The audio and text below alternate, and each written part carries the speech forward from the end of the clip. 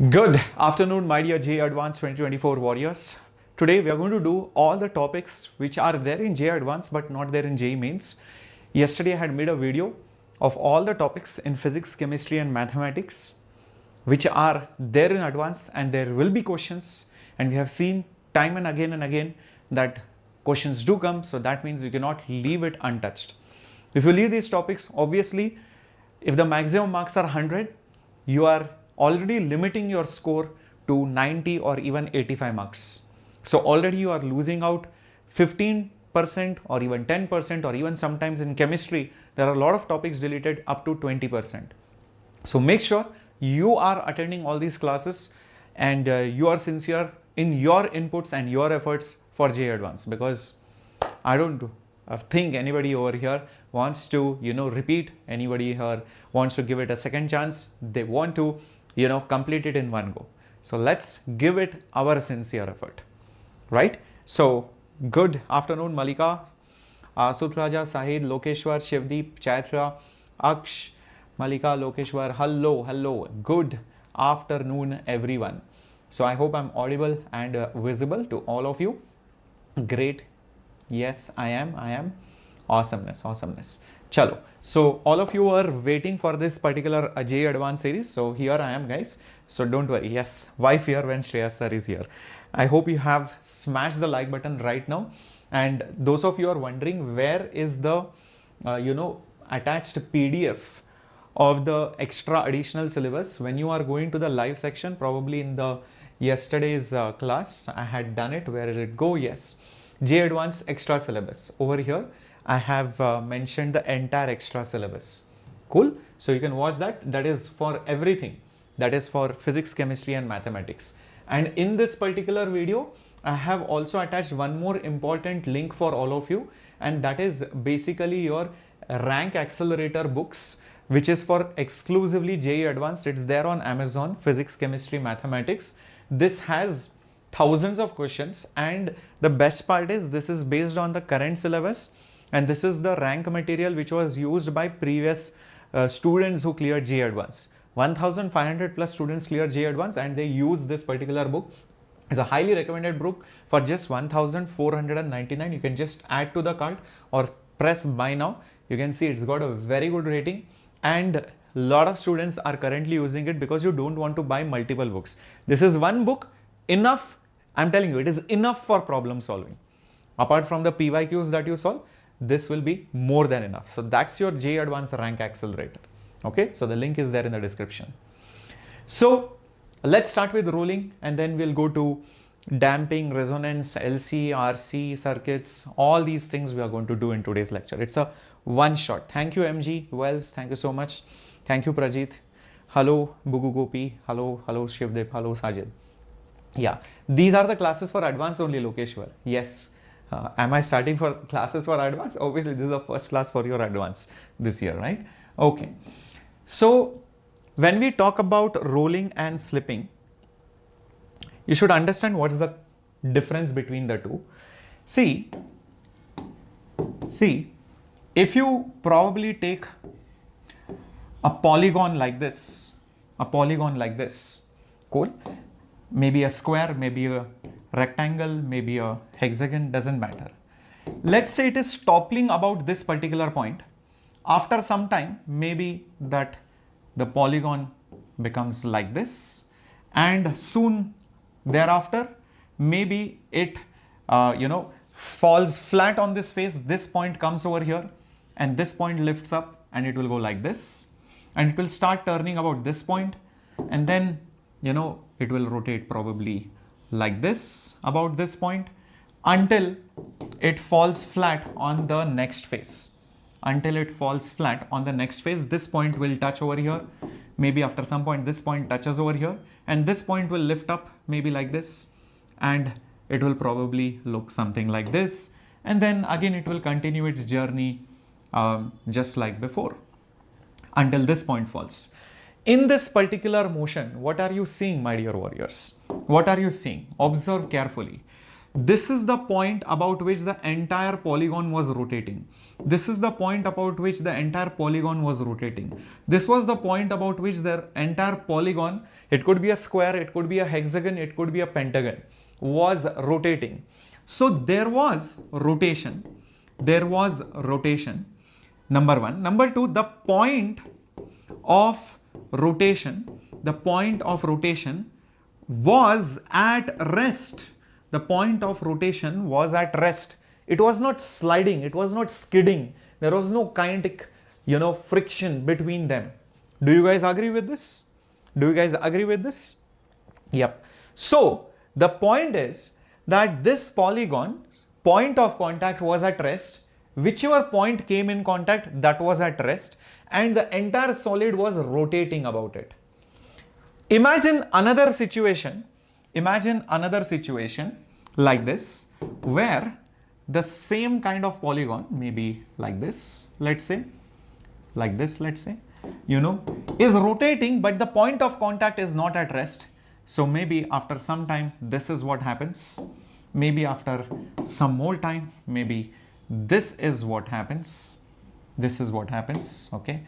This point has gone probably over here, something like this. And when this falls over here, when this falls over here, okay, probably it has gone like this, like this. And this point also does not stay at rest, by the way. This point also moves probably over here. It is not at rest. It is not at rest. Something like this. I know it's not a great diagram. It feels like the polygon only is twisting, but yeah, you get the idea. So over here, yes, it is rotating. Yes, it is rotating. Yes, it is rotating. But the rotational point of contact, the rotational point of contact is in motion, is in motion, is in motion. Do you see that? This is exactly the difference between rolling and slipping. This is exactly the difference between rolling and slipping. Now imagine, instead of a square, I make it pentagon, then hexagon, then octagon. Then I keep on increasing the number of sides of the polygon. When the number of sides of the polygon tends towards infinity, can you guys think and tell me? Can you guys think and tell me? Yes. Vignesh, concentrate on the class. Prajit, concentrate on the JEE Advanced class. Yeah, what do you think will happen? Yes, it will become a circle. It will just become a circle. So guys, won't this diagram be like saying, I have a polygon of infinite sides. I have a polygon of infinite sides. The next side is dx distance away. So the next point of contact will be over here. The next point of contact will be just after a dx distance away. I know this diagram is highly exaggerated because it will hardly move anything. And the next point will be hardly any distance away, something like this. At every single point of contact, the entire body is in rotation. The entire body is in rotation, and the rotation point of contact is basically at rest. This is your rolling motion. What is this? This is your rolling motion, where the point of contact is at rest. Every time a point touches, the entire body topples or rolls or rotates about that point. Yes, very good, Sivdeep Sanjay. Awesome, awesome, awesomeness. Yeah, Sivtru, it's a complete test series. Like the name mentions, classes will be conducted here, test series will happen there, right? Okay. Now, in case of slipping, exactly use this diagram, but make the square into pentagon, then hexagon, octagon, increase the sides, n tends towards infinity.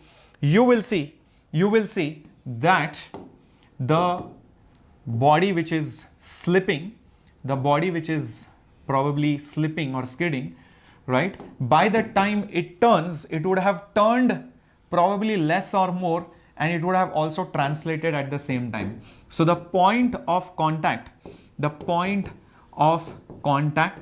The point of contact slides. There is some kind of relative motion that is called as slipping. That is basically called as slipping, or the body is said to slip. Now there are two kinds of slip. We'll come to that. But before that, remember, when you are talking about pure rolling or just rolling motion, when you're just talking about rolling motion, keep this thing in mind that if this is your sphere, ball. Something went wrong. Oh my Please God. try again. Please keep quiet. My Siri acts crazy at times. I don't know why it recognizes my voice weirdly. Okay. So if something is rolling, then remember the velocity of the center, if it is Vc, and if the angular velocity of rotation is omega, then this Vc will be equal to omega times of r, r being the radius of it, r being the radius of that circle, the disc, sphere, cylinder, rim, flywheel, whatever it is. Vc will be equal to omega r. This is in case of rolling motion, obviously. This is in case of the rolling motion, obviously. Keep this in mind. Yep, everybody with me on this? Very good, very good, excellent. But in case of slipping, what you will obviously notice is that whatever is the velocity of the center and whatever is this omega, this Vc will not be equal to omega r. This Vc will not be equal to the value of omega r as it slips. Usually the tires of your vehicle should roll. They do not skid. You're not a sports person or a drifter, or you're not taking part in some action movie, right? Like Tom Cruise or maybe Tokyo Drift, right? Fast and Furious. No, you're not doing that. You're normally riding the bicycle or the car or the scooter or whatever. So normally the wheels roll, but it skids when the surface becomes slippery, or you suddenly press the accelerator, or suddenly you brake, or you take a ball, heavy ball, and throw it in bowling, those games which are there. You throw the ball, so initially it touches the surface, it skids before it begins to roll, right? So there can be some scenarios or applications where you skid, some applications where you purely roll. Understand that. So accordingly, that's how we have bifurcated it into two parts.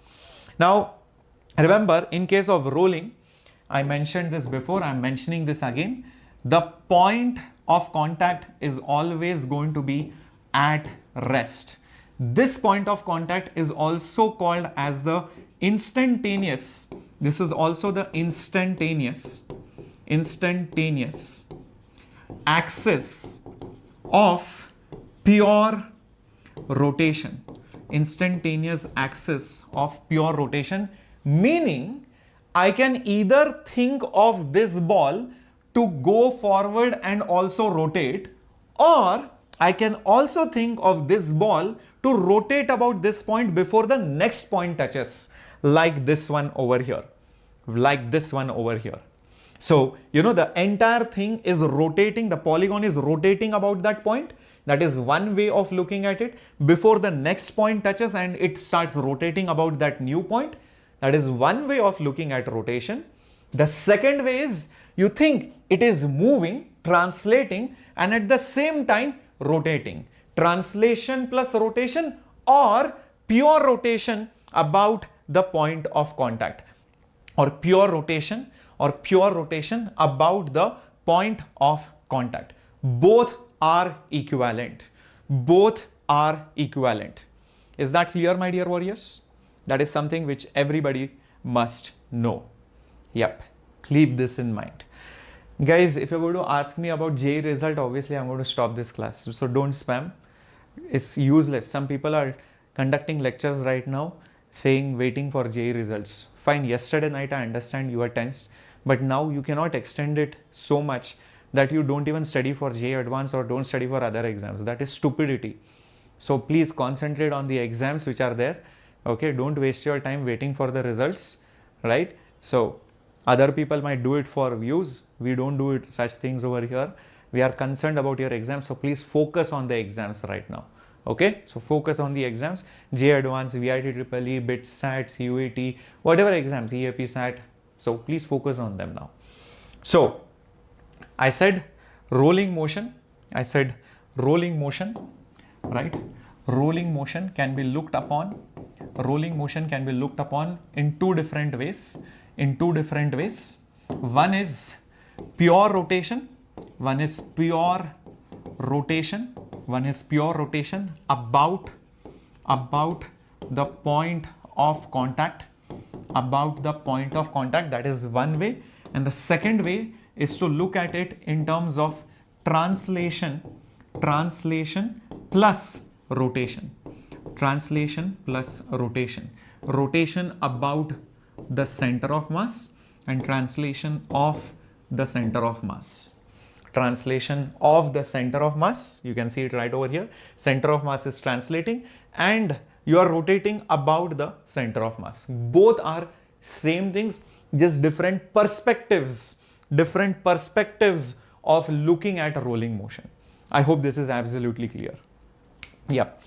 Now, I had a beautiful slide, I think, to show that. Yes, this was the one. Let me just show it to you over here. Yeah. So this was the second way. You can see that over here, this wheel, can you see? It is rotating purely. Okay. The axis at rest. This one, the wheel is completely translating. This point, this point, this point, this point, this point. Every point is moving with the same velocity. So there is pure translation. If I combine both of them, it is moving, it is translating, and at the same time it is rotating about the same point. So imagine it is rotating about the same point and it is translating. So what will you get is basically rolling motion. So pure translation is as it is moving, and rotation is about that point it is rotating. So you now make it translate. How does it look like? It feels like it is rolling. So that is what rolling is all about. So that is why I said there are two ways of looking at it. Pure rotation or translation plus rotation about the center of mass. Yeah. Okay. We will be taking those cases whether angular velocity is constant, not constant, and all those things. We'll be coming to that. Now keep this in mind over here in this particular scenario. When it is purely translating, all the points on the wheel are moving with the same velocity. I will call it Vt, or sorry, not Vt, I'll call it Vc. All the points are moving with the same velocity Vc, velocity of the center, Vc, all the points. It is in pure translation. Whereas in case of pure rotation, all the points are going in circular paths, so they have the same tangential velocities at the same distance from the center. So they all have velocities like this, Vt, Vt, Vt, Vt, like that. So now when I combine both of them, do you see one very interesting thing which is happening at the topmost point? This point has this forward velocity and this forward velocity. So basically it will have Vc as well as Vt. So the velocity will be Vc plus Vt. Everybody agrees with this? Similarly, the point over here, obviously this point is also moving forward. Okay. This point over here has a forward velocity and it also has a downward tangential velocity like this. So the resultant velocity will be in this direction.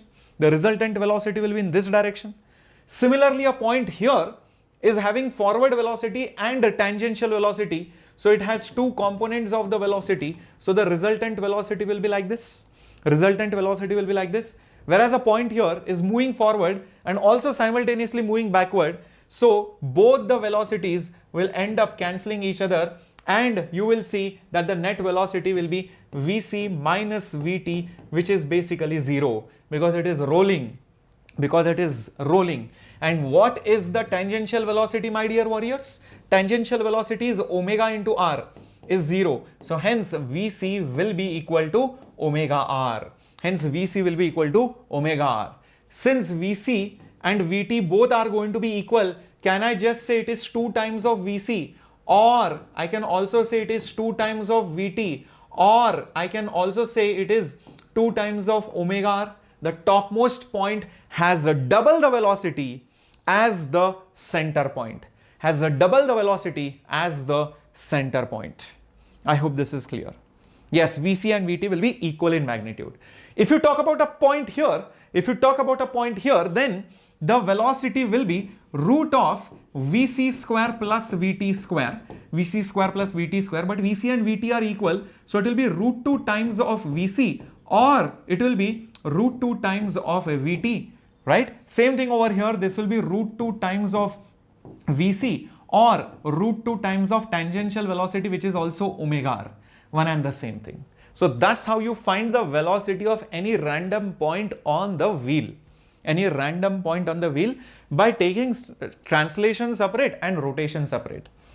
Long time back, I had one beautiful puzzle which, once was asked, imagine that there is a car over here. Imagine that there is a beautiful car over here. I don't know which is the front and the back, but yeah, let's just make this as the front. Okay, imagine this car is going at 40 kilometers per hour. 40 kilometers per hour. Okay, your car is going at 40 kilometers per hour. There is a part of the car which goes at 80 kilometers per hour, and there is a part of the car which is not moving at all. Can you identify those parts? Can you quickly identify those parts? Come on, guys. Yeah, Lokeshwar, do I mean that if the radius is big, velocity is more? Not necessarily, depends on what is constant. Is omega constant or speed constant? So it depends, because V is omega r. Does V increase with r or does omega decrease with r? So it depends on what is constant or what is not constant. So yes, good afternoon, Ikishita. Yes, the topmost point of the car, the topmost point of the car's wheel is going at 80 kilometers per hour. Yes, there is a part of the car which is going with double the speed, and the point of contact is not moving at all, so 0 kilometers per hour.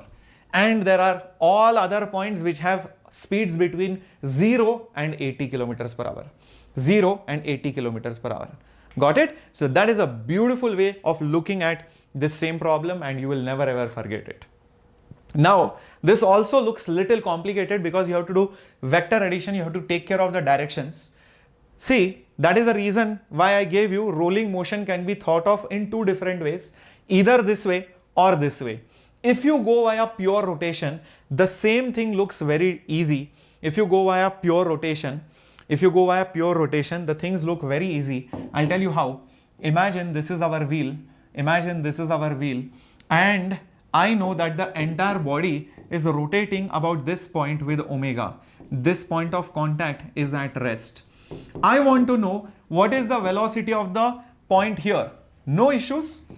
Draw a line from this point to this point. The distance is basically r.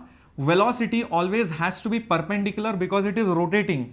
Remember, whenever you have any random body and this is the point of rotation, you go to any random point r, the velocity will be like this. And that velocity will be omega into r, because the particles of that body are going in circles. The particles of the body are going in circles about this particular point. So same reason why I can call this as omega into r. Now if you go to a point on the top, then obviously the distance is going to be 2r. Naturally the velocity will be slightly more. It will be omega into 2r. It will be nothing but omega into 2r. Obviously double of this, which is exactly what we got, 2vc, right? The central point, remember, was just going with a velocity of vc. So it has double the speed. It has basically double the speed. Same way, if I go to a point, let's say over here, the velocity will be like this. This distance will be root 2 times of r, because this is r. So hypotenuse should be root 2 times the sides. So this should be omega into root 2 times of r. Let me write it properly. Omega into root 2 times of r, which is exactly what we got here also. It was root 2 times omega r. Root 2 times omega r, exactly the same result. And the same thing I can say over here. So just draw a line like this. The velocity has to be perpendicular. This is obviously root 2 times of r. So velocity will be omega times root 2 into r. So isn't this a much easier way of looking at things? Everybody? Very good. Excellent. Keep this in mind. In fact, this is also the reason why if you see a wheel photo of a car which is moving at decently high speeds, you will probably see the top part is blurred the top part is blurred, and as you go towards the bottom part is, you know, much more clearer. It's hazy at the top and it is more clear at the bottom, because the thing is, these particles are at low speeds. These are at low speeds because from here the distances are less, speeds are less, right? Speeds are less. Here speeds are slightly going to be higher as you go really far away. And the more far you go, like over here or over here or over here or over here. So these are at high speeds. That's why you will see hazy looking pictures. Correct? Very good. So now are you getting a true sense of what rolling is? And I'm pretty sure you would not have seen rolling like this in detail. So that's the reason why I'm conducting these advanced classes. Okay, so that was rolling for you, but we have to also talk about slipping.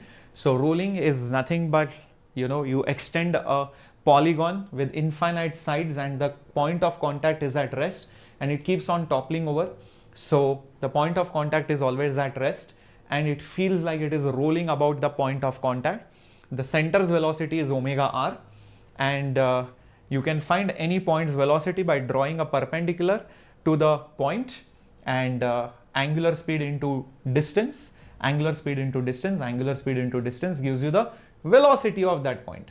You can see why hazy pictures are at the top and pictures are clear at the bottom for a wheel which is rolling. You can also see a wheel rolling as translation and rotation separate and combining both the effects together, like the one we did over here. And that's the two ways of looking at rolling. Now, when we talk about slipping, I just told you that V is not equal to omega r, but let me also remind you that when I say V is not equal to omega r, there are two possibilities in that. One is where you have, imagine, bought a new Mercedes or BMW or Audi, and what you do when you got a new bike or a new car, you're going to accelerate. Yes, you're going to accelerate. And when you're going to accelerate excessively, what do you think will happen if your traction control, everything is off, right? If you have not turned on all the nice electromechanical assistance systems, then you will see that the wheel will spin more. There will be more spin, but the vehicle will not be going ahead so much. There will be less translation. It's spinning, zzz, the wheel will start spinning and hardly the vehicle has gone ahead initially, is what I'm saying. So this point of contact will hardly go ahead, but because of the spin, the point of contact will have a tangential velocity like this. The tangential velocity will be like this, and it is more than the velocity with which the center is moving. In such a case, obviously, the point of contact, if you see, the point of contact is moving behind. The velocity of the point of contact is moving behind, and it is nothing but, Vt minus Vc. The point of contact has a velocity of Vt minus Vc. This kind of slip where Vp, velocity of the particle is opposite to the center's velocity, such a slip is called as backward slip. What is it called? It is called as a backward slip. When the point of contact's velocity is opposite to the center's velocity. That's when you call it as a backward slip. Is that clear? When you accelerate excessively, spinning is more, translation is less. And obviously, the exact opposite of this also happens. Ooh. Okay, let me put it here. Fair enough. Okay, I'll use a different slide only, no issues. So, exact opposite of this, guys, is when you are braking. You are driving this awesome car or bike, and then you realize, oh my god, I'm going at too much speed, I need to brake, and your ABS and other systems are, let's say, off. So you brake suddenly, you basically brake suddenly, you brake suddenly. So then what happens? Then what happens, my dear warriors? Your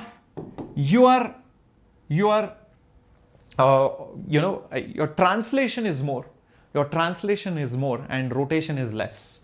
Why? Because your wheels got locked. You're holding, applying brakes, zoop. So your wheels are being held. It's not allowed to rotate, but the car has momentum, so it's going forward. So you will see, like here center's velocity was less, here it will be exactly opposite. Center will have a lot of velocity. So this point of contact will be moving really fast. It will have VC speed. The rotation will be limited, so low rotation. So this point of contact will have very limited tangential velocity like this. So it has low spin, and it has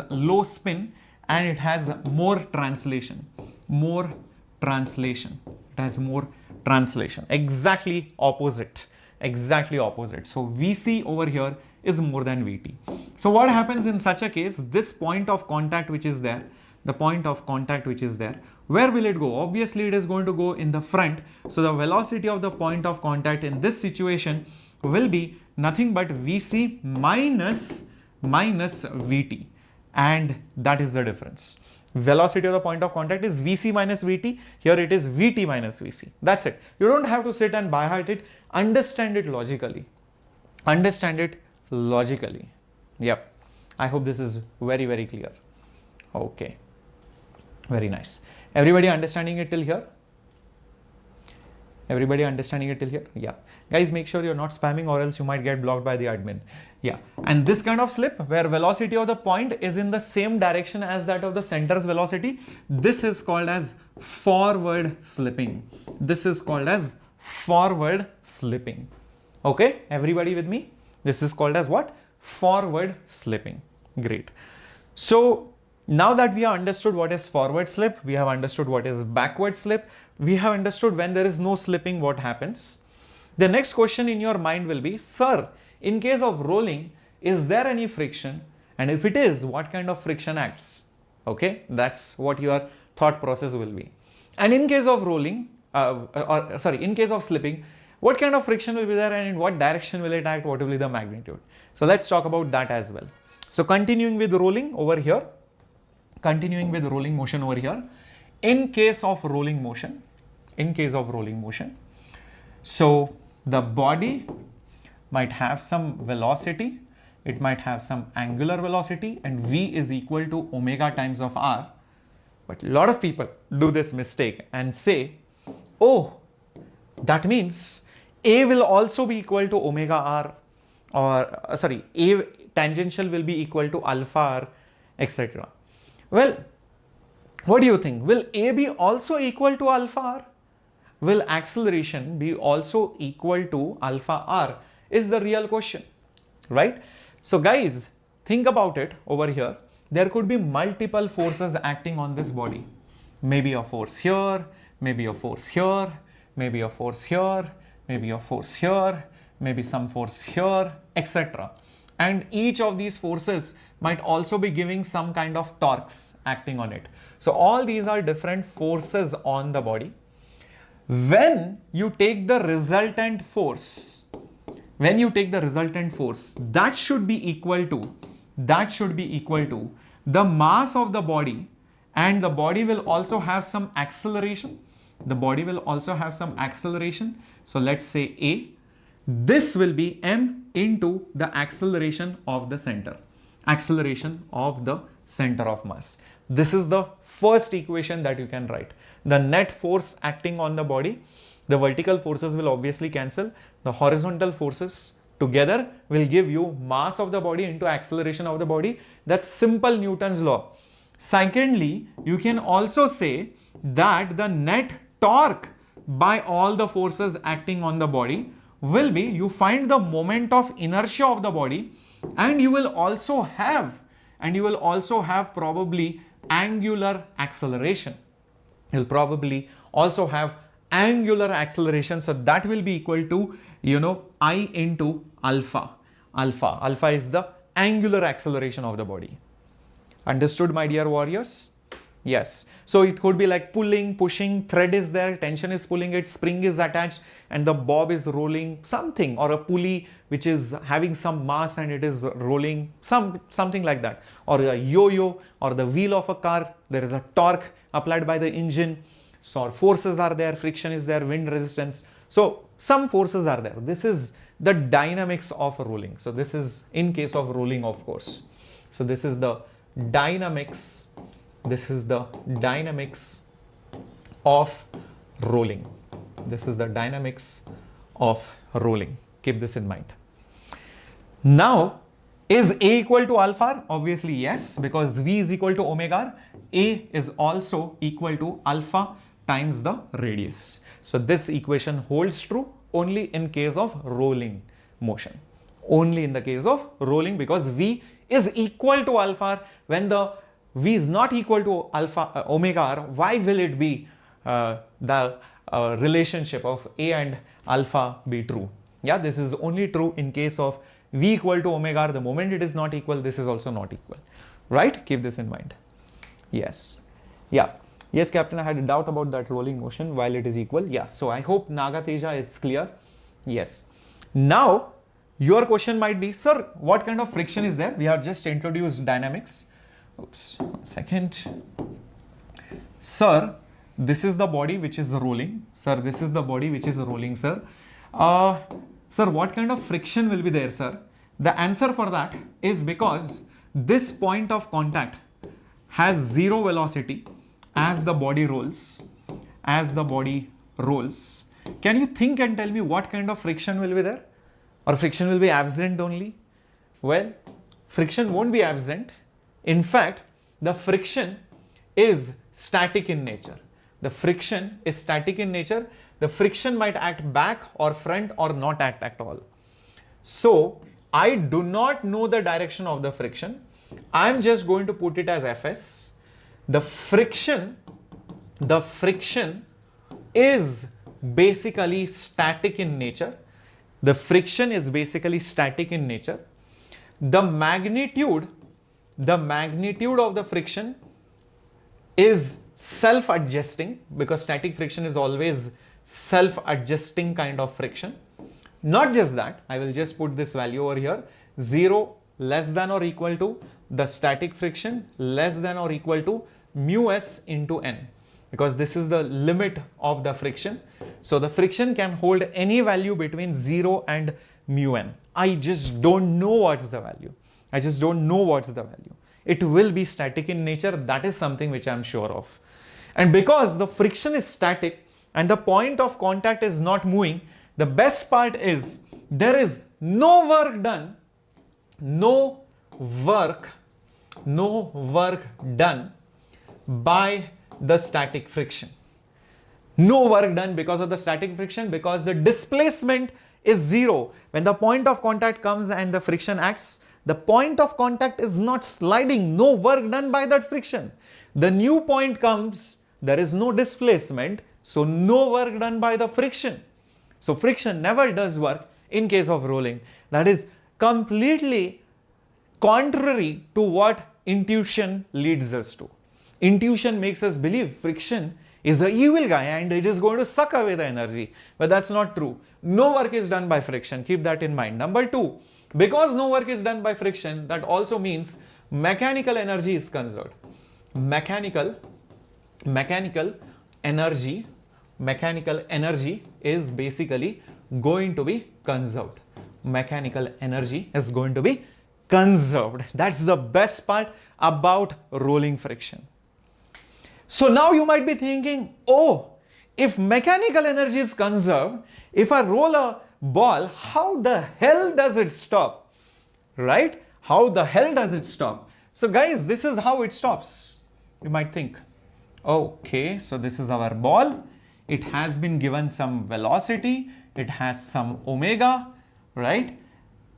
Our friction, static friction, can't do work in rolling, can't do work in rolling.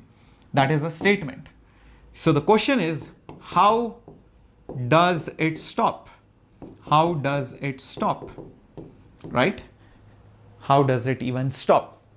The answer is, if you take this ball in JEE campus, in IIT JEE campus, it will never stop.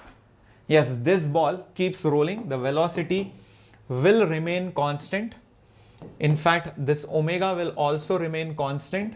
That means it just doesn't stop. Yes, this is true. When I say it doesn't stop in IIT campus, it was just chumma I was saying, meaning in JEE Advanced, in JEE Mains, there is some assumption which we do. That is the reason why I said it does not stop. It does not stop, and friction can't do work. So is friction acting? No, friction doesn't even act on a freely rolling body. So this is a free rolling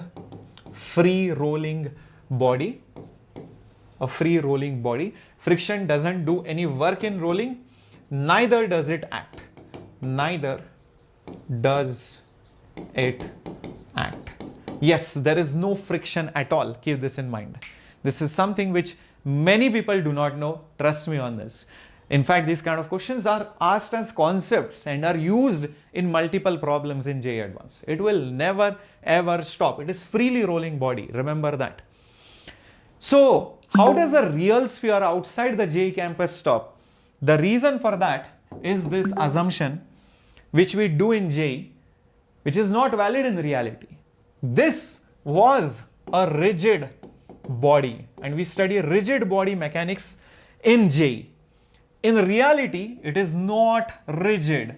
In fact, what happens is the body has some deformations which are undergone, something like this. If you see the wheel of a tire, the wheel of a truck, right? It is not a perfect sphere. It is not a perfect sphere. You'll probably see it like this. You'll probably see it like this. It will probably be making not a point of contact. It will be making an area of contact. This is point contact for a rigid body.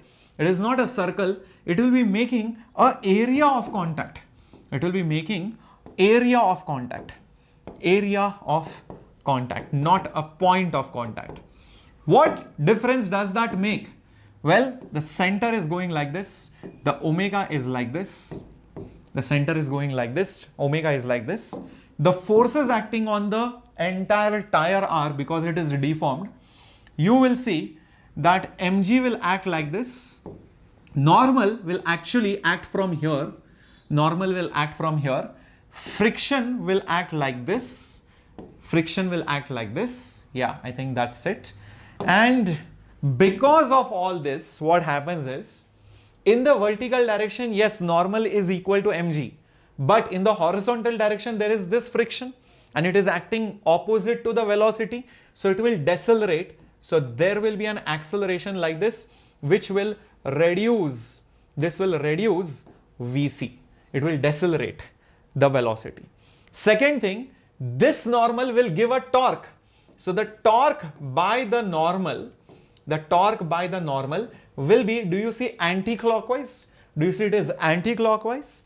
And normal is not going to pass through the center. Remember here, normal would have passed through the center. It does not give any torque. That's the reason why this torque by the normal gives the reduction in angular velocity. So omega reduces by the torque produced by normal and velocity reduces by the by the frictional force. Two different reasons for each type of velocity. And that's how it stops. So this is a non-rigid body. A non-rigid body stops. A non-rigid body will stop. I hope this is clear. Yeah. If no work is done on the object, like I said, the mechanical energy can be conserved. So yes, in rolling motion, you can definitely conserve mechanical energy. mgh is equal to half mv square plus half I omega square. You can use those things. You can use those things. How many of you loved this concept till now? How many of you loved this concept till now? Right? So let's go on to slipping motion. Let's go on to slipping motion. In case of slipping, my dear warriors, in case of slipping, whether it is forward slip or backward slip doesn't matter.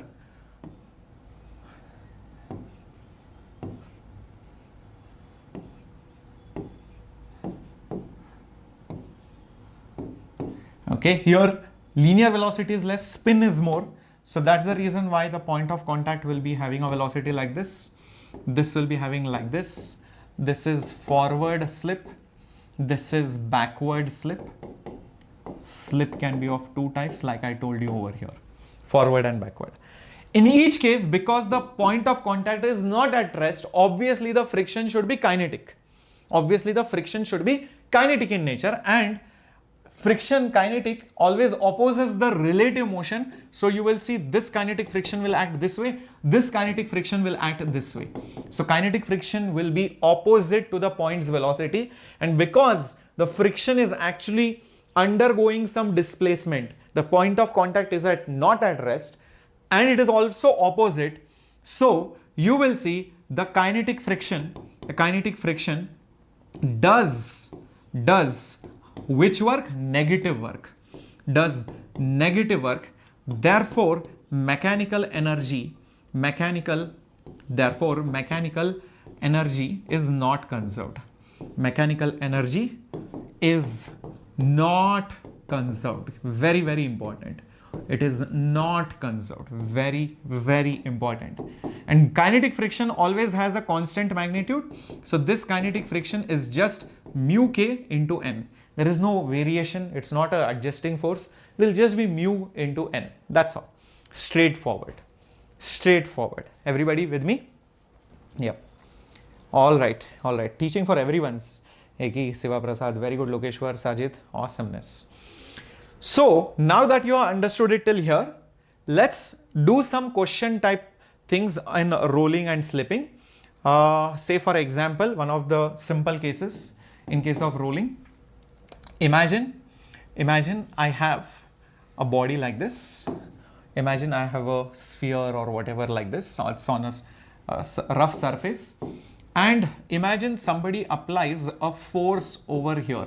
Imagine somebody applies a force on the top. And the question is, I do not know which kind of body it is. I just know that the moment of inertia is m into radius of gyration square. Question is to find the friction and in what direction does it act. That's it. You take a sphere or wheel or cylinder and you're applying a force on the tangent on the top part of it like this. So it will roll. So question is, if it is rolling, right? Question is find the friction acting on it. Okay, so let's try to solve the question. Always start with free body diagram. Net force is ma, net torque is I into alpha, right? So let's try to do this. So guys, the forces acting on this are basically mg will be there. You will also have a normal passing like this. Friction, I don't know where it is. I don't know what's the magnitude. So you'll be like, sir, where do I show it? My answer is you show it anywhere. You can show it like this. Sir, what if I'm wrong? Don't worry. The answer will come out negative. Okay. Sir, what about that person who will probably choose it like this? No worries. If he's right, he will get the answer positive. If he's wrong, he will get the answer negative. But magnitude will remain the same. So don't bother about the direction of the friction. Just show it somewhere. I can just show it like this. There is no harm at all. There is no harm at all. And yes, it is static. A lot of people do this mistake. They write this as mu s mg. This is wrong. This is wrong. That's why in JEE Advanced, you need to be very clear with the concepts, and I'm going with the basics. So this is obviously wrong. So don't even think of writing it as mu mg because I don't know whether it is limiting. Okay. So now the last part is showing the acceleration. One is the acceleration of the center. The second one is alpha, of course. So if you write net force is mass into acceleration, net force F plus Fs is mass into acceleration. This is the only equation I can write. I can't do anything further. Next is if I write net torque is I into alpha. Okay. Normal is not giving torque. Mg is not giving any torque. Capital F is giving clockwise torque, friction is giving anti-clockwise torque, and alpha is clockwise.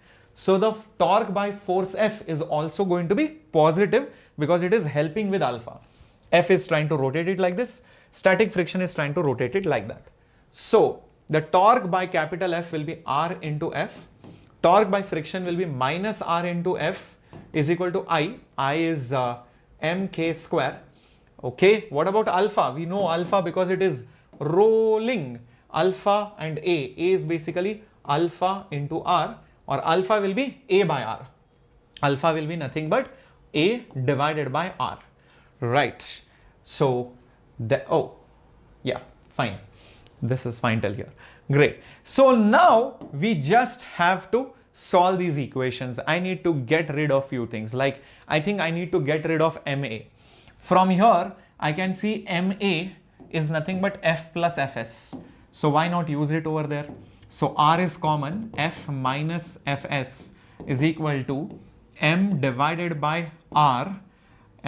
Sorry, not M divided by R. K square divided by R. K square divided by R. M into A. M into A is nothing but F plus Fs. Is nothing but F plus Fs. Fair enough. So now take R over here, or bring R downstairs if you want to. So what will happen? You will get F minus Fs is equal to K square by R square, and here you will have F, and again K square by R square, and here you will have Fs. Now bring Fs together, so bring that Fs there and bring this force here. So F common, 1 minus K square by R square is equal to, take Fs on that side, so static friction into 1 plus K square by R square. Fs 1 plus K square by R square. R square denominator you can take LCM. It will become R square minus K square. Here it will become R square plus K square. So static friction will become F into R square minus K square upon R square plus K square. Right? Now, what do you think? Usually radius of gyration, is it more than R or less than R? Come on, quickly put it up in the chat box. Is the radius of gyration, is it more, K value, is it more than R or less than R? Just tell me. Just quickly think and tell me, my dear warriors. Yeah. Is it more than R or less than R? Yes. Radius of gyration of a solid sphere, root of 2 by 5 times R. Radius of gyration of a hollow sphere, root of 2 by 3. For a ring, R. For a disk, 1 by root 2 times of R. So usually it is less than R. So that means the value of K will be smaller than R unless it's a ring. That means this value will always turn out to be what? Positive. Yes, very good. So it will turn out to be positive. So since K is less than or equal to R, static friction will be more than or equal to 0. That means if it is positive, what does it tell you? The assumed direction is correct. By chance it happened. Just randomly I took it. It did not strike me before. I just took it randomly. It came out to be positive. So this is the correct direction of the friction. Got it, my dear warriors? Got it, my dear warriors, how we did it? Very good. Very good. Yes. So these are question solving only. I am giving you build up of different questions as theory or as simple applications of rolling and all these things. Now another kind of question or problem type can be where you have a body which is like this, and the question could be, where will you apply the force? The question is where will you apply the force? That is X. That is what is the question. So that there is no friction at all while rolling. No friction while rolling. No friction while rolling. What will you do in such a case? Well, there is no friction while rolling and you have to apply the force in such a way. So the forces acting will be like normal and there will be mg. That's it. Apart from that force, nothing else. Yeah, the center of mass will definitely have some acceleration and it will also have some angular acceleration. Obviously, A will be equal to alpha r. A will be equal to alpha r. So let's use our Newton's laws and see what do we exactly get. Using net force is equal to mass into acceleration. The only force is F. Vertically doesn't matter. Is equal to mass. Mass is mass only. Acceleration is A only. That's it. Remember, friction is absent. Friction is absent. Right. Let's write down net torque is equal to I alpha. Torque, is it there by normal? No, it's passing through the center. Is it there by mg? It's passing through the center. Is it there by F? Yes. How is it? Clockwise. In the direction of alpha, the force is acting at a distance of x. So x into F will be mk square. Alpha is nothing but A by R. Alpha is nothing but A by R. Okay, interesting. Wait a minute, MA is F. So why not take this MA and replace it with this F over here. So xf is equal to k square by R. Instead of MA, I can just put it as F, right? FF cancels. So x will be k square by R. Very interesting concept, that at this point exactly you will not see any friction. At this point exactly you will not see any friction. Anything above that or below that you will see friction acting. So just for the sake of example, I'm saying this, just for the sake of example, if I take a disc, imagine if I take a disc and I make it roll, okay, I make it roll like this. For the disc, the value of x which will come out to be, how much will it be? It will be k square by R. K for a disc is R by root 2, square it, divided by R. Basically it is half. Basically it is half times of R. Everyone? Wow. So exactly at that distance, when you apply the force, you will see that the friction will be absent. But by chance somebody applies the force here or anything about that, you will see the friction, will act like this. And if you apply the force anywhere below it, like this, or like this, you will see the friction will act in the opposite direction. That's all. That's how it works. Got it, my dear warriors? So this is how friction changes the direction from this point when you apply the force versus above versus below. A very, very useful visualization. How many of you got this? Yep. How many of you got this? Very nice. Similarly, you can have a question on slipping like this, where you might be given that there is a wheel or there is a sphere or something like that. Let's say this is a solid sphere. And what happens is this solid sphere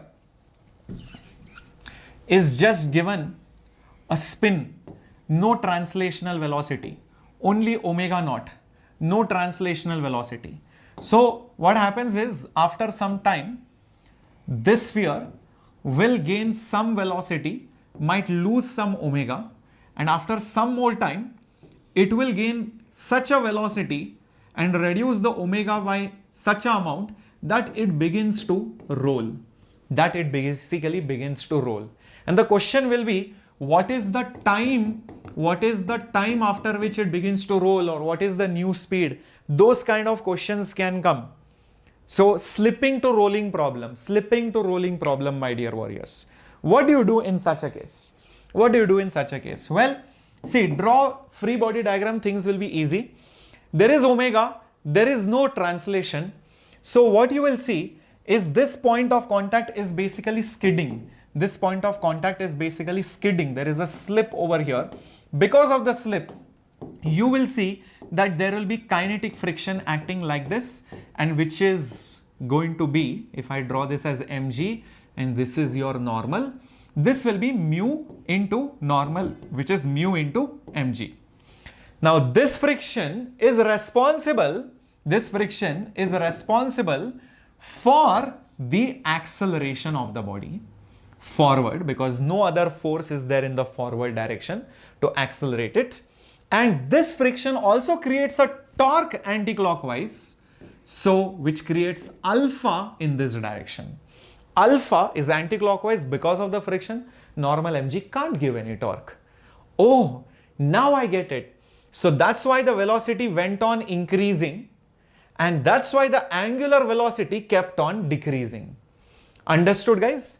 Why does omega decrease and velocity increase? So this will decrease and this will basically increase. The acceleration is in the same direction, so velocity increases. Deceleration is in the opposite direction as angular velocity. That's why omega reduces. And there comes a point when you will see that this velocity is exactly equal to omega r. That's when it begins to roll. That's when it begins to roll. Okay. So let's write down Newton's law equation and see what do we get. Kinetic friction, only force is mass into acceleration. Mass into acceleration. So mu mg is ma. Mm cancels. So acceleration is basically mu g. Number one. Number two, torque. Torque is basically rf. R is r, f is fk. So r into fk is equal to moment of inertia into alpha. Please don't write A is equal to alpha r. This is slipping. It is not valid. A lot of students do commit that mistake. Kinetic friction is mu mg.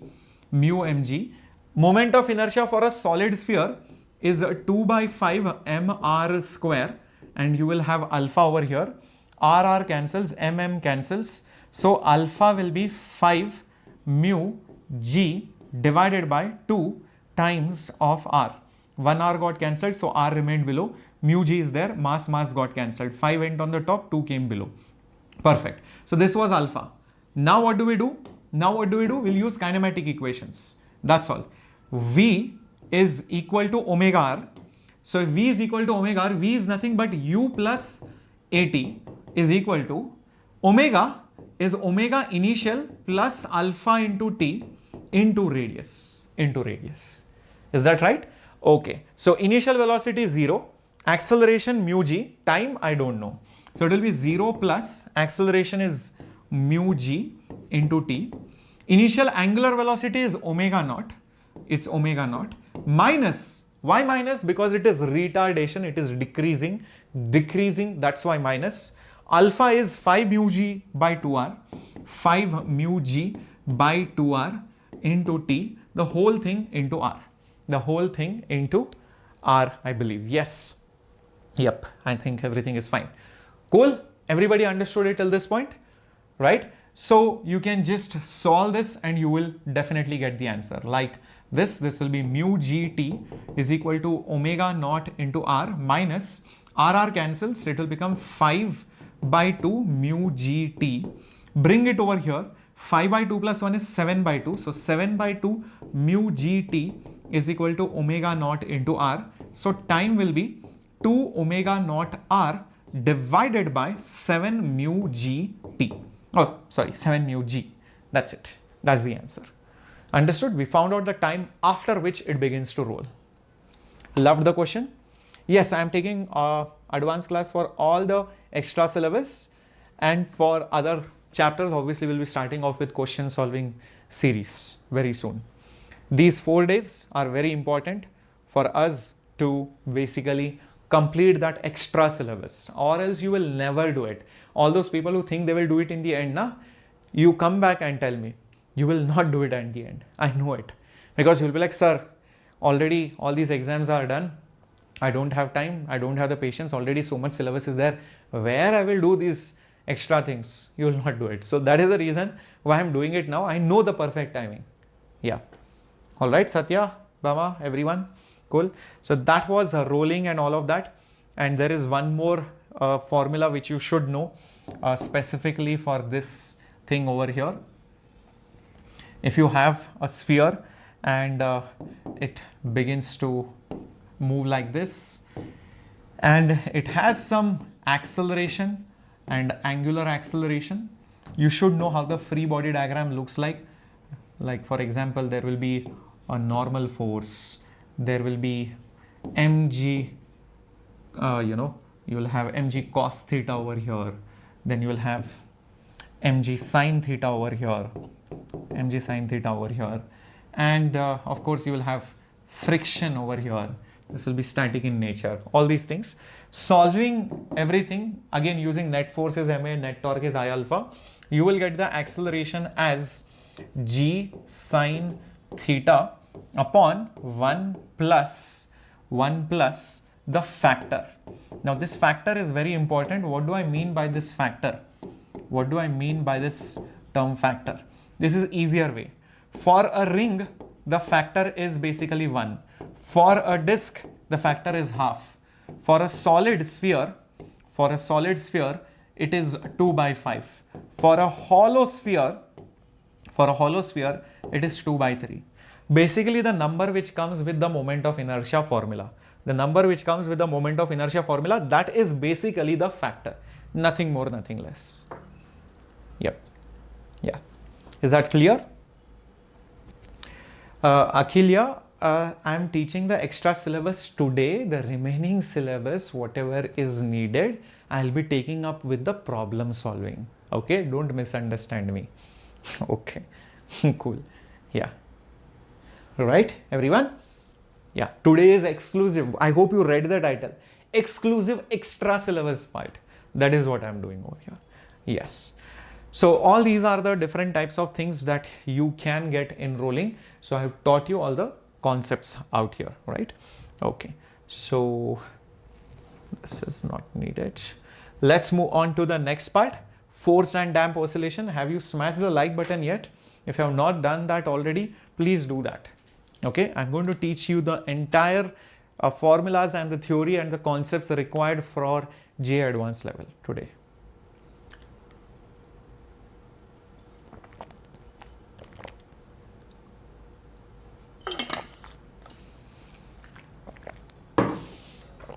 Okay. Now, what is this forced and damped oscillation? Right?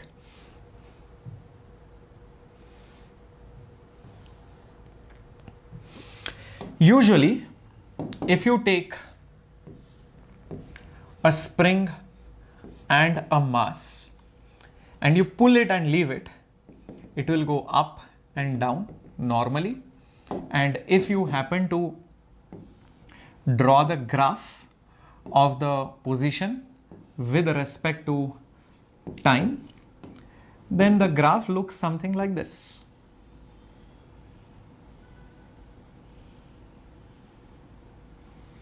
This kind of oscillation is basically called as undamped oscillation. Undamped oscillation, meaning the amplitude is basically a constant. Amplitude is constant. You can see that right over here. It is not that the amplitude is reducing. And such an oscillation, the mechanical energy is conserved. Mechanical energy is basically going to be conserved. And you will also see that non-conservative forces are not doing work. Non-conservative forces like friction, viscosity, etc. aren't doing work. They aren't doing any kind of work. That is the reason why the mechanical energy is conserved, amplitude is constant. It is undamped oscillation. That is a ideal oscillation.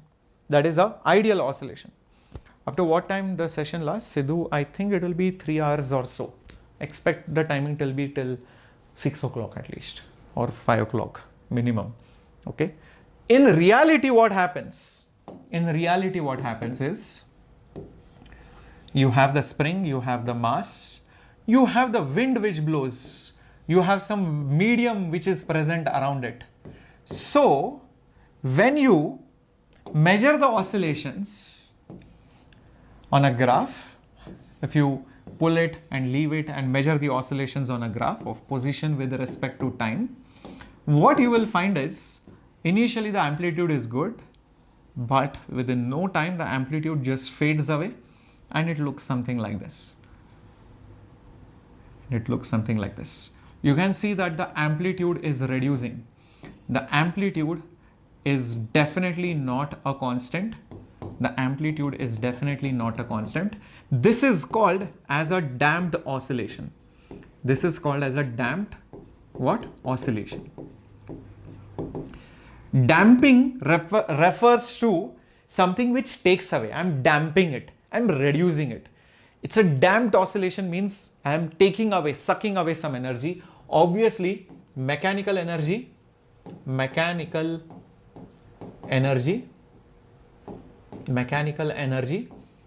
reduces because of what? Reduces due to non-conservative forces. Due to non-conservative forces. Due to non-conservative forces, it continuously reduces. Examples of damping force will be like viscous force. And if you remember Stokes' law, the drag force on a sphere was 6 pi eta into r into v. If you take maybe a cube or a cone or some other object, any random object, you will see some number, some constants will be there and velocity will be there. So those constants are called B. This B is called as what? Damping constant. What is this called? Damping constant. This is called damping constant. In case of a solid sphere or in just sphere, 6 pi eta r is your damping constant. Just like a spring constant, you have a damping constant. Is that absolutely clear? Is that absolutely clear? Number 2, this force technically acts opposite to the direction of velocity. So if somebody decides to put a vector over here, vector symbol over here, I should put a minus sign because I know the force always acts opposite to the motion of the body. So if the body is moving in this direction, I know the damping force will be in the opposite direction. It will always try to suck away the energy. It will try to reduce the mechanical energy of that system. Yes, very good. Exactly. Now that you understand this particular part, I have shown a beautiful graph over here. You can see this mass is oscillating in some viscous medium. So the oscillations gradually reduce. They gradually reduce. Isn't that right? So just like you had equations for SHM for a spring mass system, you also have an equation for this. I'll just show it to you. It is not that difficult. See, net force is equal to mass into acceleration. Net force is equal to mass into acceleration. So what are the kind of forces which could be there on this mass? One is the spring force, so minus kx. Another is the damping force, so minus b into v. Minus b into v. Everybody agrees? These are the two forces acting on it, will be equal to mass into acceleration. There is a spring of constant k and there is a viscous medium whose damping constant is b. So when this mass has moved by some x amount, and has some acceleration, there will be some spring force and also damping force. Right. So let's rearrange this and see what do we get.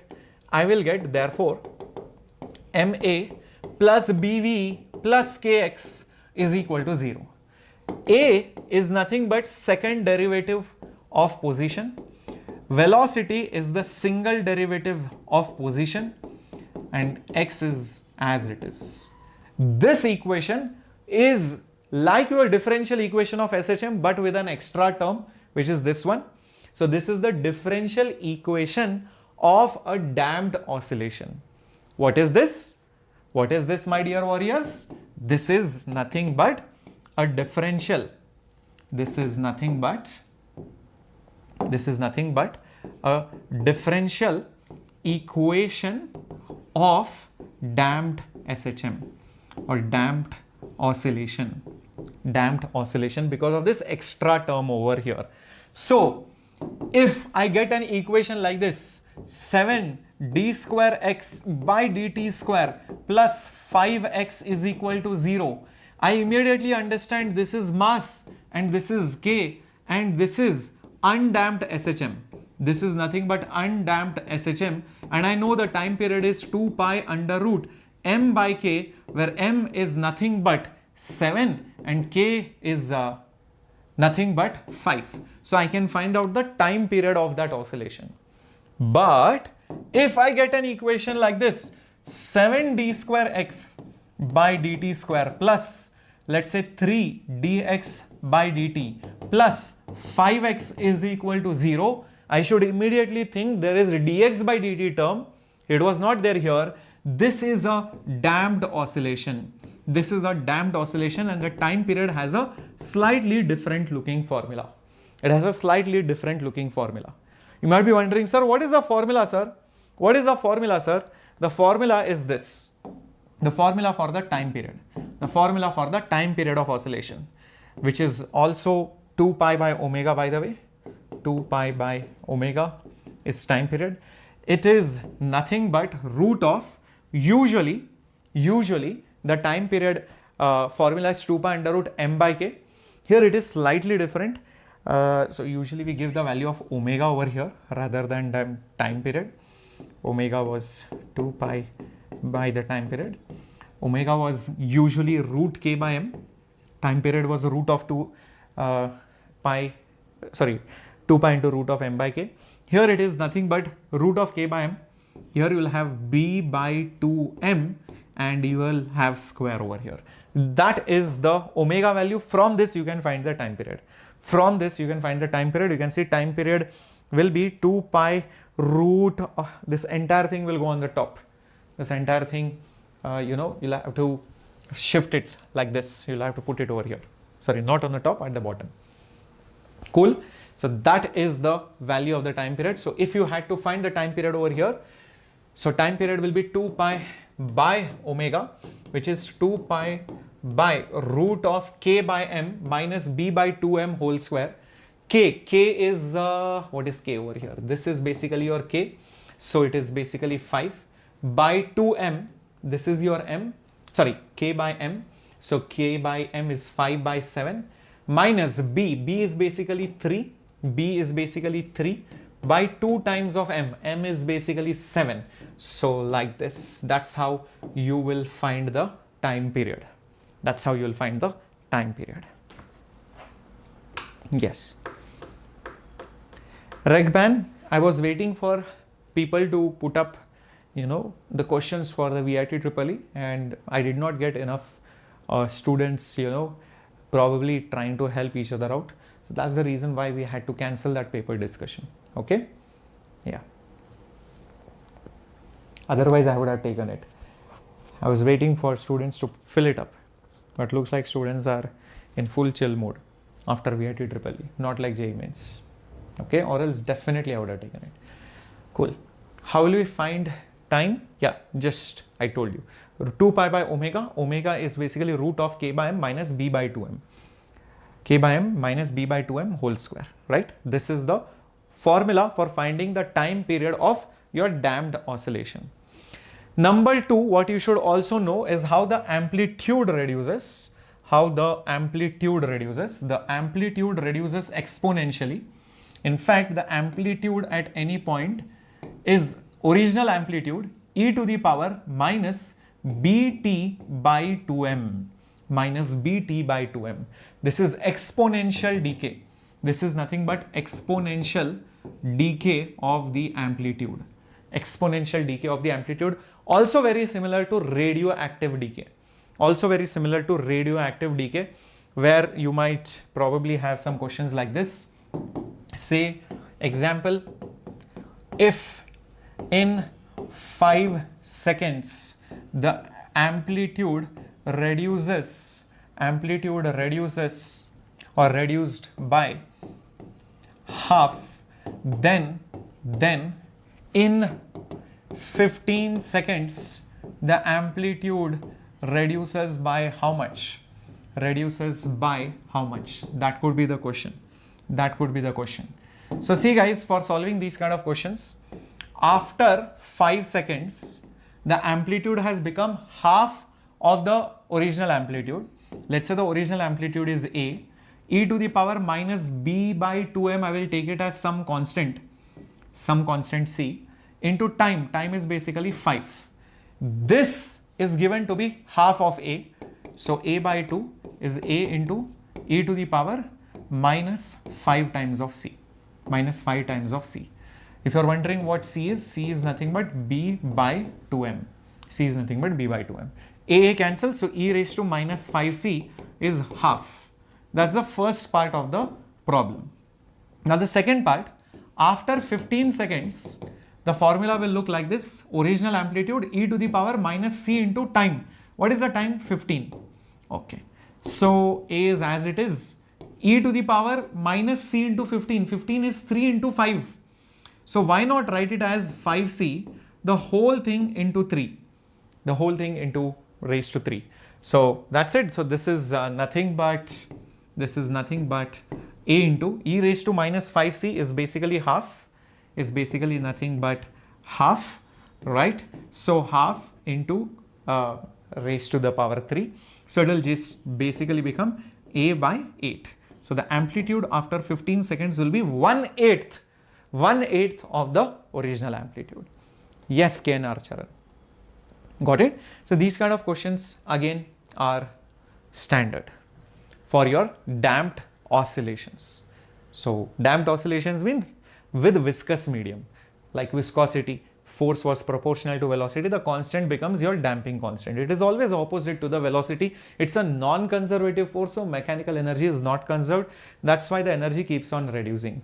In fact, you can also see the energy is half Ka square, half Ka square.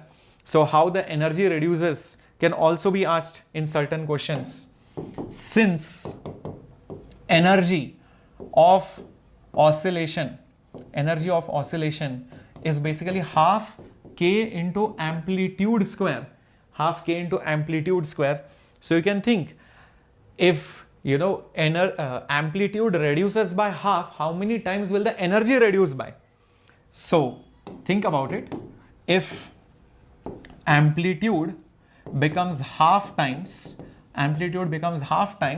what will happen to the energy? The energy will become 1 by 4 times. 1 by 4 times. Keep this in mind. Similarly, for the second part, where is it? For the second part, when the amplitude became 8 times, if the amplitude becomes 8 times less or 1/8 times, what will happen to the energy? The energy will become 1 by 8 square, which is 1 by 64th of the original energy. 1 by 64th of the original energy. Very, very important. Right? Okay. Now, let's go to forced oscillation and I'll tell you what is forced oscillation basically. What is this forced oscillation basically? So, imagine there is a beautiful champa over here, and JEE Advanced everything is over, and champa is sitting on a swing. Champa is sitting on a swing like this, and there is a Pandu who is helping champa oscillate on the swing. This is your Pandu who is helping champa oscillate on that swing. Right?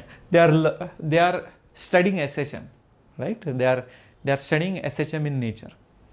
Yeah, not in the class. You guys are very boring. You are studying with me over here. And look at this Pandu Champa life. They are studying oscillation in nature, free nature. So Champa is learning from Pandu. Pandu is also learning from Champa. Very deep thoughts they are having. So when they are oscillating, Pandu is pushing. Champa is going back and forth. When Champa loses energy, Pandu is giving that energy. So Champa loses energy to viscosity, air drag and all of that. Pandu is giving that energy. Okay, booster. Very good. So there is some damped oscillation over here. If Pandu does not push, Champa will go back and forth and she will stop. But Pandu is supplying exactly the energy which Champa is losing. So the oscillation is sustained. Imagine Champa is going back and forth at 5 Hertz. Imagine Champa is going back and forth at 5 Hertz, 2 Hertz, whatever, you take any number. If Pandu also gives the same frequency, when Champa comes, Pandu pulls. When Champa goes, Pandu pushes. When Champa comes, Pandu pulls. And when Champa goes, Pandu is pushing. They are in sync, they are in rhythm. That is the best Jodi, best match ever. Matches are made in heaven. Same way, Pandu's frequency of pushing and pulling matches Champa's frequency of going back and forth. A beautiful, large amplitude with good amount of energy will be there. Yes or no? But just imagine, Champa is coming like this, Pandu pushes. So, and when Champa is going, he pulls. And before she reaches, he again pushes. And before she comes back, again he's pulling. And then again he's pushing. And before she goes again back over here, again he's pulling. He's not in sync. He's out of sync. He's not in the same rhythm. Pandu's frequency and Champa's frequency are totally different. This will not be a great oscillation. Champa will give one tight slap to Pandu. She will be like, you are not teaching me oscillations properly. You are not oscillating me properly. So Champa will go to some other Pandu. It will not be in sync or in rhythm. Is it not? So yeah, very good. So my dear warriors, over here what is happening is, this guy is the force who is oscillating the system, Champa the system. Champa has her own natural oscillation frequency and time period. If Pandu, the external force, is forcing the oscillation, it becomes a forced oscillation. And finally, Champa will oscillate with the same push and pull what Pandu is doing. Whether it is the natural or not, that doesn't matter. If Pandu decides, no Champa, you have to go like this, zoop, zoop, zoop, zoop, zoop, zoop, zoop, zoop. Champa will be like, okay, fine, I will go back and forth. So Champa will oscillate with the same frequency what Pandu is oscillating. If Pandu decides, no, I'm going to make her go slowly, like this. And then, okay, come Champa, slowly, back like this. He's forcing her to go very slowly. So that's a forced oscillation. Champa listens to Pandu. And if Pandu goes back and forth with the exact same frequency as Champa would love to, naturally, that's the best amplitude of oscillation that you will get. So essentially the system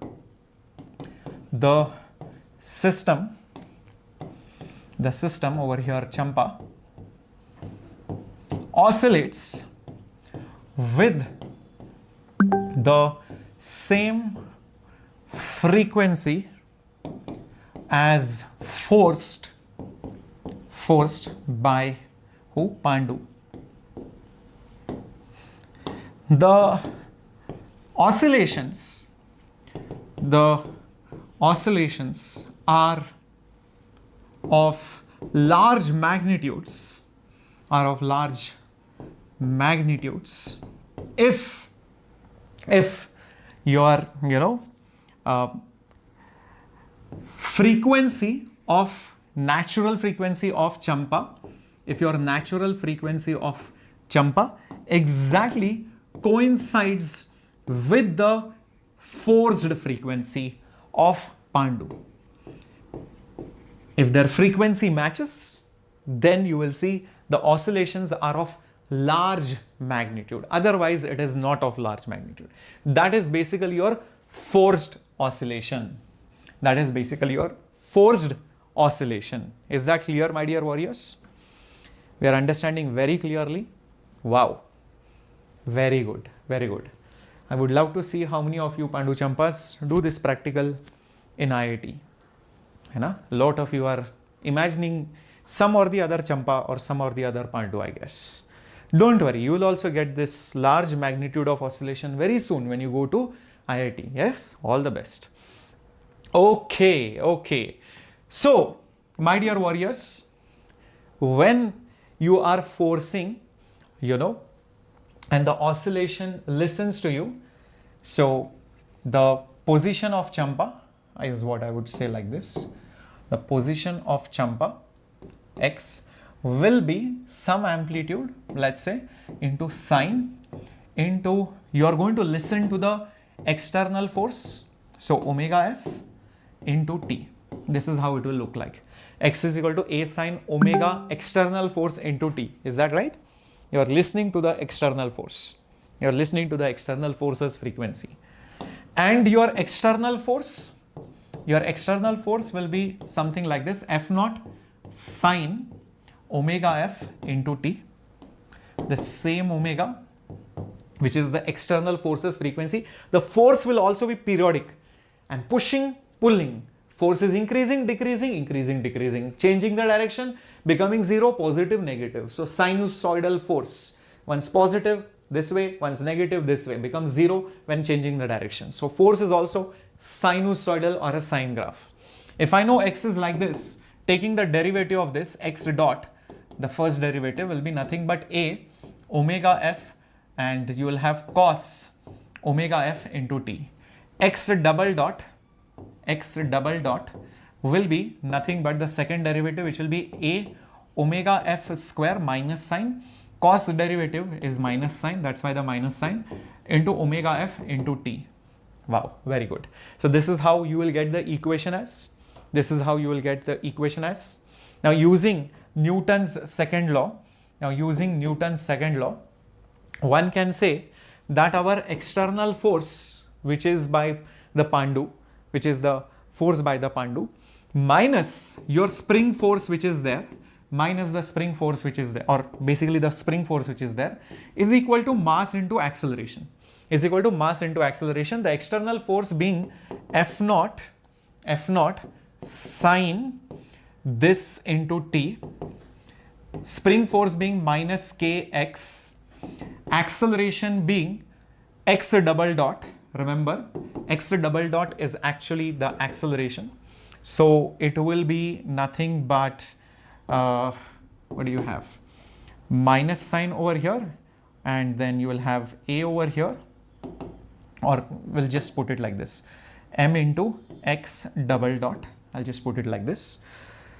Let's substitute the value of x and let's substitute the value of x double dot. So it will become f naught sine omega ft minus k into x. X is basically a sine omega f into t is equal to minus m, x double dot is minus a omega f square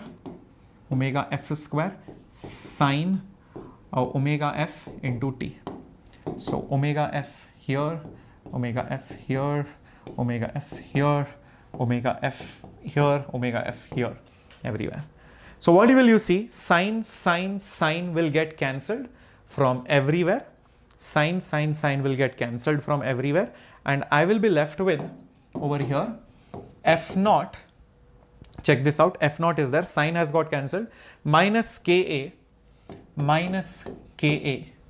is equal to m minus m a omega square, minus m a omega square. This is omega f. Is that right? Everybody with me? Yep. Very good. Take that a on the other side. So f naught will become a common k minus m omega f square. Now I'll do one thing. I will take k common and bring it down. So it will become f naught by k is equal to a 1, not k common, m common. I'll take out m common. So m like this over here, a k by m minus omega f square. So therefore a will become f naught by m whole thing divided by k by m minus omega f square. Now you might be wondering, what is the use of all this? hold on. What is K by M? Think carefully. Think carefully, guys. What is K by M? What do you think is K by M? Think carefully. It is square of the natural frequency of Champa. It is the square of the natural frequency of Champa. So the amplitude will be F0 by M, the whole thing divided by minus over here. This is natural frequency and this is your forced frequency. Wow, what an amazing equation, but amplitudes always have to be positive. So I'll put a modulus sign because amplitudes are always going to be positive in value. Interesting thing is, if omega natural becomes close to the forced frequency, then your amplitude tends towards infinity. This is when the frequency matching happens. This is called as resonance. This is called as resonance. Got it, my dear warriors? This is called as resonance. Very good. Excellent. So they are said to resonate. The frequencies are matching. And the graph looks something like this. The graph looks something like this. I'll show it to you over here.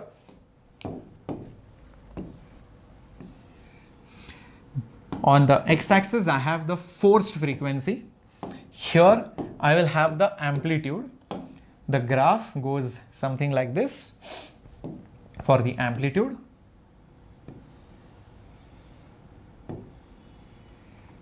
Do you see that it tends towards infinity when your external frequency matches with the natural frequency? This is also true for LCR oscillations. So you can see amplitude tends towards infinity. Amplitude tends towards infinity at resonance. So this is particularly useful for designing of structures, airplanes, vehicles, etc. If the frequency of the engine matches the frequency of the door, then the door will rattle. It will make very big sound. It will probably unscrew the bolts. It will probably even crack. Same way, if the speed of the engine of an aircraft matches the speed of the wings, then the wings will start flapping like this, like birds. That is something which you'd never want when you're sitting in an aeroplane, right? Similarly, if there is an earthquake, the earthquake is the force and the building will have its own natural frequency for which it can vibrate. If the earthquake's frequency matches the building's frequency, the building will vibrate vigorously and you will see the building will collapse. So the structures have to be designed in such a way that the frequencies never ever match. Sometimes you want them to match, like an opera singer trying to sing a song whose frequencies match the frequency of a glass or a wine bottle or wine glass. So her frequency, sound which is coming, is matching the frequency of the glass. Glass has its own frequency. If it vibrates, zig, zig, zig, zig, that's it. It will rattle, it will break, it will crack, and it will, probably earn a lot of applause from the audience. So that is what resonance is. Yeah.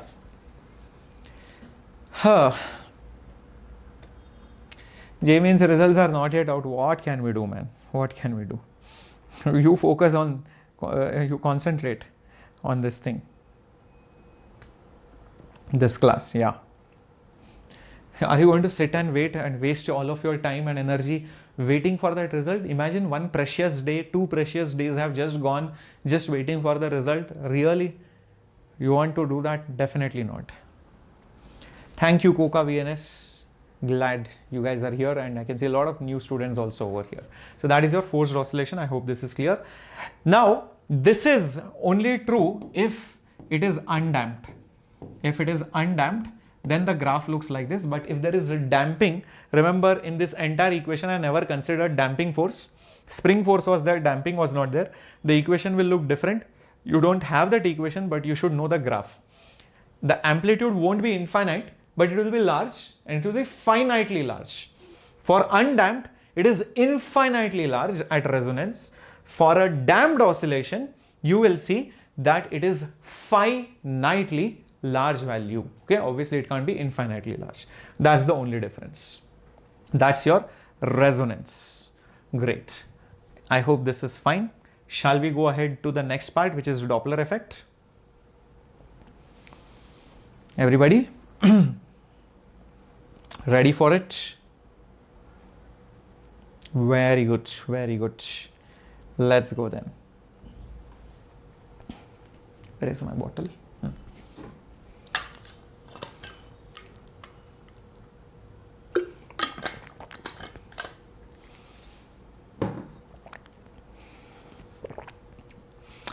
Now, Doppler effect obviously was not there in JEE Mains, but it's there in JEE Advanced. So let's have a look at it. This class lasts for, I don't know. See, I'll tell you what and all is remaining. Doppler effect is there. Carnot engine is there. LCR circuit is there. Silvering, radiation, X-rays. I think easily 1 hour more.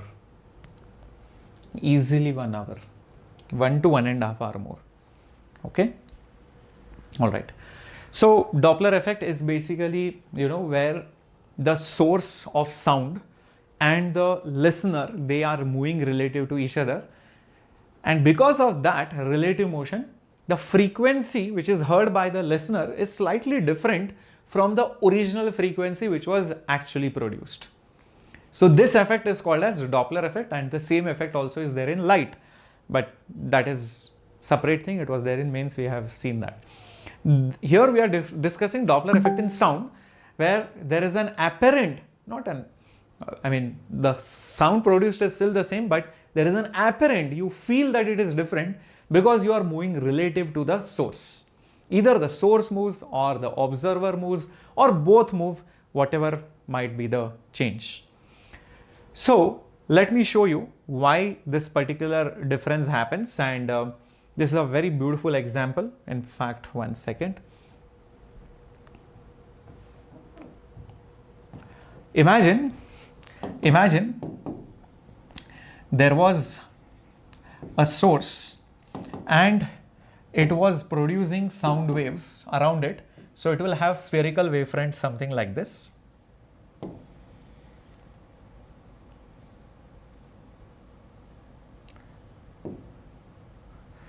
Something like this.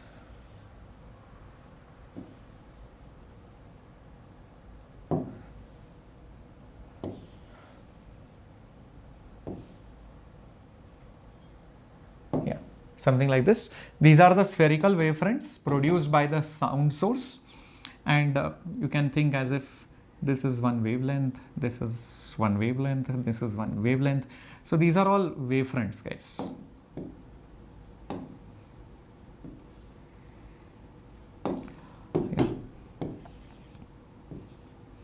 The same thing continues everywhere. The same story is there everywhere.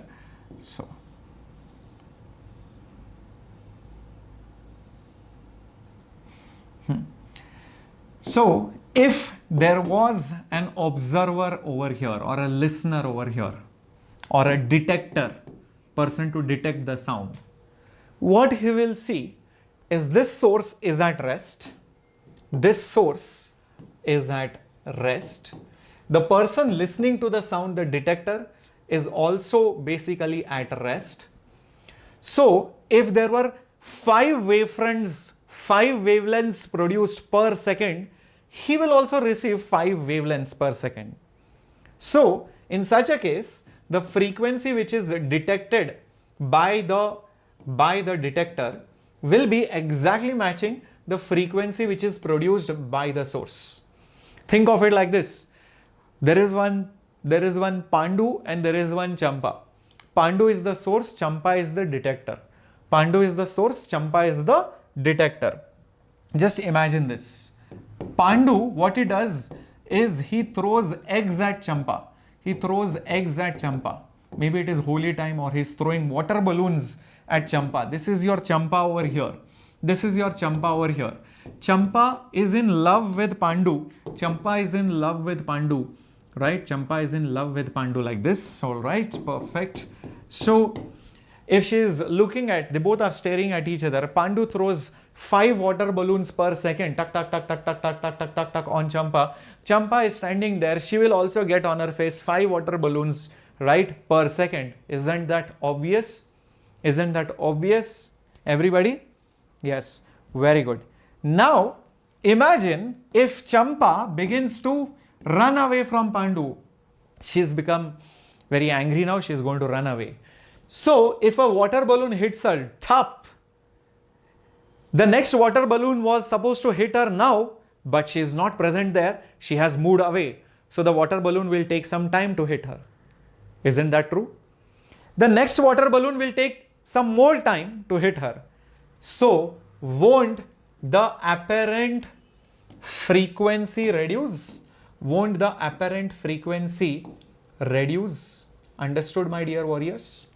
If she goes away from Pandu, and if she gets angry and she runs towards Pandu, if she runs towards Pandu, a water balloon hits her top. The next water balloon was supposed to hit her at the same place, but no, she went closer, so it will hit faster. It will hit faster. So here I would say the apparent frequency increases. Agree with this? Apparent frequency will increase. Very good. Excellent. Similarly, if this Pandu goes closer to Champa, I mean Champa, Pavam girl, she is standing over there silently. Pandu is hitting, water balloons on her. And Pandu throws a water balloon and goes closer to her and hits next water balloon, goes closer and hits the next water balloon. If the first water balloon took some time, the next water balloon has to travel less distance, will hit faster. The next one will hit even faster. So the frequency will increase. So can I say the apparent frequency will increase? And if Pandu while hitting is going away, won't the apparent frequency reduce? Won't the apparent frequency reduce? Yeah, so this is exactly what Doppler effect is all about. Replace the water balloon with wavefronts. Replace the water balloon with wavefronts. Now, you should know one important thing. Okay. 1 second.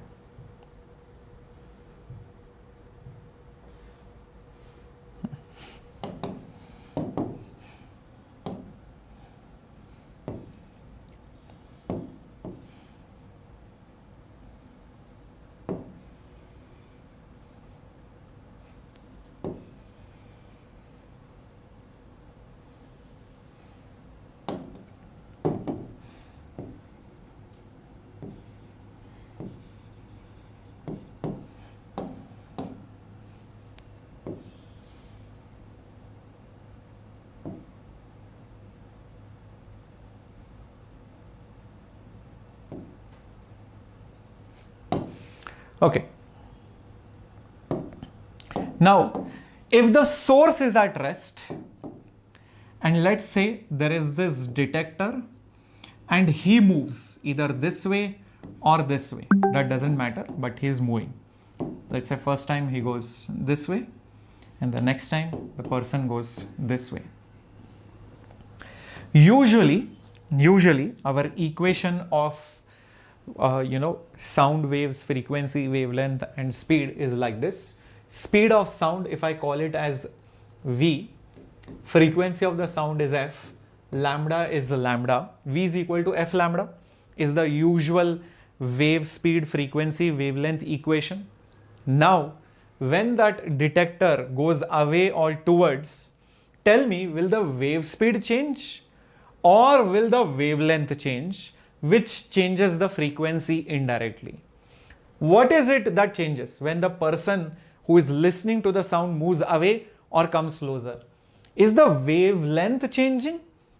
I don't think so, because wavelength is just this. Wavelength is just this distance. This wavelength has not even changed. The distance between the two waves is still the same. It's just that the first wavelength was coming to me and then the next wavelength was coming to me at the same place. Because I moved, when the first wavelength crossed, the second wavelength took some time to reach me. Took some more time to reach me. So the wavelength has not changed. What has changed is the relative speed between the wave and me. So the wave speed changes. So what happens is the wave speed changes, which affects the frequency. Understood, guys? Wavelength is same. Wavelength is going to be the same. Keep this in mind. Everybody till this point? Yep. Very good. So the frequency changes because of the speed, not other way. Frequency changes, that's why speed changed. No. Speed changes, that's why frequency changed. Second point. If the source is moving, very, very important, do you see the gap between the wavefronts has only changed? The gap between the wavefronts only has changed. So wavelength has changed in this case. So when you write V is equal to F lambda, don't you see now, because the source can be moving like this, or the source can be moving like this. So obviously over here, the wavelength has changed. That's why the frequency has changed. The wave speed hasn't changed. The wave speed is basically the same. Because once the wavefront is created, the source moves, creates a new wavefront from a new place, moves, creates a new wavefront from a new place. The wavefronts are still expanding with the same speed. The wavefronts are, no matter where, are still expanding with the same speed. So wave speed is the same. Is the wavelength which has changed, which causes the change in the frequency. Yep. Frequency is source dependent, and how frequency change with the wave speed? Yes, Siva Prasad, the actual frequency has not changed. It's the apparent, what you are hearing. It's not the actual frequency. Actual frequency is still the same, but what you hear apparently, perceived motion, perceived relative motion, like that, what is the frequency that you feel, not the actual one. You will feel it like that. Got it? Yes. Otherwise, you are right. The frequency only depends on the source. So now, when you have a source and let's say detector, and they can be moving in different ways. So when will the frequency increase? If the detector goes towards the source, or the source goes towards the detector. When will the frequency decrease? When the detector goes away or the source goes away. So if the source produced an original frequency of F0, what the detector hears is F or F1, whatever you want to call it. F1 or F. This is your apparent. Then the apparent frequency is given like this. It is the original frequency. Put a ratio, right? And here I will put velocity of the sound, okay, on the top and at the bottom. Velocity of the sound at the top and at the bottom. Now, alphabetically, whether D comes first or S comes first, obviously D, A, B, C, D, E, F, G. So D comes first. So put D on the top. The alphabet S comes later. So put S below. Now the plus and the minus sign depends on the directions. So that's why I will put plus minus depending on the directions. So this is the sign convention. As simple as that. This is your Doppler effect formula. Guys. This is your Doppler effect formula. F0, original frequency, V plus minus Vd, V plus minus Vs. What is V? Velocity of the sound. V is velocity of the sound. Keep this in mind. Very, very important. Cool? I have given you the sign convention also. When is it plus and when is it minus? Plus is when they are coming towards each other. Minus is when you will see them going away from each other. Sometimes this is not there. Sometimes this is not there. Depends. One might be at rest. One might be not moving at all. So possible. All things are possible. Now please remember one more thing. When I say velocity of the sound, sometimes you might also find that wind is blowing. Wind, yes, wind is blowing. And let's say there is wind blowing like this. Let's say wind is blowing like this. So the wind will add to the velocity of the sound. So you might have to put plus or minus depending on whether the wind is helping the sound or going against the sound. So this V includes that plus W or minus W depending on whether the sound is going towards or away the wind. Let me show you all of this with an example. I'll just help you understand the formula. Okay, so just imagine this. There is an ambulance like this, and the siren is coming out at, let's say, 1000 hertz, and the ambulance is going at 20 meters per second. There is a person here who is going or walking or running at a speed of 5 meters per second. What is the frequency which this person will hear because of that ambulance? So let's try to do this. Frequency is the velocity of the sound. Let's say the velocity of the sound is given as 340 meters per second. Example. Remember, always when you write this equation, put the original frequency first. Original frequency is how much? 1000. So put 1000 first. 1000. Then what will you put? Speed of sound. So 340 on the top, 340 below. On the top, who will be there? Detector. Where is detector? Here. What is the speed? What is the speed of the detector? It is 5. At the bottom, source. A, B, C, D, E, F, G, like that. S for source. Source speed is 20. So put 20 over here. Now comes the sign. Now comes the sign. What is Pandu doing? Going away. When you go away, frequency reduces. So Pandu's contribution is going to reduce the frequency. That's why you will put minus. Away means minus. Away means minus. What is source doing? Source is going towards. Towards means what? It is going towards. It will try to increase. It will try to increase the frequency. If it is trying to increase the frequency, what should I do? What should I do? Be careful over here. Be careful over here. I have to increase the frequency. So I have to reduce the denominator. So I will put a minus sign. I will put a minus sign. This is the catch. This is the catch. A lot of people put a plus sign over here because they think I should increase the frequency. But do not forget, this is there in the denominator. This is there in the denominator. Got it? So be very, very careful with the source. That is the reason why, if I had to color code this properly, when the source is going towards, then it should not be plus. This should be basically minus like this. This should be minus like this. And when the source is going away, the frequency should reduce. So denominator should increase. So here I will have plus. So this is the proper color coded, sign convention. Finally. Is that clear now? Yes. Understood? Understood? Okay. So always look at whether numerator should increase or denominator should increase, etc. See what Pandu is doing. Pandu is going away. Going away means frequency should reduce. That means Pandu's contribution should reduce the ratio. Numerator should reduce. How? By putting minus sign.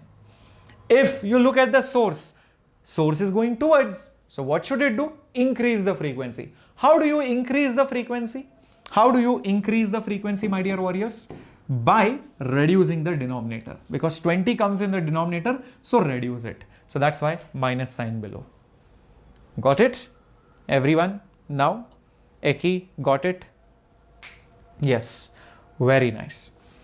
Now, another type of question that is very common in this is where you will have that ambulance driver who is emitting sound at, let's say, 1000 hertz, let's say going at a speed of 20 meters per second. Okay, but there will be a large mountain or a wall or something like that.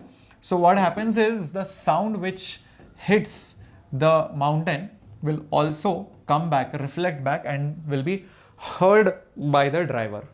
Will be heard by the driver. Okay. So the question will be, what is the frequency heard by the driver?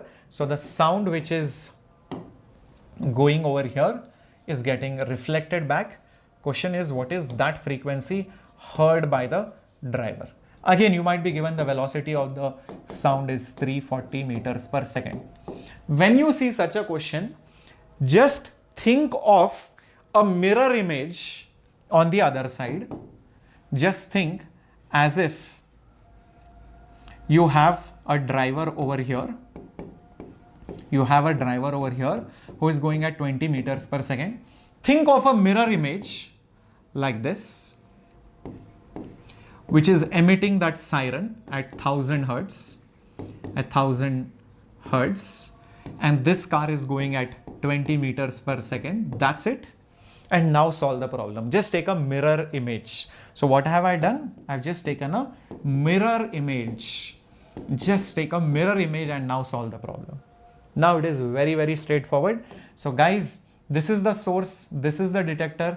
So the apparent frequency will be actual frequency. Actual frequency is 1000, whole thing. You will have speed of sound up and below. Speed of sound up and below.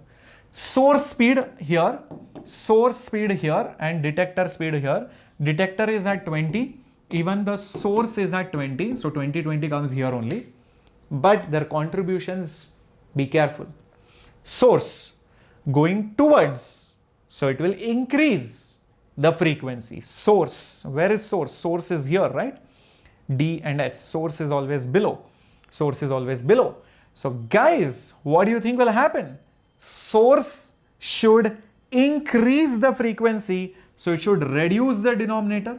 So minus sign. Everybody got it? It should increase the frequency, so it should reduce the denominator. And what about the detector? It is also going towards. Towards means it should increase. It should increase the frequency. Yes, it should increase the frequency. Yes. So it should be plus, numerator.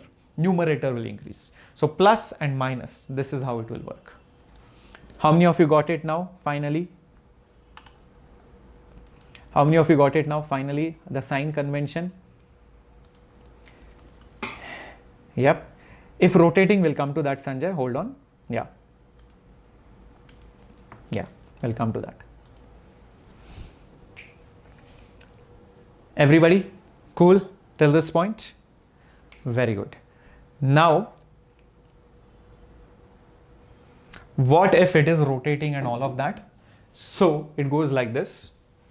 If by chance this is the source, and let's say this is the detector, and this is the line joining the source and the detector. This is the line of source and the detector, and by chance the source has some velocity like this randomly, example, and the detector maybe has some velocity maybe like this, maybe randomly. What you will do is split the velocities. Take the velocity which is parallel. Take the velocity which is parallel. That's it. Vs parallel, Vd parallel. Ignore the velocity which is perpendicular. Ignore the velocity which is perpendicular. So this velocity, Vs perpendicular, Vd perpendicular, has to be ignored. Only consider this and solve it like a 1D problem. Solve it like a 1D problem. That's it. Your job is done. So the apparent frequency will be nothing but the actual frequency. Here you will have speed of sound, and again you will have plus, minus, minus, plus, right? And here you will have velocity of the source here and velocity of the detector over here. But this is parallel. This is also going to be parallel direction only. Only take the component which is along the line of the source. This is basically your Doppler effect in 2D.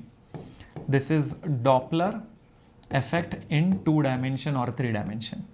These kind of questions are also very common. where sometimes you might be given there is a railway track like this, and you are standing at a distance over here, some pandu is there, and maybe there is a train which is over here. There is a train which is over here, and it is whistling some sound. So that sound will come like this to you, obviously. So you can see this is a line along which the sound travels. So the actual velocity of the train is here. You will only take this component. This is the velocity of the source which is parallel. And now this pandu is at rest. So this is that pandu who is at rest. So velocity of the detector in this case is 0. Now you will solve the problem. So these are again 2D Doppler effect questions. These are 2D Doppler effect questions. Okay. Sometimes the questions can be also like this, where let's say your source is here, and let's say the detector is here, and the detector goes like this in a circle, because every time wherever the sound reaches, the sound travels like this. It's always perpendicular. So the parallel component of the detector's velocity is always 0. The detector is always going perpendicular to the direction of the sound. So the velocity component of the detector parallel to the line of sound is 0. So there will be no Doppler effect. So the apparent frequency will be actually equal to actual frequency.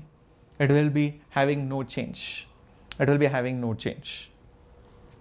Similarly, if by chance our detector is over here going round and round in a circular path like this, and let's say the source is over here, the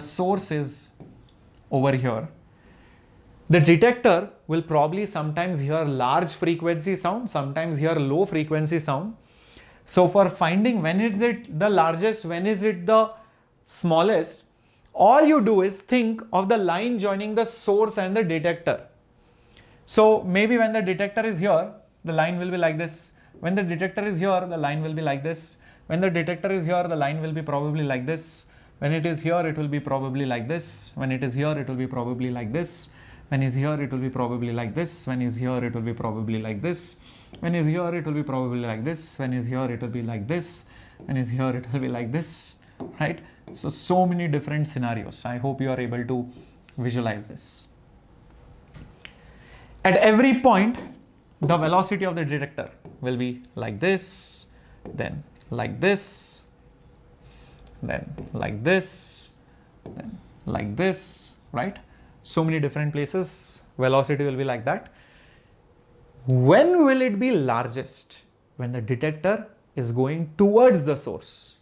When the detector is going towards the source and has maximum component in that direction, that means over here. Here, the velocity of the detector is along the line joining the source and the detector. So here is when the frequency will be maximum. In fact, it is going to be a tangent. Let me tell you. So it is not exactly at the bottommost point. It is a tangent drawn to the curve. This would definitely be a tangent to the curve. And when will it be minimum? When you are going away from the source as much as possible. So you draw the tangent and it will look something like this. Again, this would be the tangent. This is when the frequency will be minimum. This is the minimum frequency position. Got it? At the tangent, not exactly at the topmost or at the bottommost point. Slightly at an angle. Cool, guys. These are the kind of 2D Doppler effect questions. Yep. Great. Right. Moving on. So I hope this Doppler effect part is also clear, my dear warriors. Shall we go ahead to Carnot engine?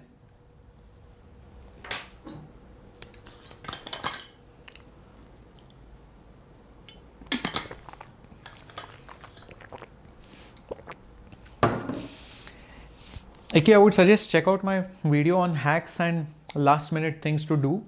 Even Navamita had made a video on do's and don'ts before VIT Just check that out. It's there on the channel. Yeah. Now, Carnot engine, efficiency and second law of thermodynamics. It's not that difficult. So I'll tell you what it is. Basically, first of all, here we talk about the idea of an engine versus the idea of a refrigerator. Okay, we'll have a break after this so that we'll be done with 11th standard portion. Let's talk about the idea of an engine versus the idea of a refrigerator. What does basically an engine do? An engine is basically a device which absorbs heat. What does it do? It absorbs heat from a hot object, maybe a boiling water or combustion of coal or combustion of petrol or some hot body. It is absorbing heat from there. So the hot body is over here, and from that heat which it absorbs, what it does is it ends up doing some work, does some work, but not all the heat goes into work. Obviously, some amount of heat is going to be rejected out. So this is the heat rejected or released. Heat which is released or rejected. Where will it release? Obviously, heat will go to the cold side. So TC. This is the cold side. This is cold. This is hot. H stands for hot, C stands for cold. This is what engine basically does. Nothing more. So if the absorbed heat is QA and the released heat is QR and the work done is W by energy conservation, this equation should hold true. 100 joules comes in, 20 work is done, remaining 80 will be released. Energy conservation, number one. There is also a term called as the efficiency of the engine. Efficiency of the engine. The efficiency is always output what you want upon what you give. That means the input. If you want it in percentage, multiply by 100. Symbol of efficiency is eta. Output, what do I want? I want work. What am I giving? Heat, which is absorbed. So QA. So this is efficiency. If you want to convert it into percentage, please feel free to do so. Percentage wise, you just multiply this with 100. That's it. Otherwise, it is a fraction. Work output by heat absorbed into 100 is nothing but your efficiency. Is that okay? This is what a general engine does. This is what an engine does. Now, what does a refrigerator do? What does a refrigerator do? It's exactly opposite of this. It is exactly opposite of this. Okay, so you will see what happens now.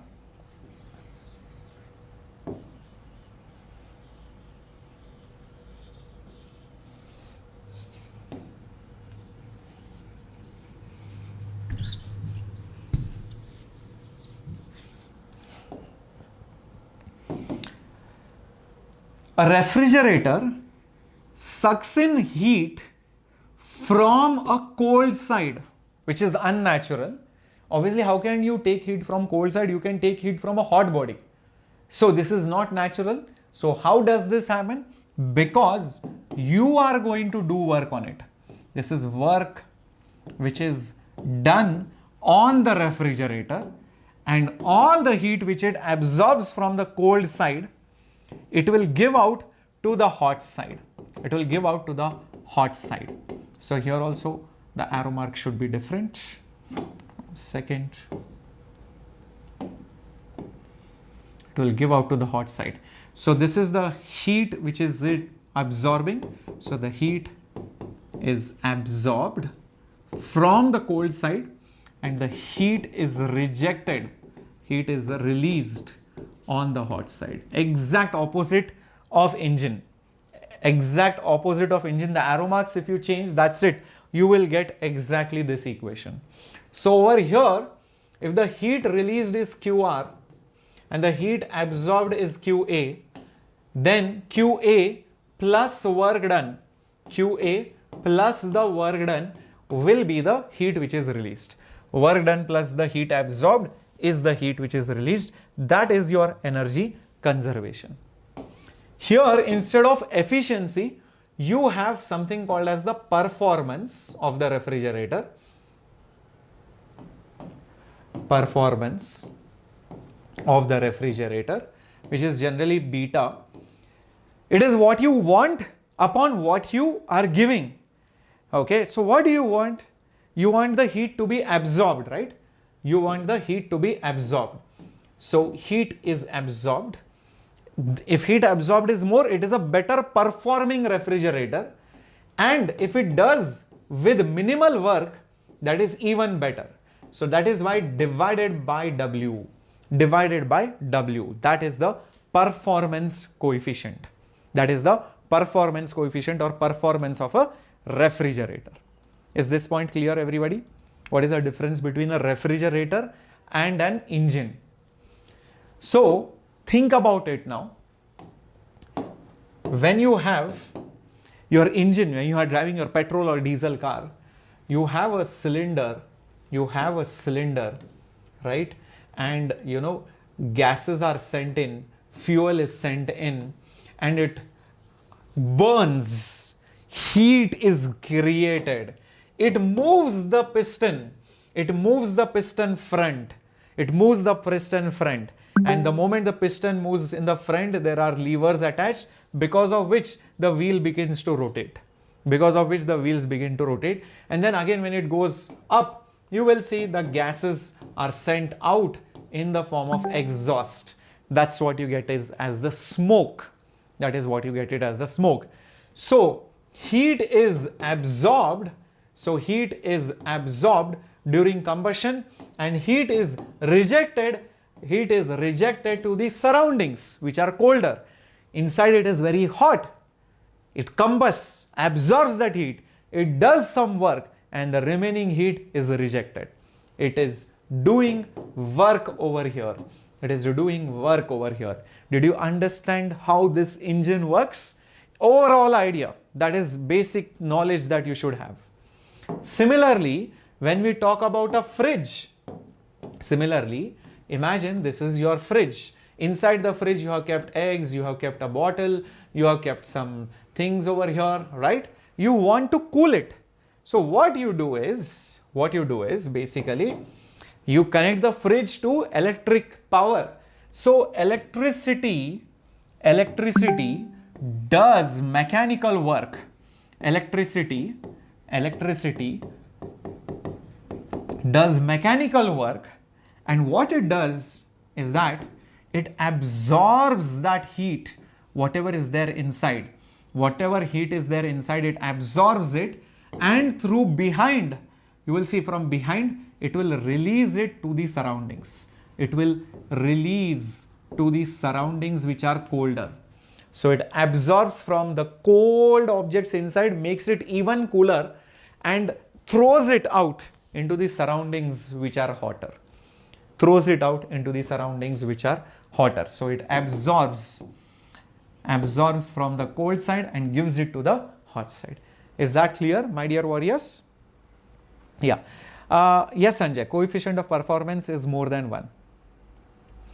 Thank you, Agray Gupta. Thank you so much. And let me tell you, you are not alone. When I checked my channel analytics, there are a lot of students from Rajasthan, Delhi, even UP and Bihar who watch this channel, and not a small number. When I checked the numbers, just even last month, they were in lakhs. Not even kidding. If you combine all these regions, in lakhs, the number of students are watching it. So thank you so much for all the love from throughout the country. Okay, so this is how a fridge works, sucking the heat from cold body by that work done by electricity and pumping out that heat and throwing it outside. That's why the backside of the refrigerator is very hot. The engine, when you touch it, also it is very hot, because that heat is rejected out. So if you touch the engine of a scooter or a bike, it is very hot because the combustion happens, does some work, and some heat is rejected out. So that is how it is. So now we saw engine and refrigerator are the same things, but with arrow marks differently marked. That's all. Now the problem is with this performance. You will be like, sir, how good is this efficiency, sir? Is it 90%? Is it 95%? If you get a 90%, 95% efficient engine, they will put a crown on you, they will book a private jet for you, and they will also probably book a 7-star hotel, and they will send you a very nice car, and probably 10 people to even massage your feet, and probably a big buffet which is set for all of you, and you will be also given free subscription and maybe even Xbox and so many other games. Yes, if you achieve 90-95% efficiency. The point that I wanted to make is that, guys, you can't achieve so much of efficiency. The efficiencies that you get are like very mediocre, 30%, 40%, 25%, 50%. That's how it is. You're like, wow, that's crazy. So, sir, if I get, what should be a good range of efficiency? How do I improve this efficiency as much as possible? Okay, I understand I can't get 90-95% efficiency. Can I get some decent efficiency? Is this like JEE Advanced? Nobody talks about JEE Advanced. Oh, top scorer, 100 out of 100, 90 out of 100. Even the top rankers might get 80 out of 100. Understand that. So in JEE Advanced, the percentages are very less. Nobody talks. In bold, 100% students scored, 99% students scored. Happens. In JEE Advanced, what are you talking? It is exactly like that. It's exactly like JEE Advanced. So my dear warriors, you can't get such high efficiency. So there was a person who tried out different ways, and he found out that there is a particular way of, expanding, compressing the gases. If you do it, the efficiency that you get is not 100%, but it is the best. It is the best that you can get in that particular, conditions. It is the best in those particular conditions. Thank you, Mayukta Madela. Yes. Just like JEE Advanced score, whatever you do, you can't get 100 marks. Agree, disagree? Yes or no? Put a heart quickly. So there is a optimum, maximum limit till which you can go. And even if you do that, hats off to you. So that is what Carnot did, and that is why it is called Carnot's engine. I don't want 100% efficiency. So what is that? First, you expand the gas isothermally. It's basically alternate isothermal, adiabatic, isothermal, adiabatic. Isothermal expansion, adiabatic expansion, isothermal compression, adiabatic compression, and repeat. And repeat. Yes. So, isothermal expansion, adiabatic expansion, isothermal compression, adiabatic compression. And repeat. Zoop, zoop, zoop, zoop. Keep repeating it. Expansion, expansion, compression, compression. Expansion, expansion, compression, compression. Expansion, expansion, compression, compression. Isothermal, adiabatic, isothermal, adiabatic, isothermal, adiabatic. You keep doing it. That is the best efficiency between two temperature limits. And we know how isotherms and adiabatic curves look like. On a pressure volume graph, they are curves. But remember, adiabatic curves are more steeper than isothermal graphs. So that's the reason why this, this is your isothermal graph. Let's say at a hot temperature TH. This is adiabatic, more steep, and then again isothermal, but slightly colder. So I'll just put it like this. TC, isotherm, and adiabatic. Isothermal, adiabatic, isothermal, adiabatic. That's it. The area under the graph will be the work done, obviously. Yeah, the area under the graph, no doubt about it, will be the work done, per cycle. And this efficiency is the highest. So this is the highest eta, and that efficiency comes out as 1 minus TC by TH. 1 minus Tc by Th. This is your hot, Th, Tc by Th. Cold is small, hot is big. So obviously small by big, yeah, 1 minus it can't be 1 minus 2, right? 1 minus 3, not possible. 1 minus 0.1, 0.2, 0.3 possible. So if it is 0.2, 0.3, 0.4, numerator is smaller than the denominator. So that's how I remember it. That's all. So that is the formula. Highest efficiency possible for an engine. For a refrigerator, it is performance. So highest beta, same thing but in reverse order. Same thing but in reverse order. You will go this. Instead of going like this, you will go like this. Clockwise is engine, anti-clockwise is refrigerator. So keep that in mind. So engine will always be clockwise. Refrigerator will be always anti-clockwise. Okay. So what will be the formula in this case? It is nothing but 1 by 1 minus. That's the only difference. And here you have hot and then this minus 1. Here you will have hot first. Where is hot? Hot over here and cold below. Hot over here and cold below. That's it. That's the coefficient of performance. Yeah. It's exactly opposite. If it was on the top, it is below. If it was 1 minus this, it is this minus 1. That's all. If it was Tc by Th, it is Th by Tc. That's the only thing.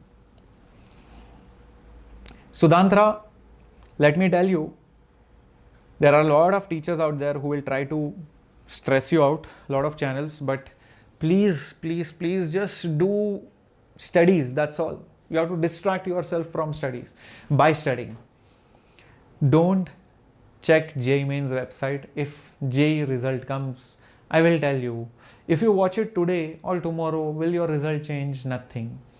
Will anything change? Nothing. You still have to prepare the same way, right? So you already have a tentative idea, plus minus 2-3 percentile here and there. You know where the result is going to be. You know what you have to prepare. You know your percentile is low. You know you have to prepare for private colleges. You know your percentile is high. Okay, I have to prepare for JEE Advanced. Oh, my percentile is not that great. I'm not okay with private colleges. I want to take a drop. It is clear. Start taking a drop. So guys, it's very straightforward. Please don't take it to heart. Don't be so stressed about the results. When it comes, we will definitely tell you, but do what is at hand, or else you will regret. Arey, I didn't prepare for BitSat. JEE Advanced, I wasted 20 days thinking results will come. That is the worst mistake which you can do. So please don't do that. 224 marks in JEE 24. Thank you so much. All right, create art. I'm so glad. 224 marks. Wow, that's really good. 100% you will be above 99 percentile unless something very weird happens, but hopefully it does not. Yeah. Yeah, that JD, that formula I have already given, no, over here. Already given. Performance, heat absorbed, and this is always true. This is always true, but this is maximum when you do these processes. When you do these processes, that's when eta is maximum. So those formulas are always valid. This is only valid for Carnot cycle. So remember this. Remember this. Carnot cycle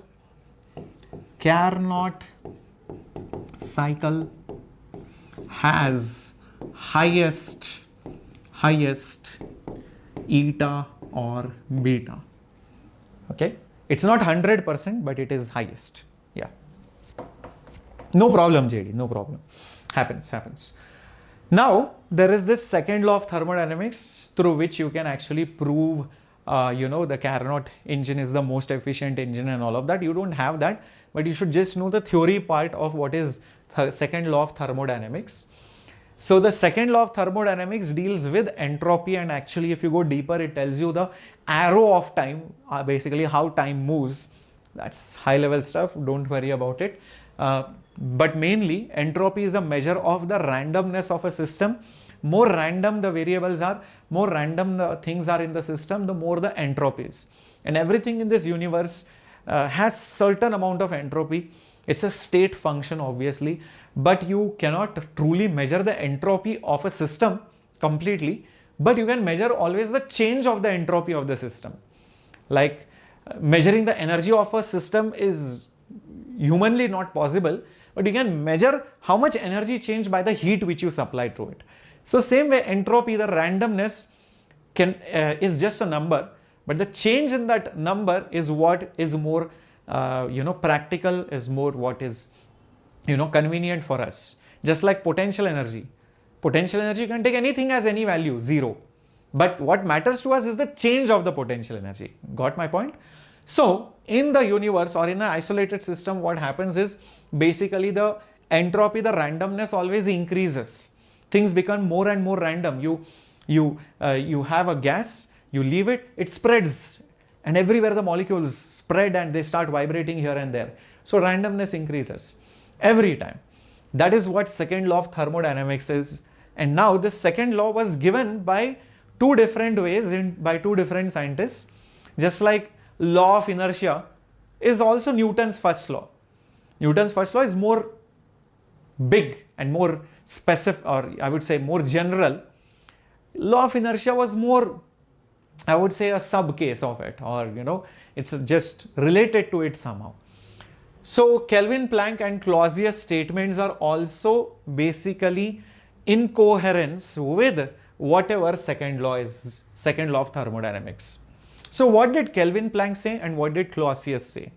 Kelvin, Planck's statement is, it is impossible to make an engine which absorbs energy from heat and delivers work equivalent amount, which implies that it is impossible to build a heat engine with 100% thermal efficiency. What do I mean by that? Let's understand. Kelvin, Planck, right? So Kelvin, Planck, where is Kelvin, Planck? Okay. Imagine this. Imagine this. Okay. So imagine all the heat goes as work. So there is no heat released. So there is no heat released. Yes. So there is no heat released at all. So that means this is not there. That means this is not there. If this is not there, what will be the efficiency, my dear warriors? What will be the efficiency? Because W will be equal to QA.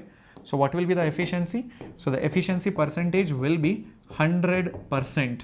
The thing is, this is what Kelvin Planck's statement is. This is not possible. This is not possible. That's what Kelvin Planck said. You cannot have this.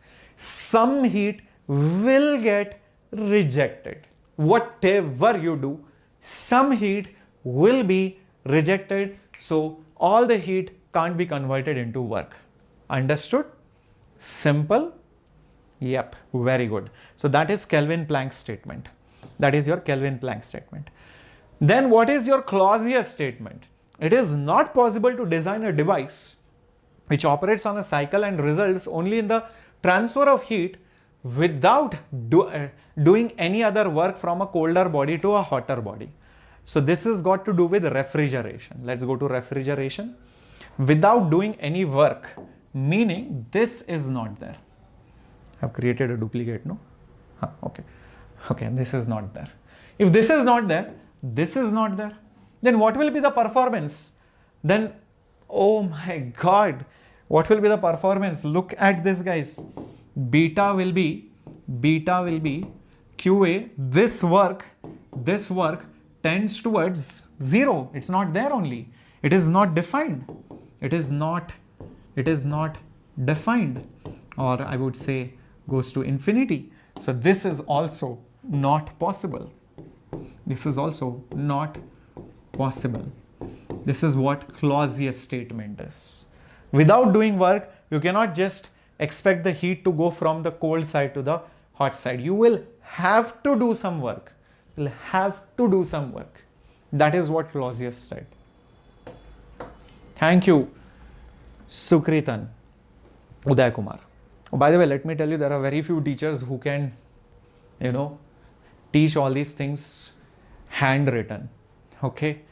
Yeah, handwritten, and all these topics randomly on YouTube. Obviously offline we have a lot of teachers. On YouTube I have not seen such content. So I want you to support this channel. I want you to help on this channel, right? Very few teachers do this for the students. We can do a lot of things which can get us a lot of views, but like you can see, I'm doing it for not for views. I'm interested in the ranks of you guys. I'm interested in, you guys getting into JEE Advanced. Few students write JEE Advanced. Although it is a lack of students, the number of students who might be watching my channel might be even less because it's in English. But the good thing is, slowly, a lot of students from UP, from Bihar, Rajasthan, so many other places are starting to realize the importance of this channel and the quality of content that we give on this channel. So thank you so much for all the students across the country and even abroad who are watching this channel and helping this channel grow. Yeah. So that was your second law of thermodynamics and Clausius statement and Planck's statement. And remember, this also says that both these statements are in accordance with the second law of thermodynamics. So keep this in mind. And any natural process which happens around you, they are irreversible, and the entropy of the universe is always increasing. That is very true. If a ball is falling into water, the water splashes, randomness increases. It is natural process and entropy increases. And these are irreversible process, means you cannot expect magically the water which has splashed out, it will come back, zoop, and the ball will come out of the water and it will go on the top. No, it's not going to happen. It's done, it's irreversible. That's why I said it is like the arrow of time. If you show me two photographs and one of the photographs has more entropy, one of the photographs has less entropy, I can be 100% sure, I can be that detective and tell you this was clicked at a later time, this photograph was clicked at a time before. It tells me how time progressed. More entropy, later time, less entropy, before time. So that is why I said the second law of thermodynamics is also telling you the direction of time. Okay, so that is what it is all about. Let's have a break maybe, and let's come to LCR circuits and radiation is there. LCR circuits, what else is there? LCR is there, radiation is there, and X-rays is there. Okay, so not much is remaining. We'll do it immediately. Okay, so let's meet after a break.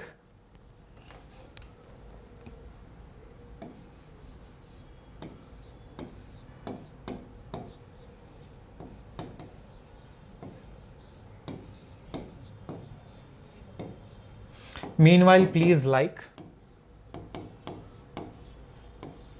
and subscribe. I will see you at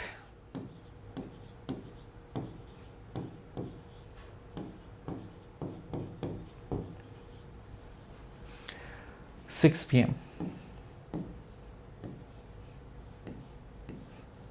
Okay, see you back at 6 p.m.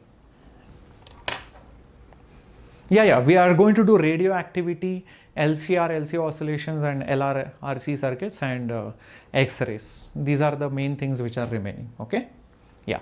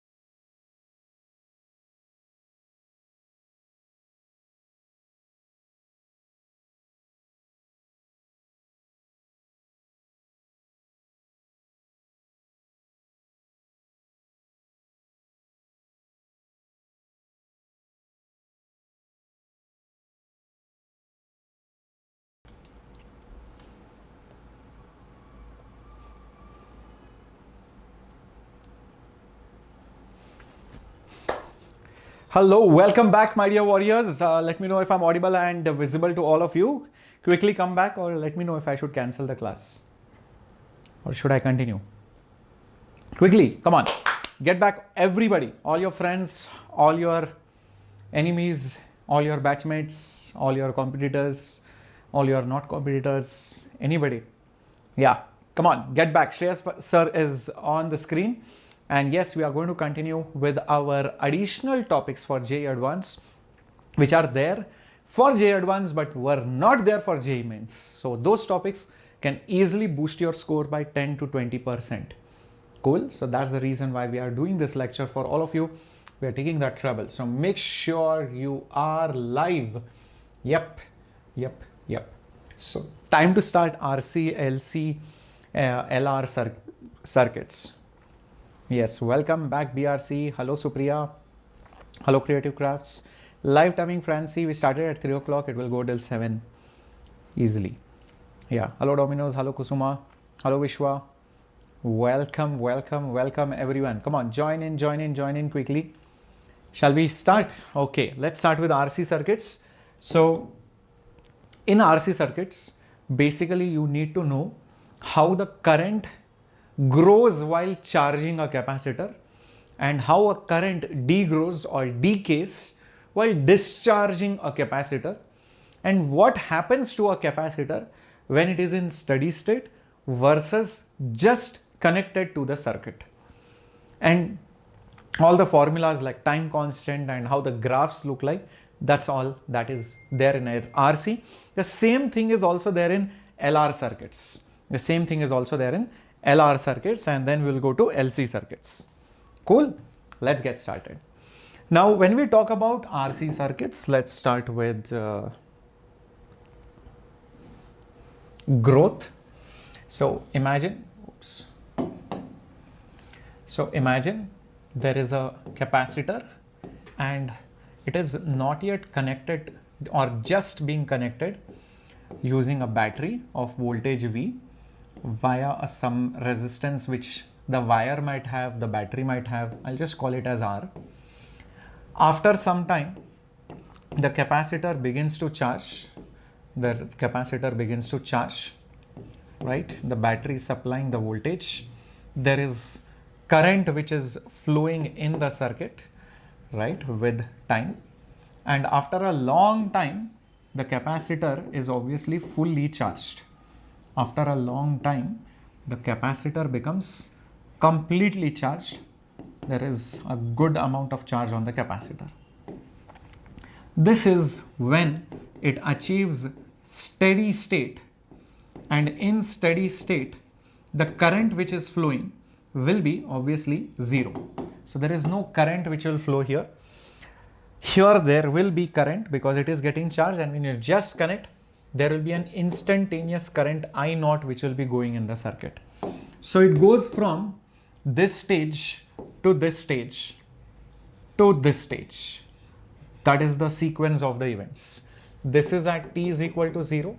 This is at some time.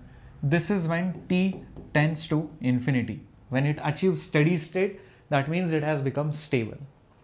You can see how the capacitor slowly builds up the charge which has been supplied by the battery. Okay, so this is your charging process. This is your charging process of RC.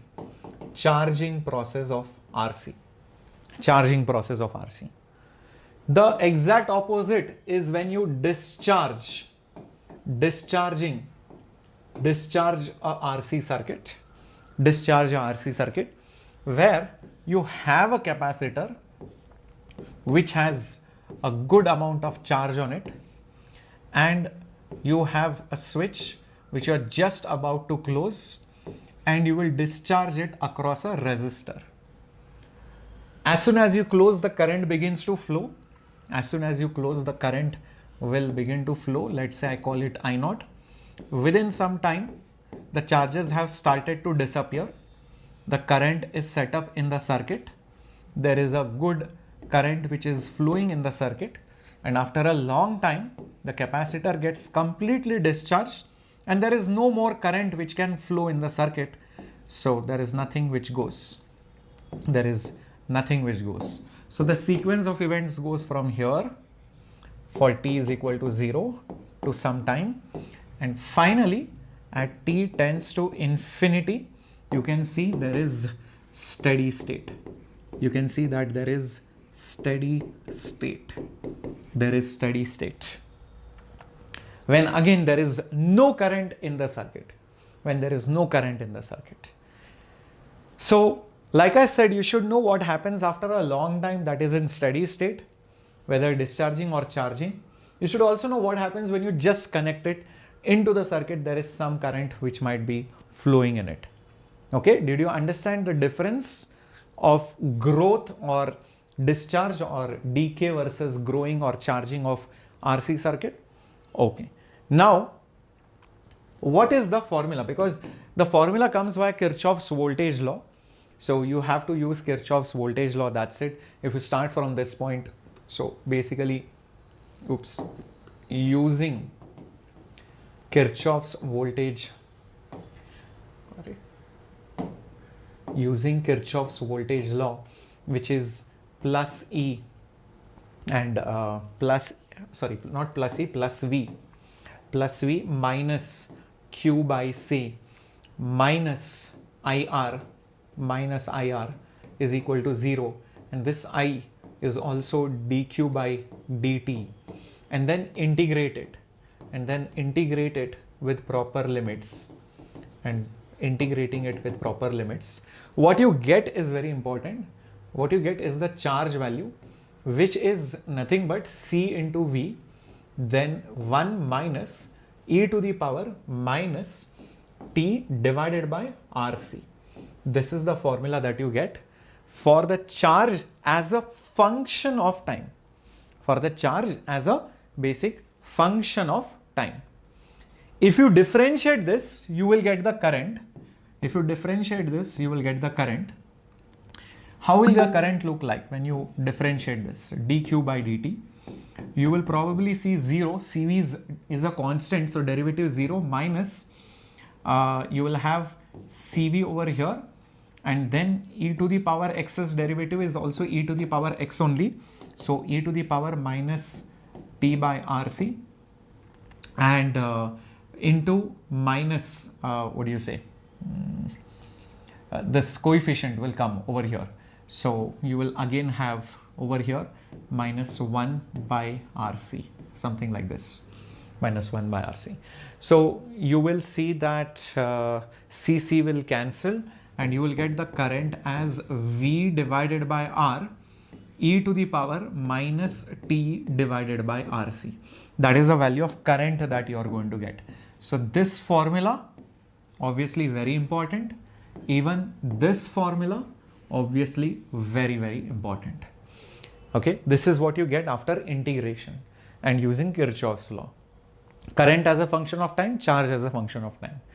In case of discharging, again using KVL and integration, what you basically get is the charge is equal to, initial charge will be some value, maybe capital Q. So it will be nothing but original charge into e to the power minus t divided by RC, and current, what you will get is when you differentiate dq by dt is equal to q into e raised to x's derivative is e raised to x only, and that coefficient will come over here, so minus 1 by RC. So current will come out to be, actually the current is decaying, so strictly I is minus of dq by dt, so the minus will actually cancel out. Why minus? Because it is discharging, so dq is negative, that's why the minus sign has come. Minus becomes plus, and you will get it as q divided by RC into e to the power minus t by RC. This is the formula that you get for discharging of a capacitor. For discharging of a capacitor, charge and current both. If you know this, you can easily differentiate and get this. This is not a problem. The problem is you should know the charge function. Yeah. Thank you, Sabri, so much. Thank you so much. Yep. Now, that you have understood it till here. Let's take some special values and see what exactly happens in every case. So let's probably duplicate this. Okay. And I don't need this.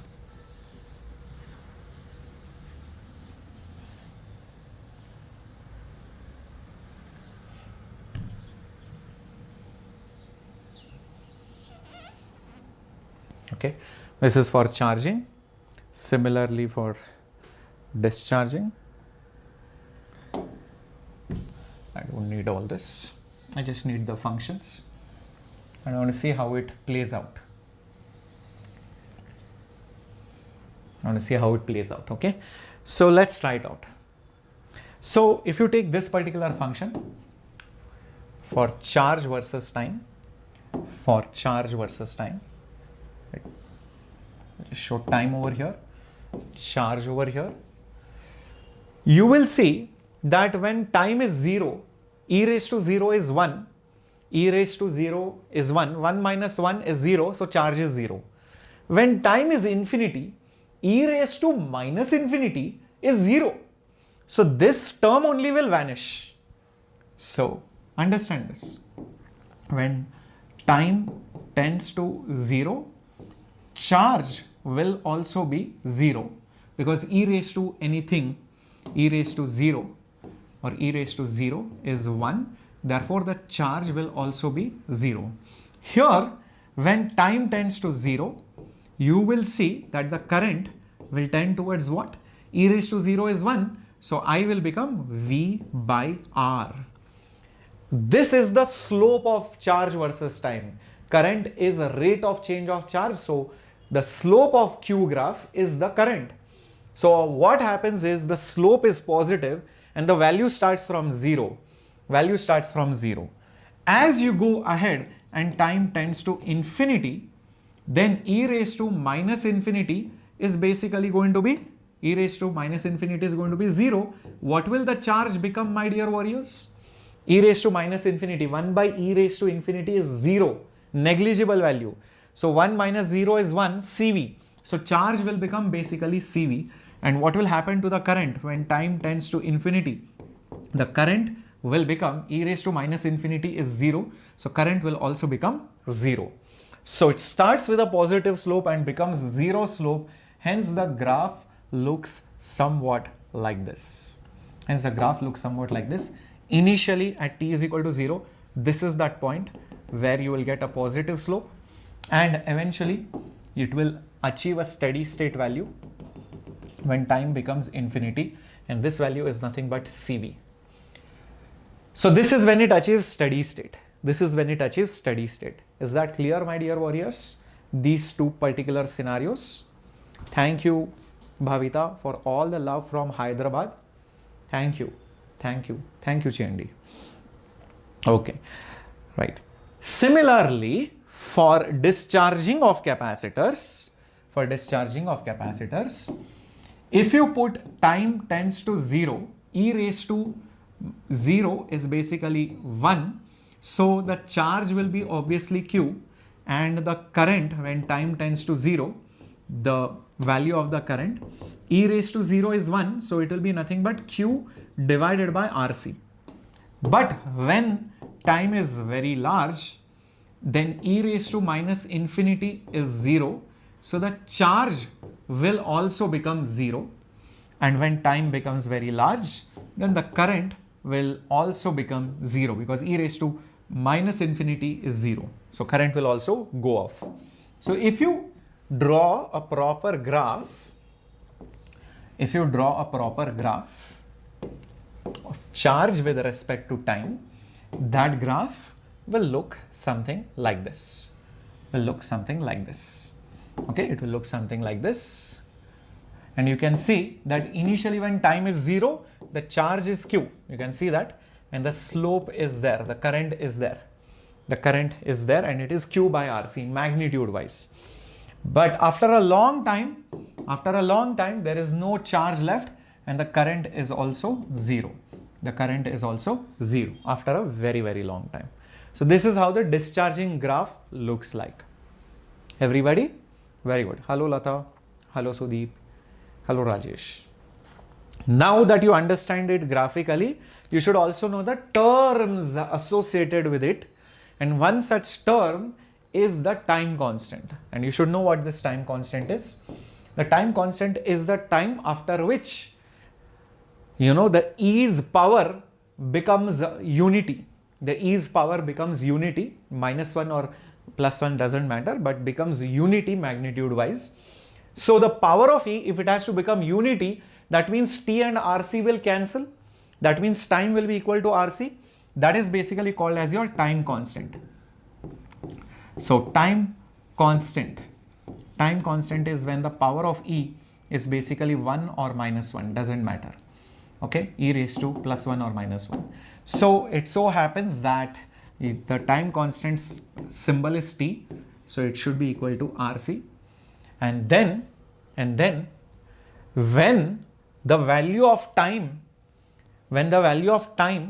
is RC, E raised to -1, remember this, very, very important, or 1 by E value is approximately 0.37. How much is it? 0.37 or 0.36, somewhere close to that. So what happens is, if this value is 0.37, 1 minus 0.37 is 0.63. So when your time is basically tau, your charge is 0.63 times the CV. 0.63 times CV. So that means somewhere over here. So this is 63. This is 63% of CV. That's what happens after one time constant. If you wait for 4 to 5 time constants, you will almost reach over here. So after 4 to 5 time constants, you will see it is completely charged. That is the significance of the word time constant, because it almost becomes 99% charged. Is that absolutely clear, my dear warriors? Is that absolutely clear, my dear warriors? Very good. Similarly, for discharging, what happens is, if you use the time constant value, which is basically RC, over here, remember what will happen to the charge? It will become Q into 1 by E. 1 by E is 0.37. So it will become 0.37 times of Q. 0.37 times of Q. So if you wait for it, it will be just 37%. After a time of tau, it will be just 37% of the original charge. 63% almost will be discharged.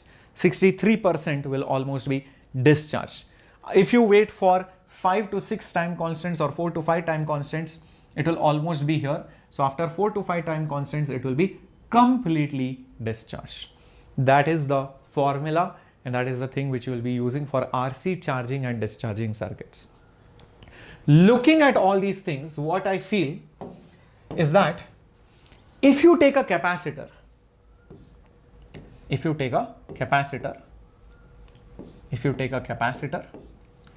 and you just connect it to the circuit,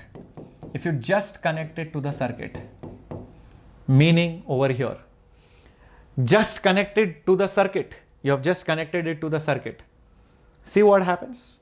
If you just connect it, that is at t is equal to 0, there is no charge, but the current is V by R. Oh, the current is V by R. The current is V by R means, as if there is no capacitor, the current in the circuit is just voltage by the resistance. So the capacitor is as if not even existent. It behaves like a wire. So when it is just connected, it just behaves like a wire.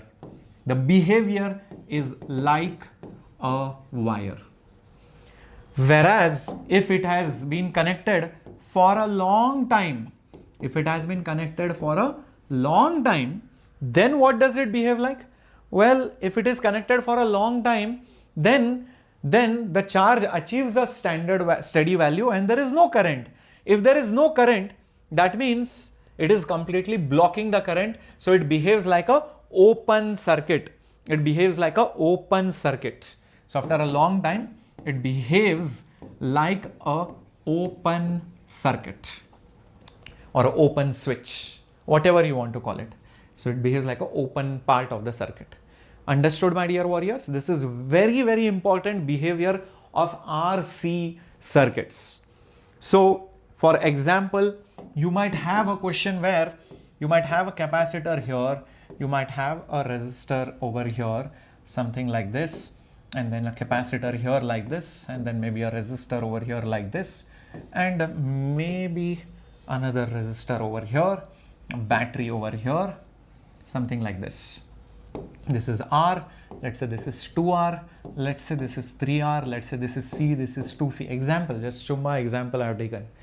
So imagine that there was a switch over here and you are just connecting it and then keeping it closed for a long time. So I can have two kinds of behavior over here. So one is when it is just connected, one is when it is just connected at t is equal to 0. So what will happen when it is just connected? I just told you, it is just connected, the capacitor just behaves like a wire. The capacitor just behaves like a wire. So imagine this is just a wire. Imagine this is just a wire.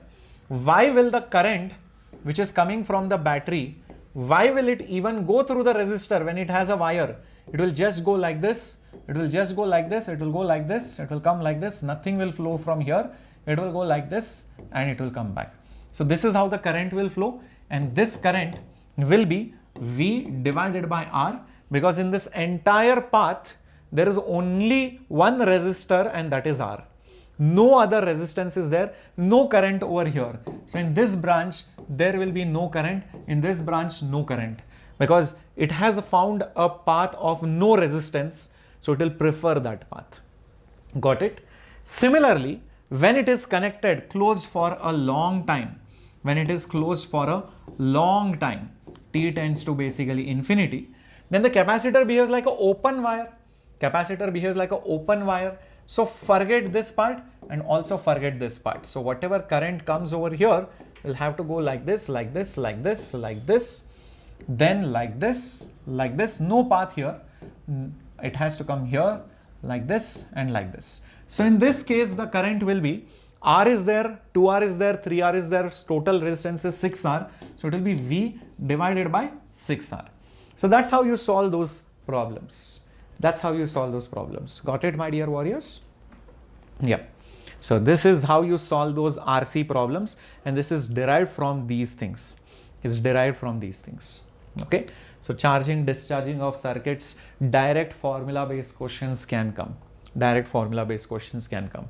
We'll be doing obviously more problem practice in the days to come, but first I wanted to complete the main theory part.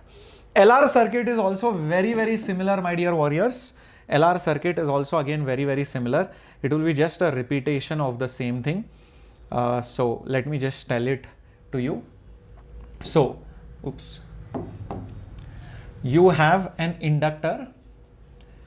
It is connected via a switch to a battery and a resistance. You close the switch. This is V, this is R, this is L. And you see how the current grows in the circuit.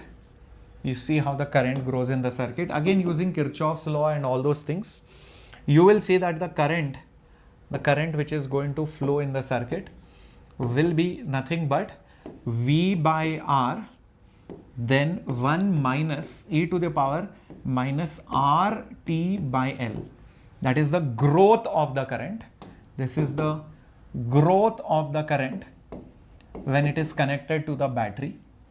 When it is connected to the battery.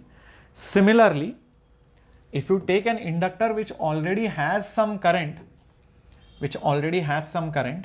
and you pass it through some resistance. So something like this.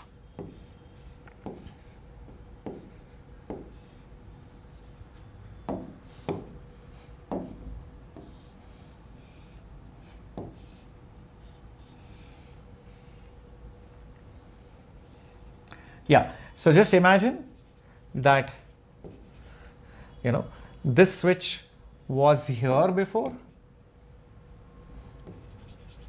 this switch was here and you have turned the switch. You have shifted the switch from here to here. Earlier the current was flowing in the inductor. Now you turned the switch. So now the current will flow in the inductor through the resistance. That's it. So the current will be now flowing like this through the resistance. So whatever energy was there in the inductor will go away.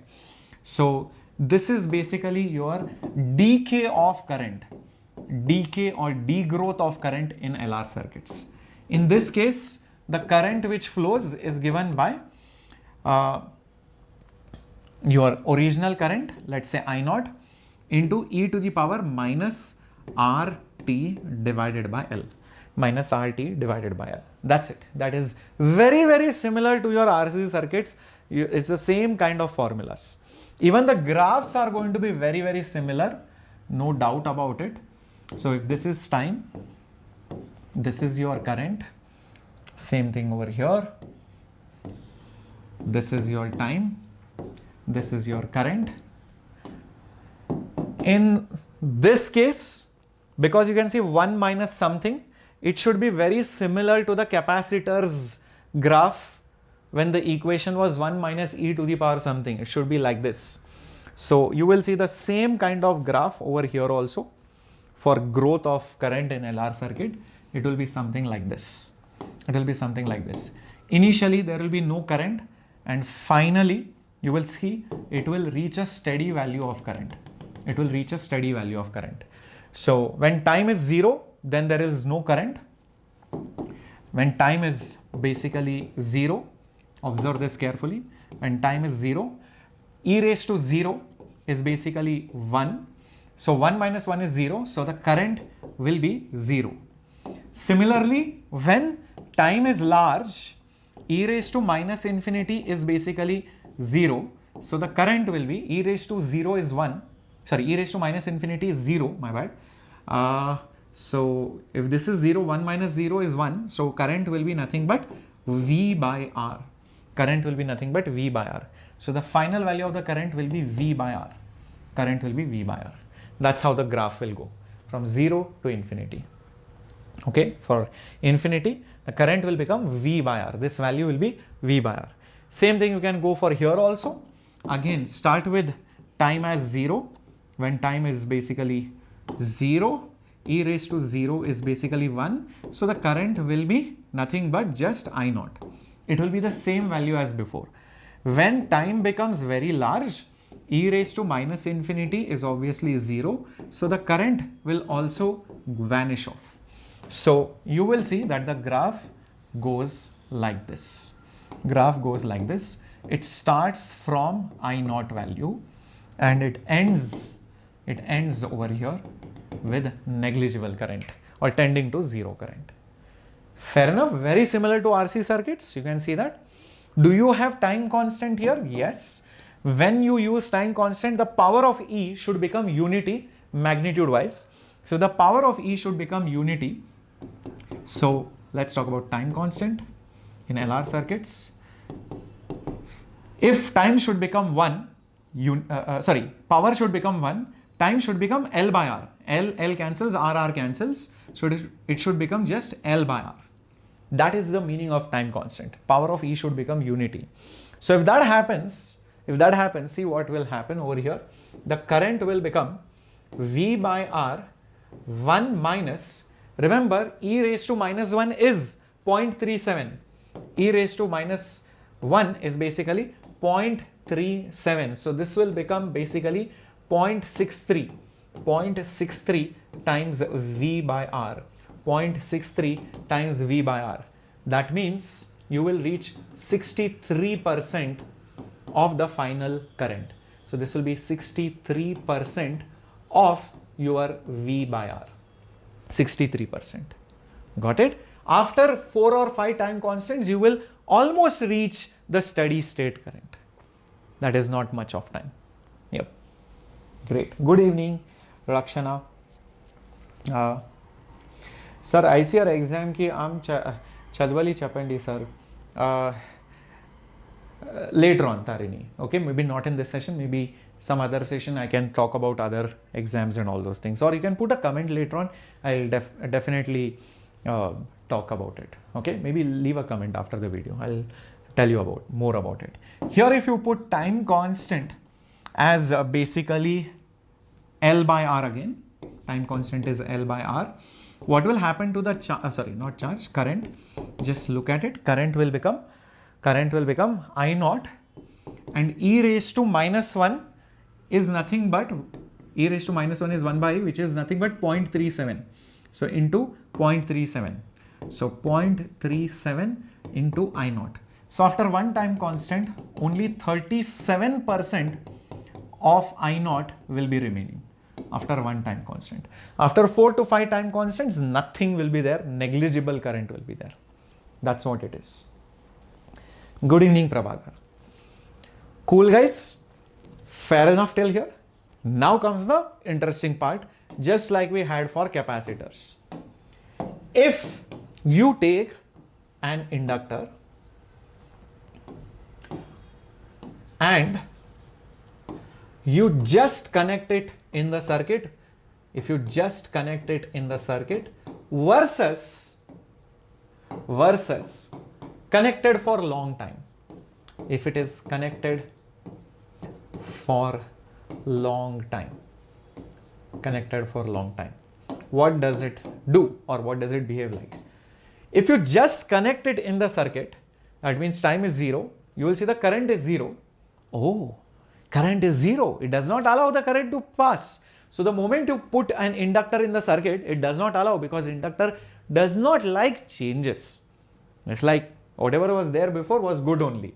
So it does not like changes. So that's the reason why I would say it behaves like an open wire. It behaves like an open part in the circuit. Whereas if you keep it for a long time, what does it behave like? E raised to minus infinity 0, current is V by R. Oh, the current is V by R. It feels as if the inductor is not even there. Okay. So that means it just behaves like a simple wire. It behaves like a wire. Here it behaves like an open circuit. It's exactly opposite. The behavior is exactly opposite to that of a capacitor. For capacitor, it was exactly opposite. You can see that. This is for RC.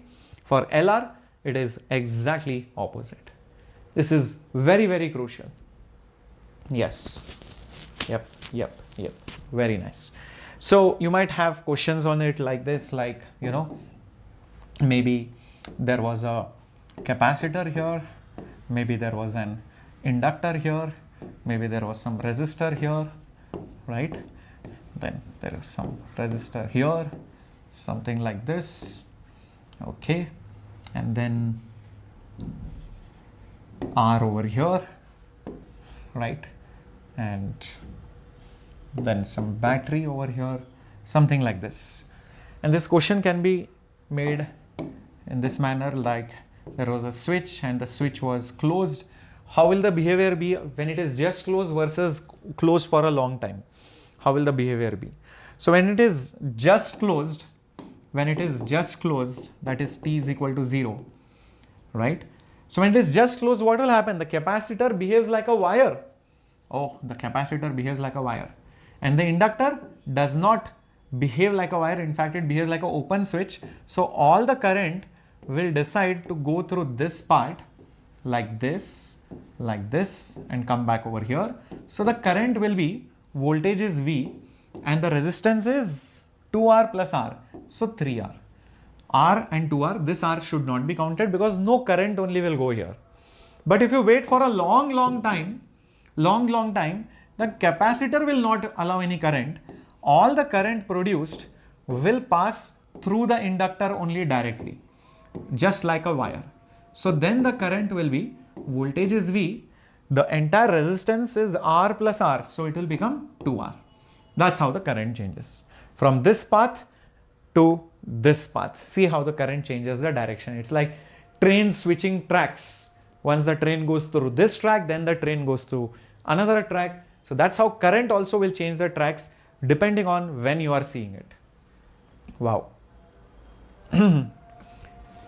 I travel, but unlucky, I traveled, but I could not see you. Suresh, where were you traveling? Advanced Accelerator book and the channel Advanced series, are they sufficient? Mahendra Singh Dhoni? No, obviously there is a lot of self-study which is required. Input wise from the teachers, it's good enough, but as your self-preparation, you will have to put in that additional effort, which will come from PYQs plus the rank accelerator. If you solve the rank accelerator book plus advanced PYQs and watch the series, more than enough. Yes, but if you feel no sir, I need more help, then we have the Ekalavya batch.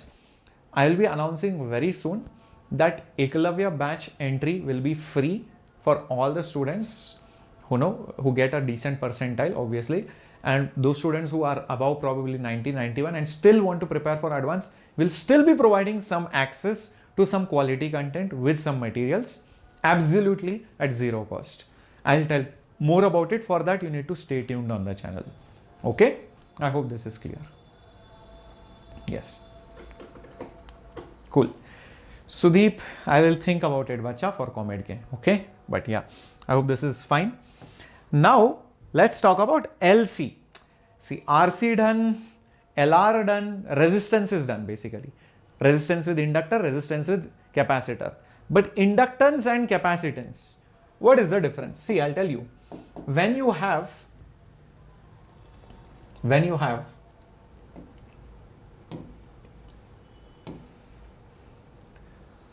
a charging RC circuit,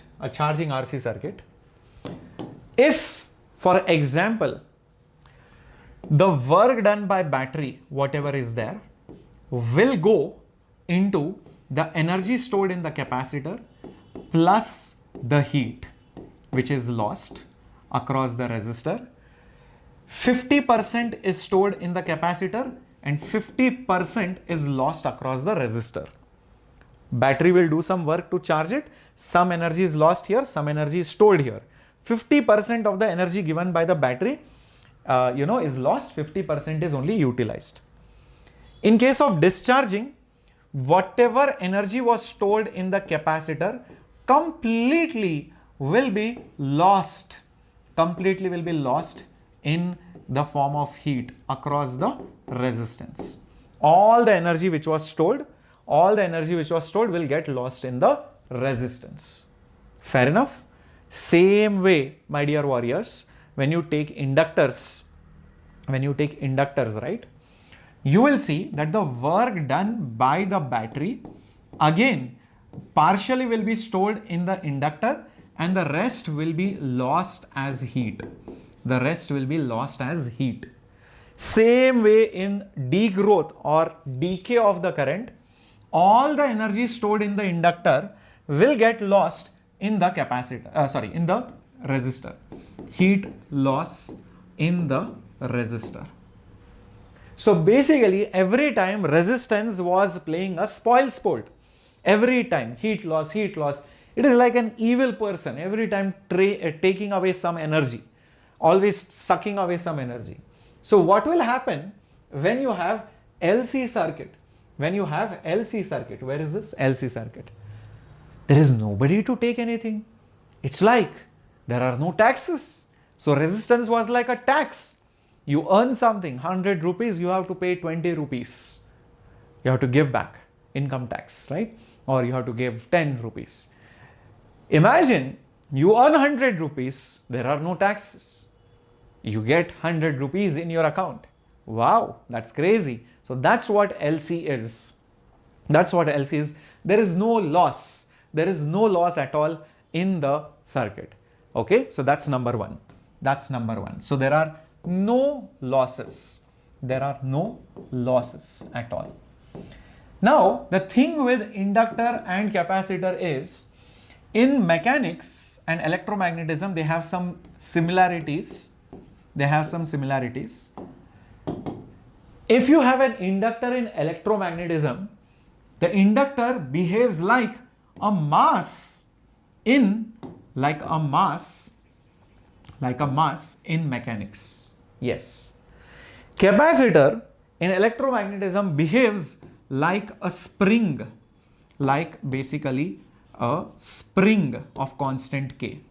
This is spring, this is mass. This is electrical inertia, this is inertia of mass, inertia of motion. This is capacitor which stores energy in the form of electricity. This is spring which stores elastic potential energy inside of it. In fact, the formulas are also similar. If you talk about kinetic energy, it is nothing but half mass into V square. If you talk about the energy stored in a spring, it is half K x square. Here, how does the formula look? Energy stored in the inductor is half L I square, half mv square, half Li square. So mass is like L, current is like velocity. So naturally, here energy stored in the capacitor will be half, you'll have Q square by C. Here you will have Q square and here you should have 1 by C. Yes, 1 by C. So strictly speaking, spring constant is like 1 by C and inductance is like M, or C is like 1 by K or K is like 1 by C. They are reciprocals. Mass and inductance are very, very similar.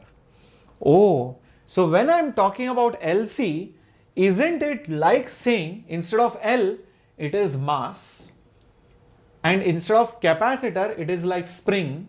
Oh, sir, it is just like a spring mass system.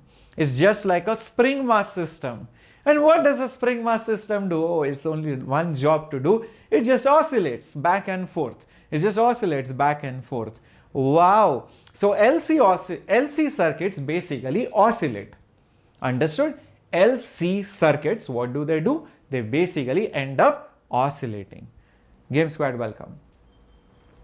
Eklavya batch is 80 to 90% English, but I think it is manageable. Most of the teachers will talk in English only. Few times if some doubt comes or if something they have to tell, non-academic content sometimes is in Hindi, English. Not in pure Hindi, it's English. Yes, SHM, yes. So now I got the idea. Okay, so we are going to put it over here. Oops, 1 second.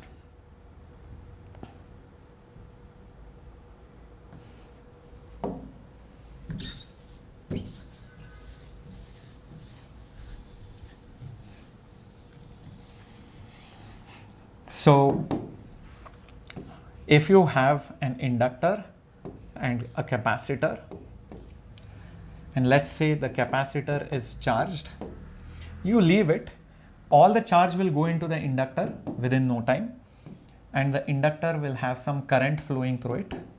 Oops, the inductor will have some nice current flowing through it, and all the charge has gone out through it.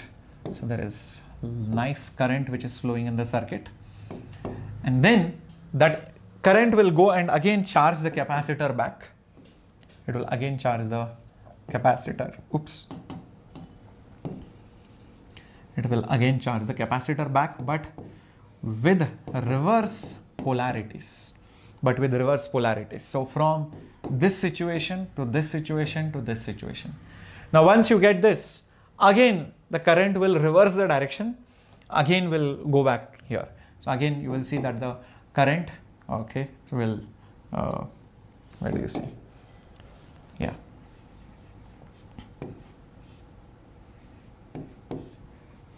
This time the current will be in the opposite direction because all the positive charge will go like this. So the current will go like this.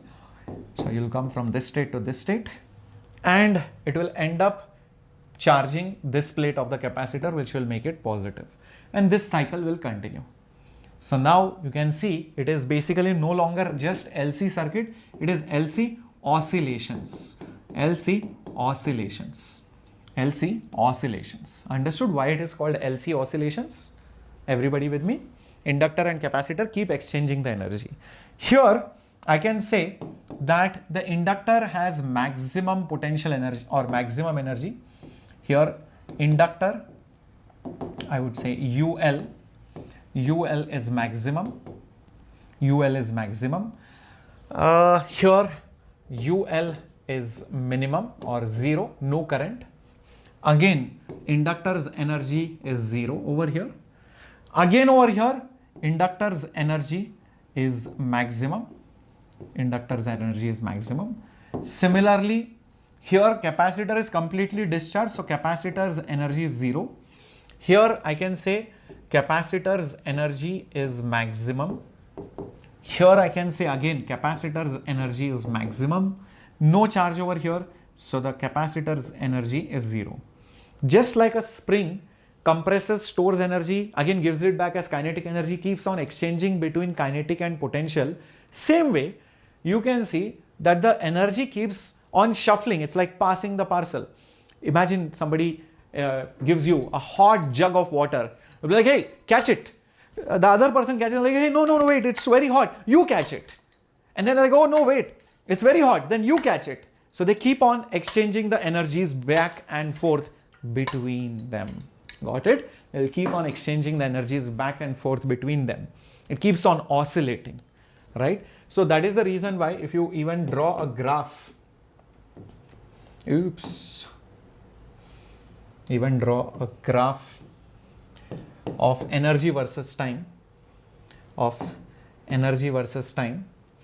right? How will it look like?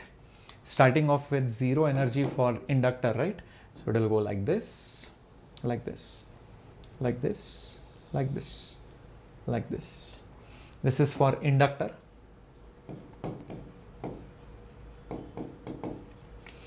Similarly, for the capacitor, it starts off with maximum. So maximum. Oops.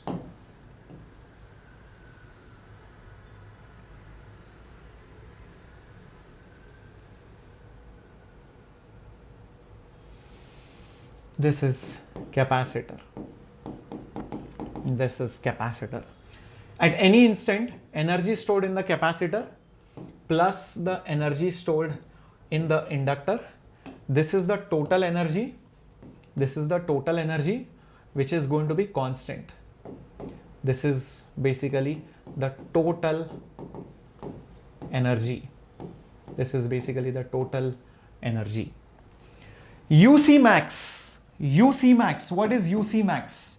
UC max is maximum capacitor's energy.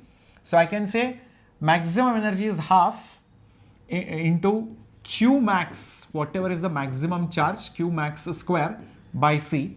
This is going to be equal to the maximum inductor's energy. So it will be half L and I max square. Half L and I max square. This equation is also going to hold true.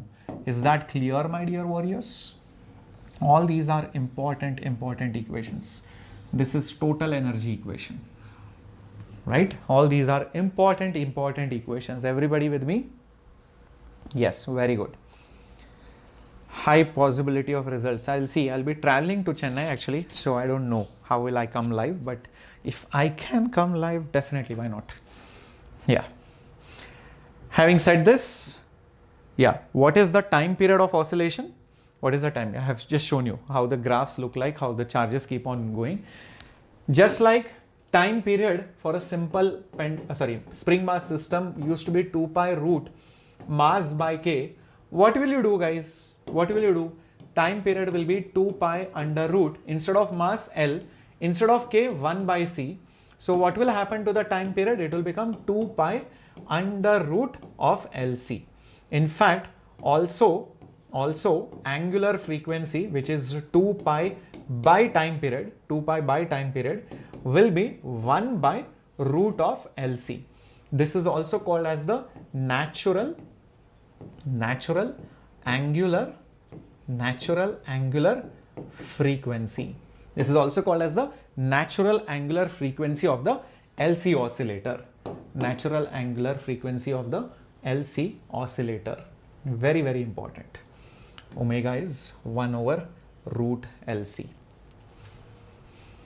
You will see that the charge will be a function of time. And you can see how the charge is going. Q is sine or cos function. So Q will be something like maximum Q max, sine function or cos function, anything will do, omega t plus phi. Just like you had SHM equation. Just like you had SHM equation. That's it. So Q max into sine omega t plus phi. What is Q max? Maximum charge. What is omega? Angular frequency. What is phi? Initial phase angle. Just like a simple SHM equation, instead of x is equal to a sine omega t plus phi, here you have charge is equal to Q max sine omega t plus phi. Yeah. Definitely come Buko if you have not yet prepared much for 11th standard, but you have just entered 12th standard. You have 1 year worth of time. There is a lot you can do. If you have wasted it, trust me, there is a good chance, good, I'm not saying okay chance, good chance you can even get into IIT Delhi, IIT Chennai, IIT Bombay, definitely, and that too a good branch. Okay, it is possible if you start today. If you start tomorrow, it is not possible. What will change in one day is your attitude. That's all. If you sit today, that means you have got that energy, you have got that motivation, you have got that focus. If you are going to think tomorrow, tomorrow also you will say tomorrow, and just like that 1 year passed by, same thing will happen. That's why if you start today, it is possible. If you start tomorrow, it is not possible. Right? Okay. Yes. Now, how many of you realized that this formula is also there in EMIAC chapter? If you remember, whatever we did at the start, remember Pandu pushing Champa? How many of you remember that story? Pandu pushing Champa. Pandu was force, Champa was the oscillator. Forced oscillation. Champa was on the swing, she was oscillating. Champa was on the swing, she was oscillating, right? Pandu was forcing her, forced oscillation. Champa, if Pandu did not push, had her own natural oscillation frequency, had her own sweet natural oscillation frequency. Pandu was forcing her and make her oscillate at his own desired frequency, yes or no? So same way, isn't electromagnetism very similar? Look at it. You have the inductor, resistor, capacitor, okay? This is like the spring. Oops, sorry, not this. This is like the spring. This is like your mass. And resistor, evil guy, it's like the damping force. It's like the damping force. So any system, LCR system, this is a LCR system. It has its own natural frequency. It has its own natural frequency, omega n, which is nothing but 1 by root of LC. A Pandu comes, that means an external source comes and forces it, in this case AC circuit. This is your forced oscillation. This is your external force, external periodic force, external periodic force. In this case, it is basically your AC, external voltage, okay, whatever you want to call it. Yeah, it could be something like V0 sine omega t and stuff like that. This is your forced oscillation. So the behavior will be also very similar to the graph which I showed you over there, So if I have current versus your external frequency, the forced frequency, it will have some forced frequency, F, omega F stands for that only. Sine omega F into T. The graph, how does it look like? Well, I feel it should look something like this. It should go, should go like this and go like that. And exactly when the frequency matches the natural frequency, which is omega n, you will see that the current is nothing but maximum, and that's when resonance occurs. Do you see the similarities of the two chapters? SHM and electromagnetism, EMIAC. How many of you realized it? Guys, don't spam. I'm not interested in other doubts now, only concentrating on advanced. How many of you realize this now? The similarity between these two chapters, electromagnetic induction AC and spring mass systems, oscillations, damped forced oscillations. Very, very similar. So resonance occurs in AC and maximum current flows. Yes, you get the highest current. Same thing. Your external force is matching the natural frequency of the swing or the spring mass system. Maximum amplitude of displacement. Yes, that is what you will get. Is that right, everybody? Very good, very good. Excellent. So that was your LC oscillations. Now, in lenses and mirrors, the only thing which is extra is this lens mirror combination. We have done it in other contexts, but just to tell you, you might have a silvered lens and you might be asked what is the effective focal length, or object is placed here, where is the image formed. Whenever a lens is silvered, you can split it into two parts. The lens separate and the mirror separate. The lens is separate and the mirror separate. So you can think as if a ray which enters, refracts, reflects and refracts. So there are three events happening: refraction, reflection, refraction. So the ray will basically first get refracted, then it will get reflected, and again once it reflects, it will again get refracted back. So there are three events happening here. So this combination, this effective power, is the rays coming in and going out two times. So two times the power of the lens plus the power of the mirror. Remember, powers add when lenses or mirrors are in contact with each other.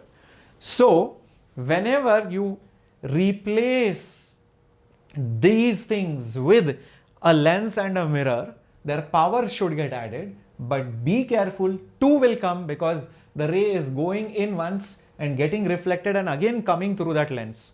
Because the lens is coming two times, that's why 2PL will come. Now after this, it is very simple. Let me tell you, the power of the lens is 1 by FL, 1 by the focal length. Mirror power is not 1 by F, it is minus 1 by F, minus 1 by F. Be very careful. It is negative 1 by F. Is that okay? Minus 1 by F. Number two, when you convert this into this plus this whole combination, because it is sending back light, it will have to behave like a new mirror, curved mirror. It will behave like a mirror only. No matter what you do, it will be a mirror. It will be a mirror at the end of the day. The only thing which you do not know, what is the power of that mirror.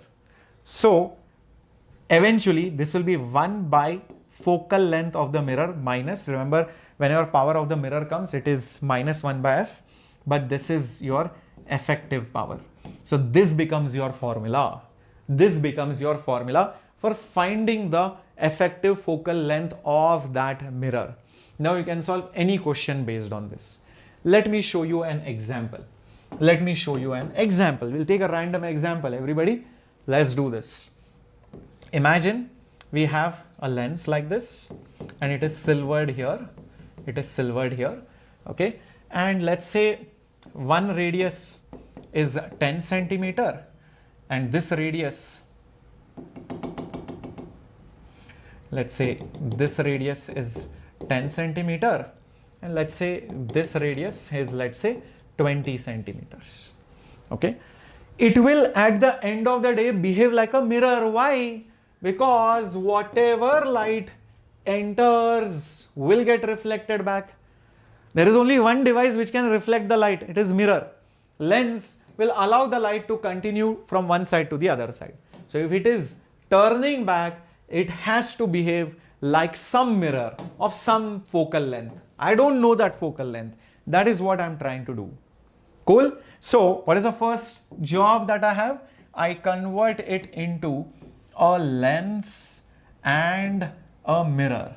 And I know eventually that also will behave like some new curved mirror, which I do not know what it is. This is your effective. This is your effective final mirror. Okay, let's do it. For the lens, use the lens maker formula. 1 by FL is equal to mu. Okay, let's say mu is also given to me. Let's say, oops, mu is basically 1.5. Let's take some standard simple values. So 1.5 minus 1, 1 by 10 minus 1 by minus 20. Is that okay? Fair enough. All right. This will become how much? 1.5 minus 1 is half. Okay. This will become plus. So this will become 2 plus 1 by 30. Sorry, what did I just do? 2 plus 1 by 20. Yeah. So this will become 3. This will become 40. So it will become 3 by 40. 1 by FL. That is 1 by FL. I'll just keep it on the side. What is the radius here? Radius is 20. So if a radius is 20, then focal length of the mirror, remember actually it is minus 20 because of the sign convention. R is 2F, F is R by 2. So basically it should be R by 2. That means minus 10 centimeters. Okay. So 1 by FM is 1 by minus 10. And yeah, I'll just leave it as it is. Now we know we have to add the powers. So power of the lens plus 2 times power of the mirror is the effective power. Of that mirror. 2 times power of the lens. Power of the lens is 1 by FL. So 2 into 3 by 40. Plus power of the mirror is minus 1 by FM. So minus becomes plus. So it will become 1 by 10. Is equal to effective power of the mirror. Power of the mirror is 1 by F. That's it. Now you just have to solve it. This, guys. Let's see what do you get. So over here you get 6 by 40. So 6 by 40. Actually that 2 and 40 cancels. It will become 20. So 3 by 20 plus 1 by 10 is equal to minus 1 by F effective. LCM is 20. So 3 plus 2 is equal to minus 1 by F effective. 3 plus 2, 5. 5 by 20, 1 by 4 is equal to 1 by F effective. So F effective is minus 4 centimeters. Means it will behave like a concave mirror. Now any kind of question comes, they say an object is placed here, where will the image be formed? You don't have to worry about all these things. Just think as if there is an object placed in front of this mirror and use mirror formula and solve it. Understood, guys? Everyone? Understood? Yep. Clear? Yep. Very nice. Shall we go ahead?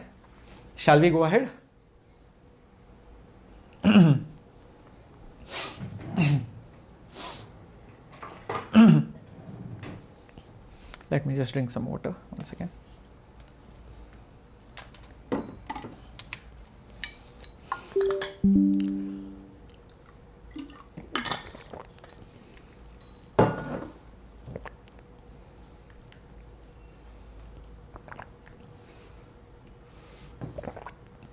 Okay, so we have come almost to the last few things.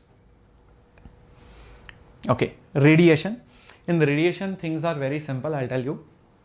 I have given a table which has all the properties of alpha, beta and gamma rays. Usually they won't ask so many theoretical questions, but there are chances in JEE Advanced they might make it into a passage or anything. So it's better you know all the properties of alpha rays, beta rays and gamma rays. At the end of the day, what is an alpha ray? It is a doubly ionized helium. So it has 2 positive 2 charge plus 2e, and mass wise it is 4 AMU roughly. Beta rays is nothing but electrons. So atomic mass number wise negligible, charge wise minus e.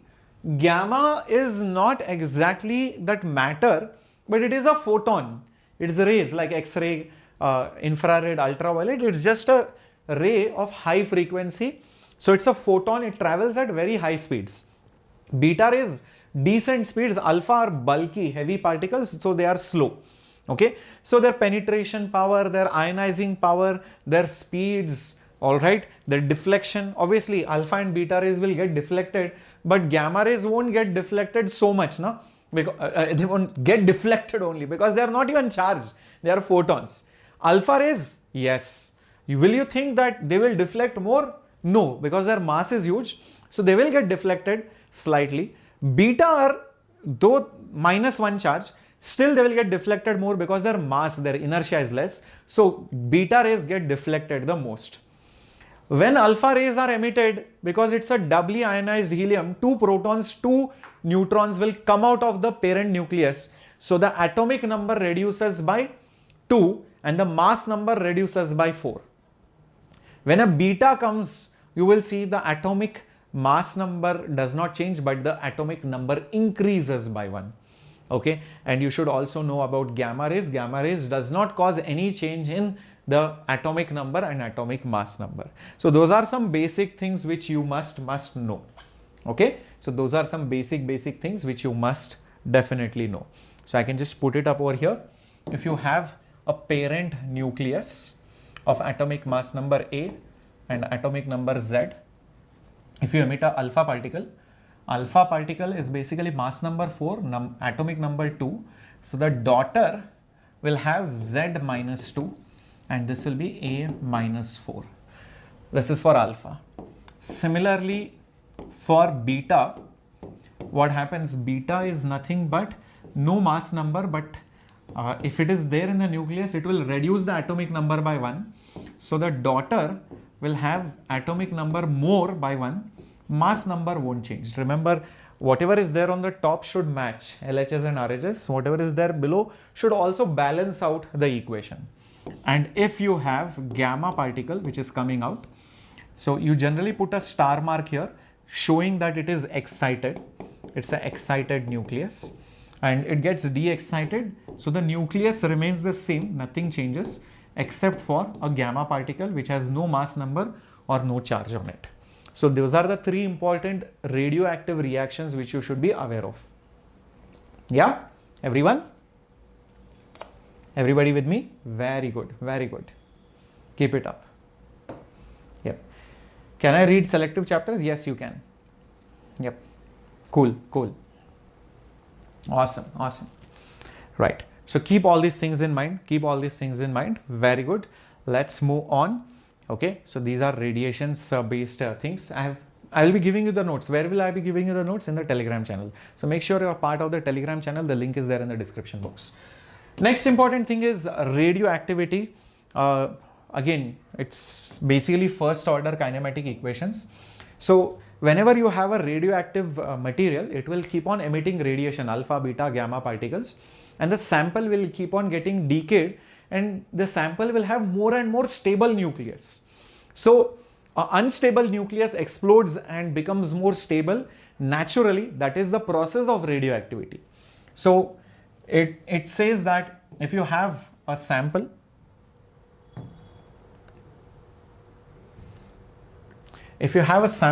of material, and let's say there are n number of nuclei, and it is getting decayed, so there is some radiation coming out of it,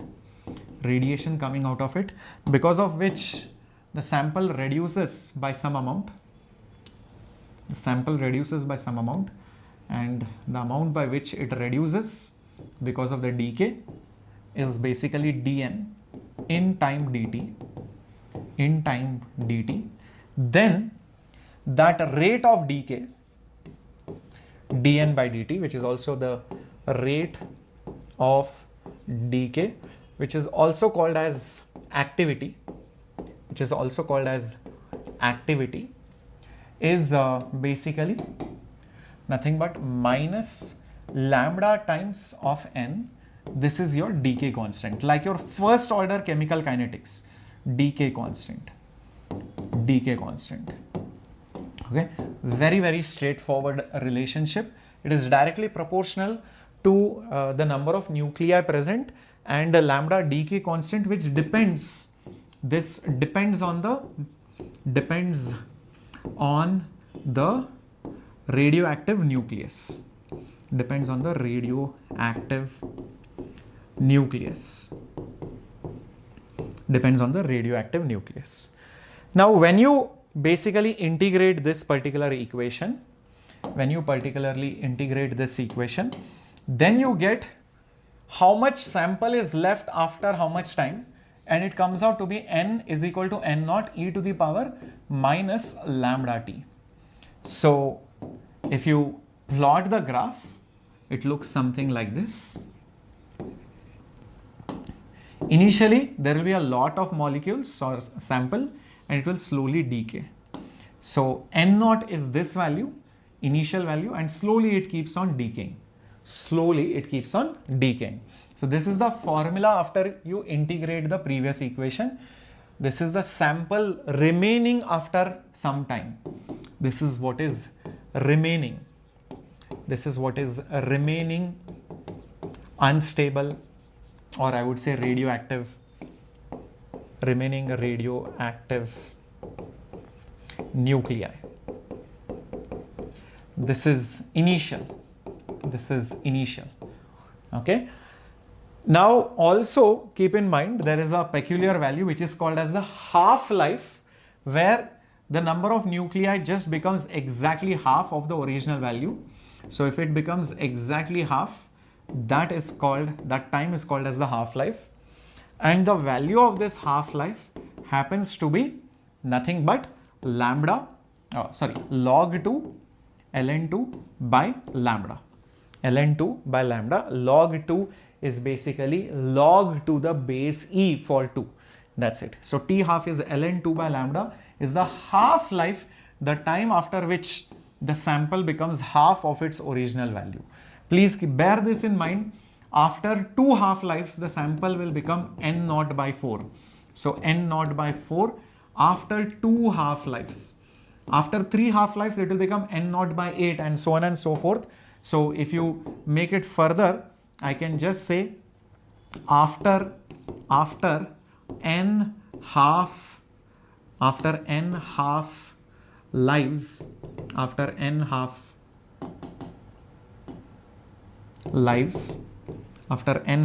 but this n not to be confused with this n, so I'll just put it in different way, small n. The left sample will become how much? N naught by n naught into half into half into half n number of times. So it will be half raised to small n. So first time by half, next time by 4, next time by 8. So 1 by 2 into 1 by 2 into 1 by 2. Every time it becomes half of the previous after each half-life. That is the formula. In fact, you should also know that there is one more term called as mean life, that is also called as average life. And the average life of any nucleus is just 1 by lambda, which means how much time it stays alive. That's it. So first nuclei stayed alive before decaying for 1 hour. Second stood alive for 1 second. Third stood alive for 1 day. Fourth stood alive for 5 hours. So you take the average life, that is called as your T half. And this is the formula for it, which is just 1 by lambda. Again, something which you should be aware of. Cool? Very good. Yeah. Excellent. Shall we go ahead? Yep. Another thing which you should know is activity, which I think I just told you. Activity A is nothing but the rate at which you disintegrate dN by dt. So initial activity will be nothing but d n naught by dt. This is initial. Just like you had n is equal to n naught e to the power minus lambda t. Same way, your normal activity A will be nothing but A naught into basically e to the power minus lambda t. Same equation is also valid for activity. Same equation is also valid for activity. Keep this in mind. Yep. Cool. Awesome. Awesome. The 0 to hero flash 2 weeks challenge. This lecture will help you cover all the concepts and the points in the Cengage. Yes. But I will tell you one more thing. What you will need is the problem solving sessions which I will be doing on this channel. Because see, even in the 0 to hero or whatever, it's till mains level, it is fine. But when you go to advanced, it's not like you learn new theory. How do I use these concepts and apply in complicated problems? How do I solve a matrix type problem? Because your strategy, your thinking process, which direction you approach the problem matters. So more than, the theory, I feel it is the direction of the problem, how to combine the concepts, how to approach, all these things will matter. That's why we'll have problem solving classes. Okay? That's why we'll have problem solving classes. Okay. Yeah. No problem. Shreyas Sir, the goat. Oh my God, the goat has arrived in the chat box. No problem, Kampubu. You can, don't worry about the chats, just concentrate on the class. Yeah. Yeah, just concentrate on the class, that's it. Yep. Yeah. Is Cengage necessary for physics advanced? Not necessary. Who told you all these things? Yeah. All right. So that was done. Shall we go to the last part of this class, and that is X-rays and Moseley's law. Wow. Guys, can you believe there were so many things you would have left had you not attended this class? Now just imagine in chemistry it is even more. Maths, it's not so much, but it is there. Just imagine now, count all these topics and how many marks you might probably lose if you don't attend this. Easily, I'm telling, easily 30 marks to 50 marks. Easily. And you might be like, sir, 30, 50 marks? Oh my God. In JEE Advanced, you know what happens in JEE Mains? In JEE Advanced, it's crazy. 30, 40 marks, if you are leaving it, you are not serious about, worth of studies. I'm not saying in the exam. In exam, you might leave even 100 marks paper. But studies, you can't afford to lose. You have to give in your 100%. The whole of India is preparing. It's competition. Intense competition is there. Yeah. Right. Right. Sir, I am a Tamil Nadu student and I do not go to any coaching. Even now, is it possible? Kama Boko Gona Pa Chiro. Basically, depends on what percentile you are getting right now. You can probably let me know once you get your percentiles, maybe today, tomorrow, or what are you expecting? Number one. Number two, have you sincerely, put in your effort last 1 month or 2 months? Do you have that momentum? Do you have that craze? Are you willing to sacrifice sleep and other luxuries and prepare for 12 to 15 hours a day? If you are ready to do this, it is possible. If not, any one of these condition is not met, it is not possible. I will tell you straight away. Okay? You have to study for 12 to 15 hours. You have to have that momentum going. You have to have that motivation to get into IIT. And you have to watch the lectures. You have to solve a lot of problems. And if you do all these things, 100% it is possible. I'm telling you. Can I get into CSE and IIT? See, all these questions are for some other lecture, not for this. Okay. So X-rays, let's concentrate on this. Okay. Now in X-rays, first of all, understand X-rays is just a small part of that big, large electromagnetic spectrum. Their typical wavelengths are of the order of few Armstrong, right? That is what it is. It is, I'll just make a duplicate of this. Their wavelengths, their wavelengths are of 0.1 Armstrongs to, you know, typical 1000 angstroms. That's the range of the wavelengths that you get for X-rays. They are highly energetic and penetrating.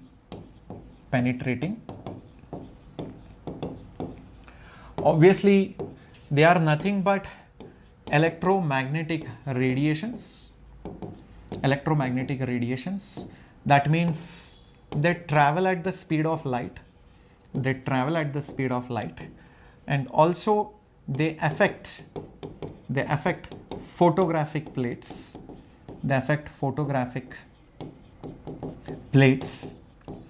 They are transparent for some objects like flesh, but they are opaque for some objects like the bones. That's why they are used to determine fractures and cracks, fracture, etc. Also to study crystals. Also they are used to study crystals, right? That is the application of X-rays. They are chargeless particles, so that's why they won't get deflected and all those things.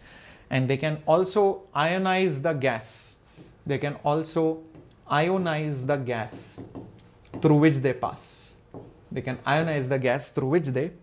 These are some basic properties of X-rays. Yep, correct.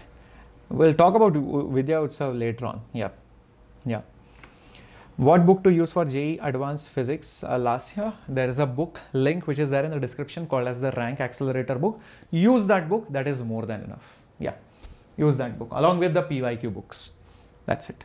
So now, how do you produce X-rays? By accelerating charges, making them hit a target, and you cool the target, because when you hit it, there is a lot of heat developed, and whatever rays you get, they are basically X-rays.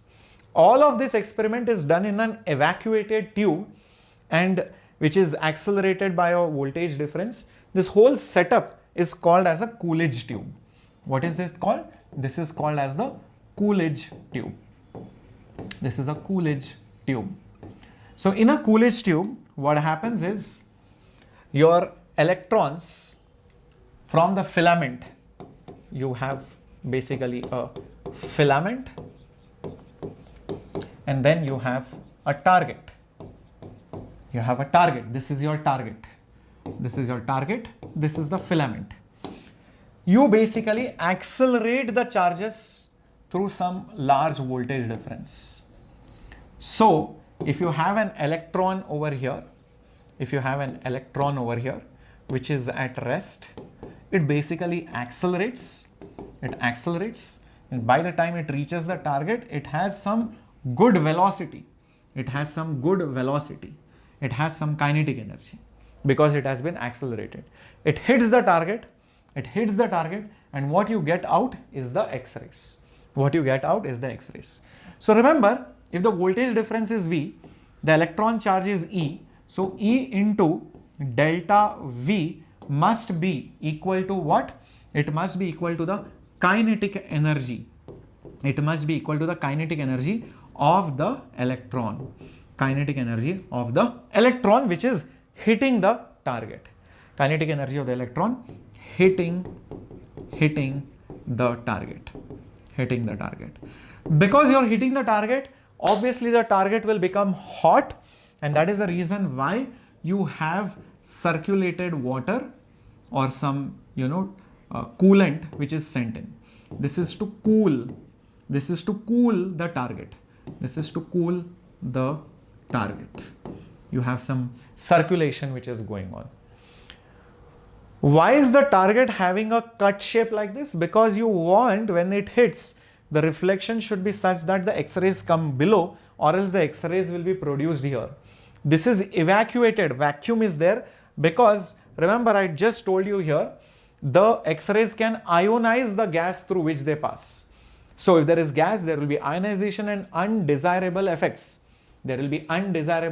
Correct? So that's the reason why we do not, that's the reason why we do not have air filled tubes. Cool, everyone? Awesome, awesome.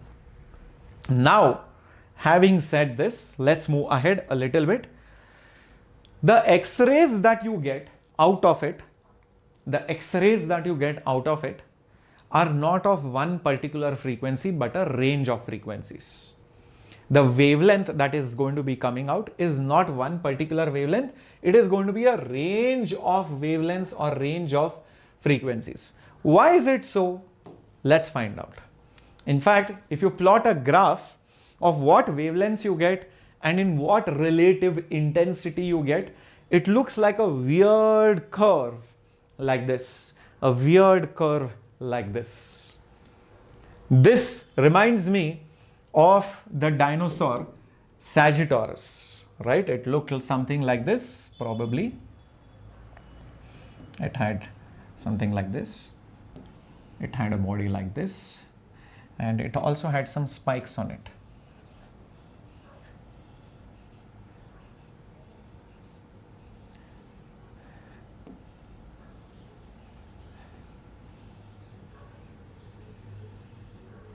This is your dinosaur Sagittarius. The whole body was filled with spikes. It was obviously millions and millions of years back. So this probably reminds us of that, this curve. Exactly. So why is this curve like this? Why are there spikes over here? Why the intensity of certain wavelengths are too much? Why does the graph peak? Why is there a cutoff over here? Okay, all these things. Why is there a smooth curve here? Why is there a sharp curve here? All these things we have to talk about. But let me tell you one thing. This smooth part which you are seeing, this is because of one theory which is also called as continuous spectrum or continuous X-rays. And the spikes that you see over here, those spikes, they are because of another theory called as characteristic X-rays.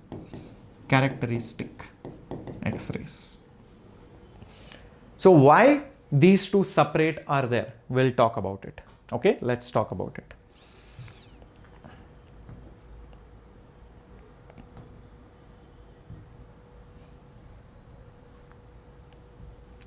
Okay, now imagine you have those high speed electrons. Which are accelerated towards the target in the Coolidge tube. Where? In the Coolidge tube. Remember, the electrons get accelerated from the filament to the target, and they hit the target with a very high kinetic energy because the voltage is very, very high. Okay. So what happens next? There are two of these possibilities which can happen. So remember, there are atoms inside the target. Right? So probably when they hit or come close to these atoms, they might get deflected, they might get retarded, they might lose some energy during the collisions with the atoms. They might not be absorbed, but they might lose some energy. And let's say this electron might lose all its energy and has negligible energy left, has very, very low speed. So there is maximum loss of energy. Agree or disagree? So what will happen? Where will that energy go? That energy will come out as a radiation, basically photon. So a photon is emitted, the loss of energy goes into photon. So you will see a highly energetic photon. Highly energetic photon means a very short wavelength, very short wavelength, high energy. So this is what it is. So this will be very high frequency, right? Or I would say, a low wavelength. This is the lowest wavelength that you can get. Maximum energy lost. So I think this is the lowest wavelength that you can get, or this is the highest frequency that you can get. This is the highest frequency, or I can say lowest wavelength that you can get. Another electron probably, when it hits one of those atoms, might not lose all of its energy, maybe it loses only little bit. Okay, fine. Then it hits another atom inside the target, then it hits another atom inside the target, and it does not lose all of its energy. Some of its energy only lost. Okay, so some energy reduces, it still retains. It again hits another atom and it loses only a little bit of its energy. So it keeps on reducing energy in its steps, and slowly, you will see that it loses all its energy, and negligible. It has now very low speed after some time. So it loses energy in steps. Because it loses energy in steps, what will happen? The radiation which will come out will be of very low energy. Low energy means low frequency. Low frequency means large wavelength. So you will see a large wavelength will be emitted. A large wavelength will be emitted. A large wavelength. A large wavelength. A large wavelength. A large wavelength. So you will see large wavelengths are going to be emitted. Large wavelength. So large lambda, and I would say small frequency is going to be emitted. Wow. So now I understand why there are not just one wavelengths but many wavelengths. So there could be other type of collisions which are happening inside,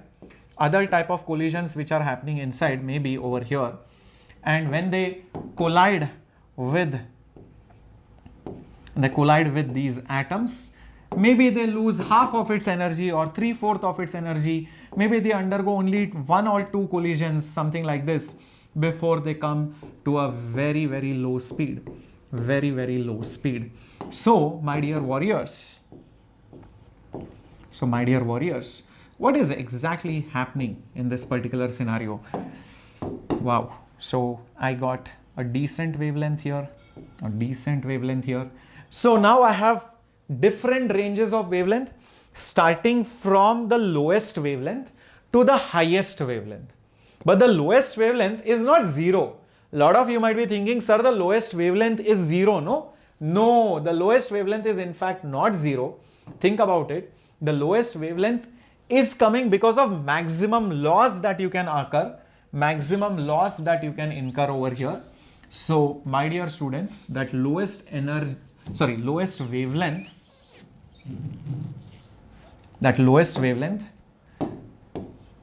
photon, the photon with lowest wavelength or the highest energy is coming from the maximum loss of the kinetic energy of the electron.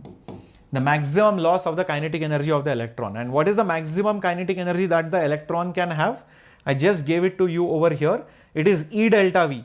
It is nothing but E delta V. So use that over here. So it is nothing but E times of the voltage difference is equal to energy of the photon. I can write it as like this, H F max, or you can put it as Hc divided by lambda minimum. If frequency is maximum, lambda is minimum.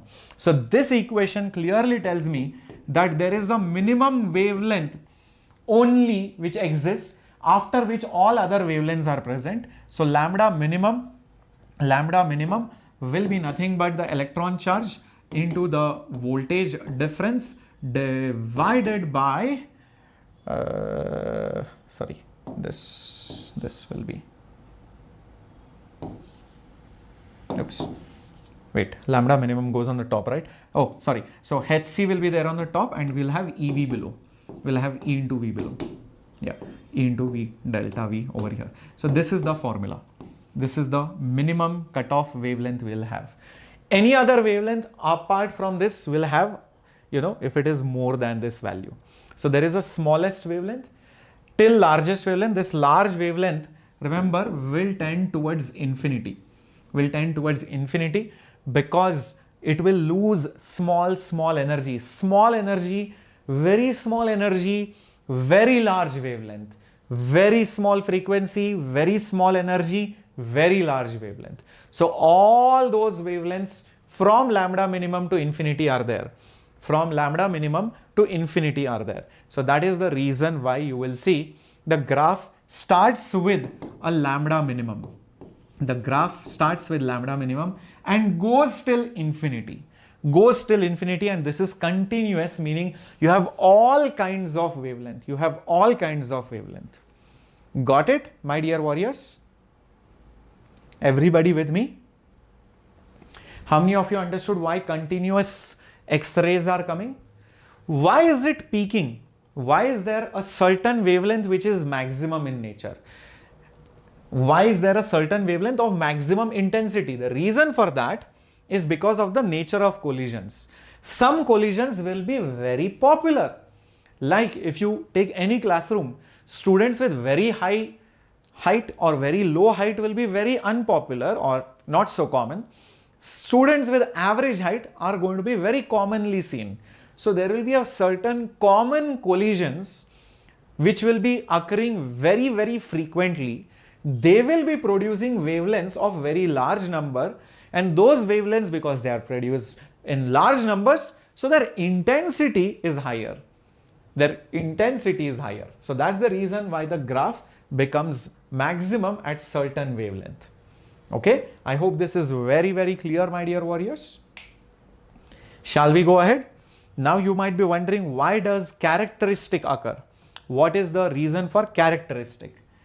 See, what happens is,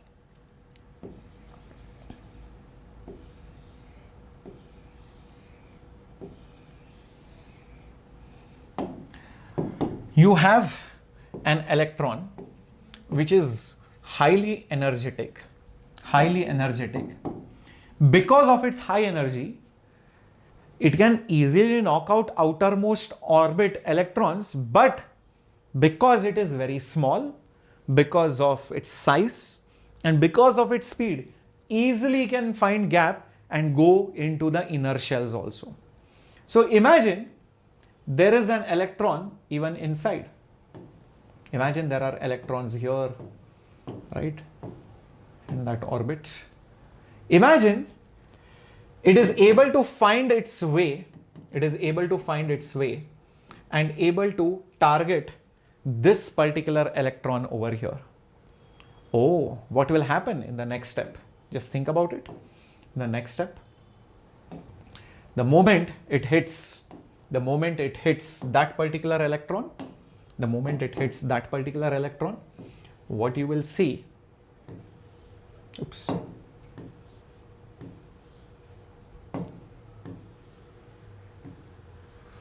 this is the nucleus, KLMN shell, like that. You will probably see that this electron collided with this. Obviously, this electron will get deflected like that. Not just that, this electron will be knocked out. So this is the electron which collided with inner shells. It collided with inner shells. Oh, so the moment this happens, what do you think will happen next? There is a vacancy which is created inside.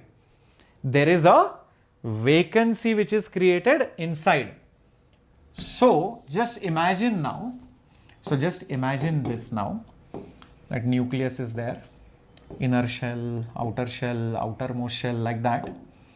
Now there is a vacancy which is created here.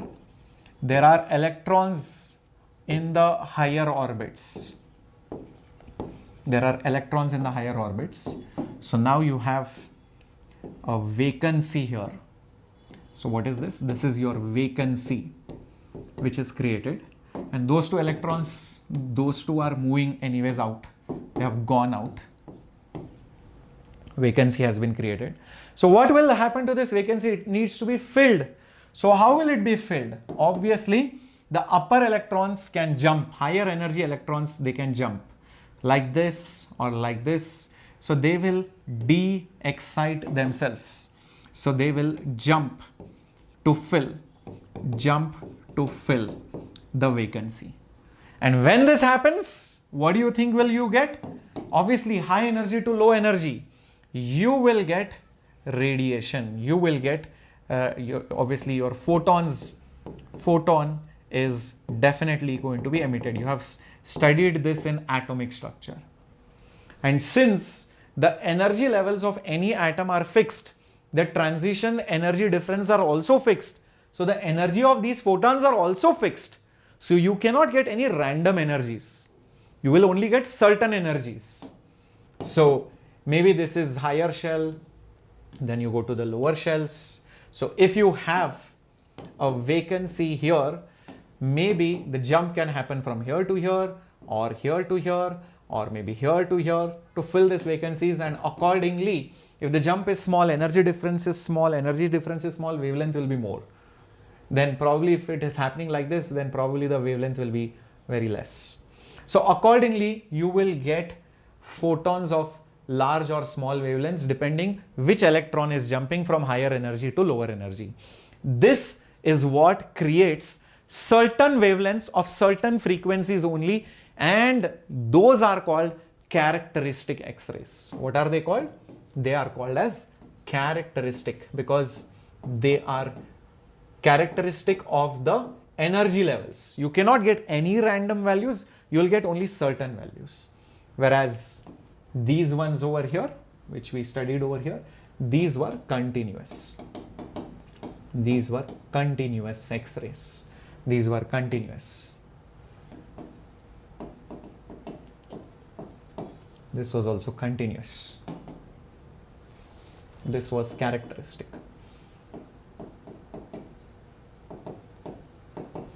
Got it?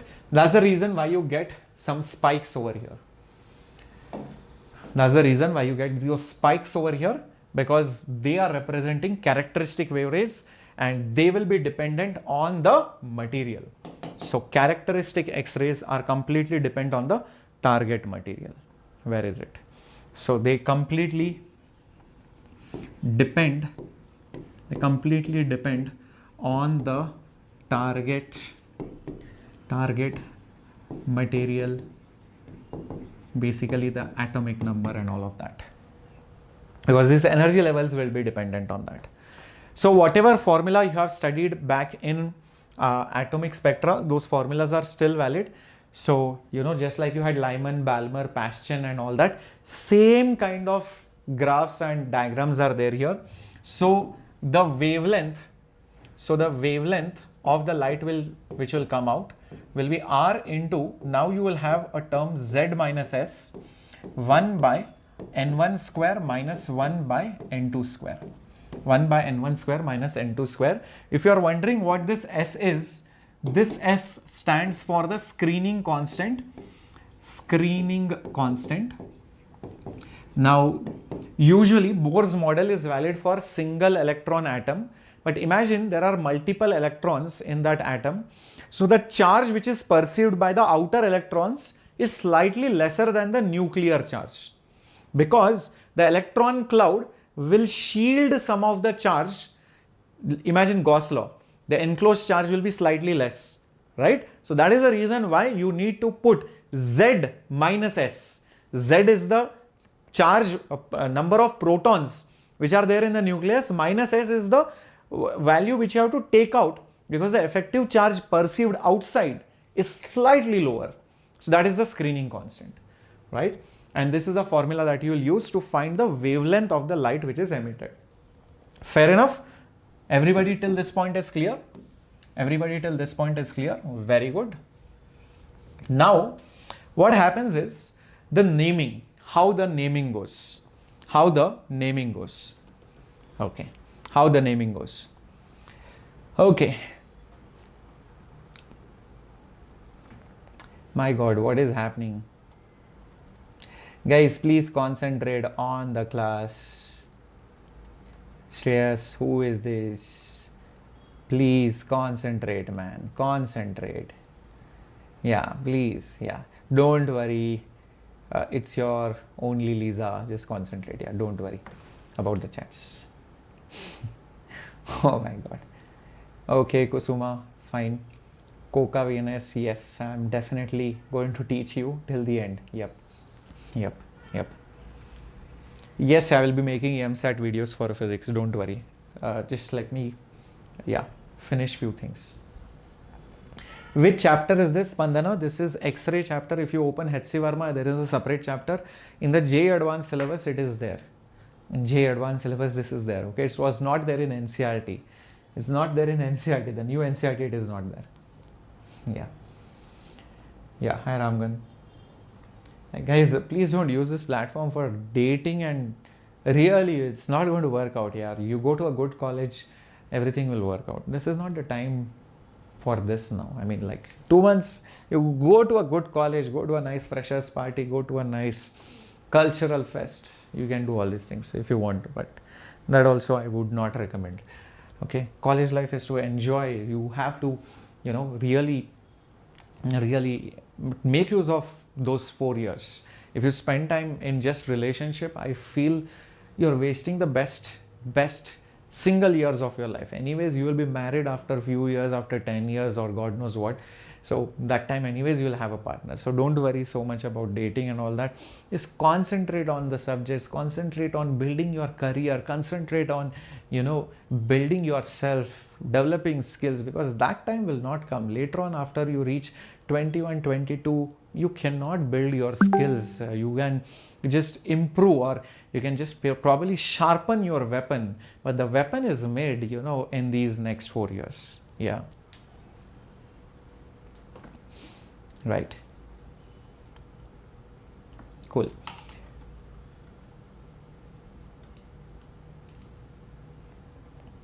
Let's move on. Okay.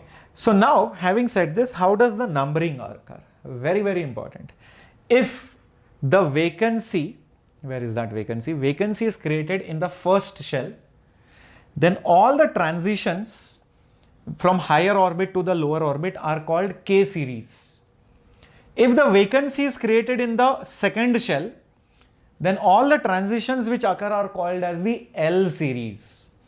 If the vacancy is created in the third shell, then all the transitions which happen are called as the M series. KLMN like that. KLMN like that. Okay. So you will see the K series are from 2 to 1, 3 to 1, 4 to 1, etc. This is like Lyman. But it is not called Lyman because this is not hydrogen. This is not hydrogen. This is some lead, some heavy metal. So you cannot call it Lyman series.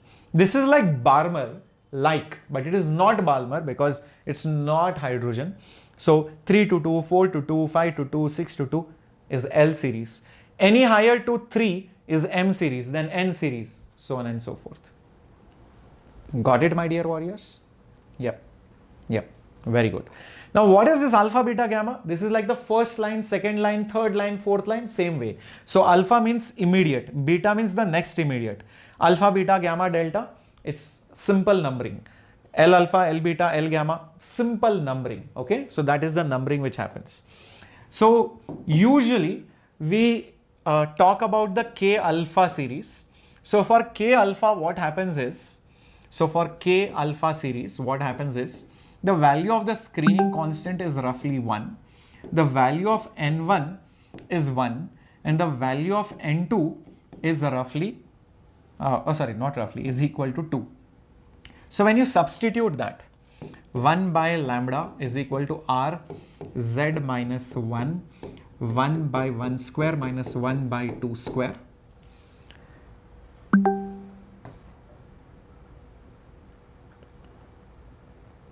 What do you get?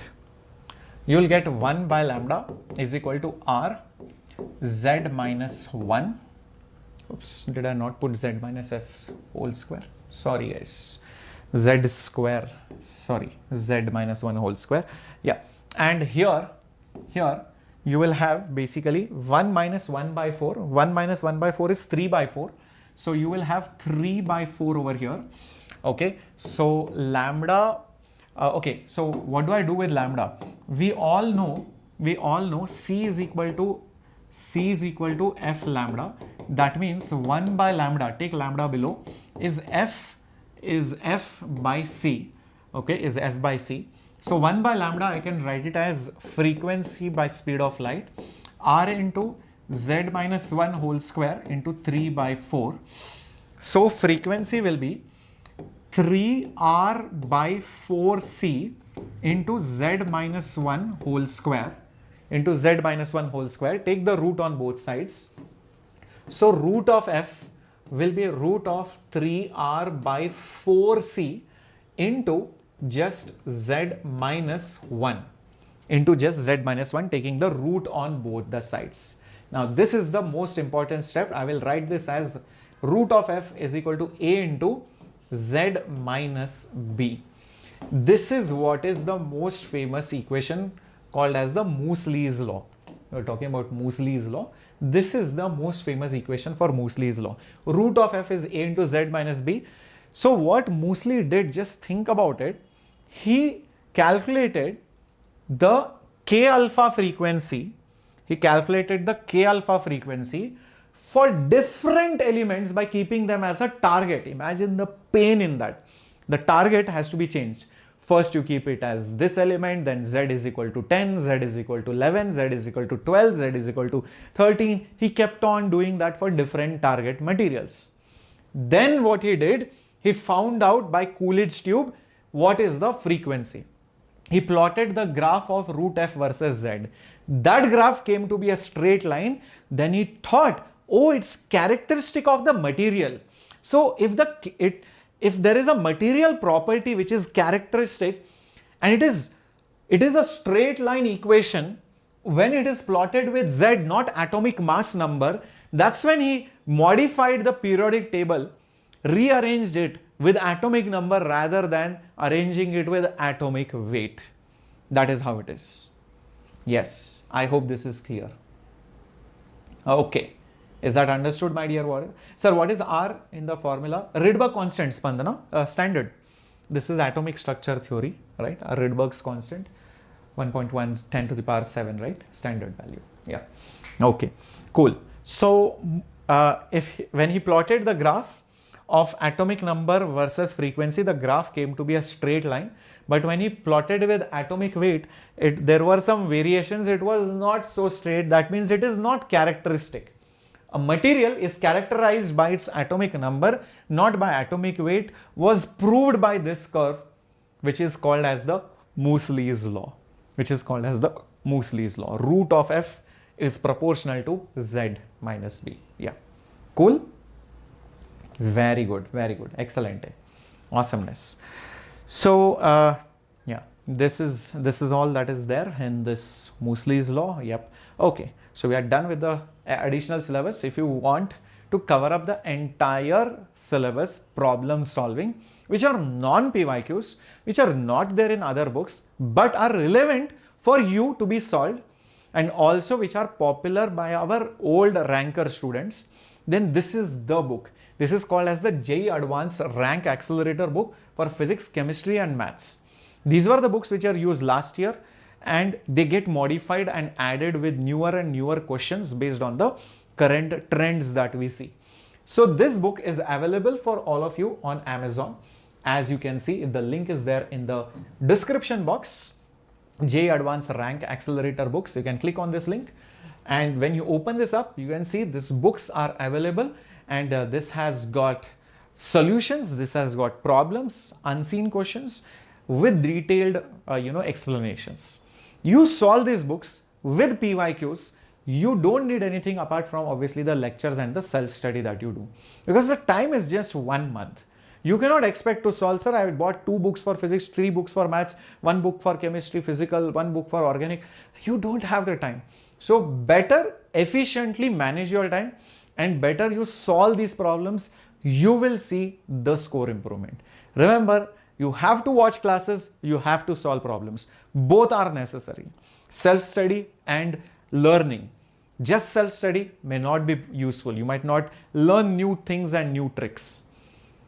correct? And just watching is also not useful because you have to get practice. You have to do that. So now is the time. It's just for 1,499 rupees. The link is there. Use this book. That's what I would say. The smart ones are the ones who will use this, right? Okay. So that's it for today. I hope you guys enjoyed the lecture.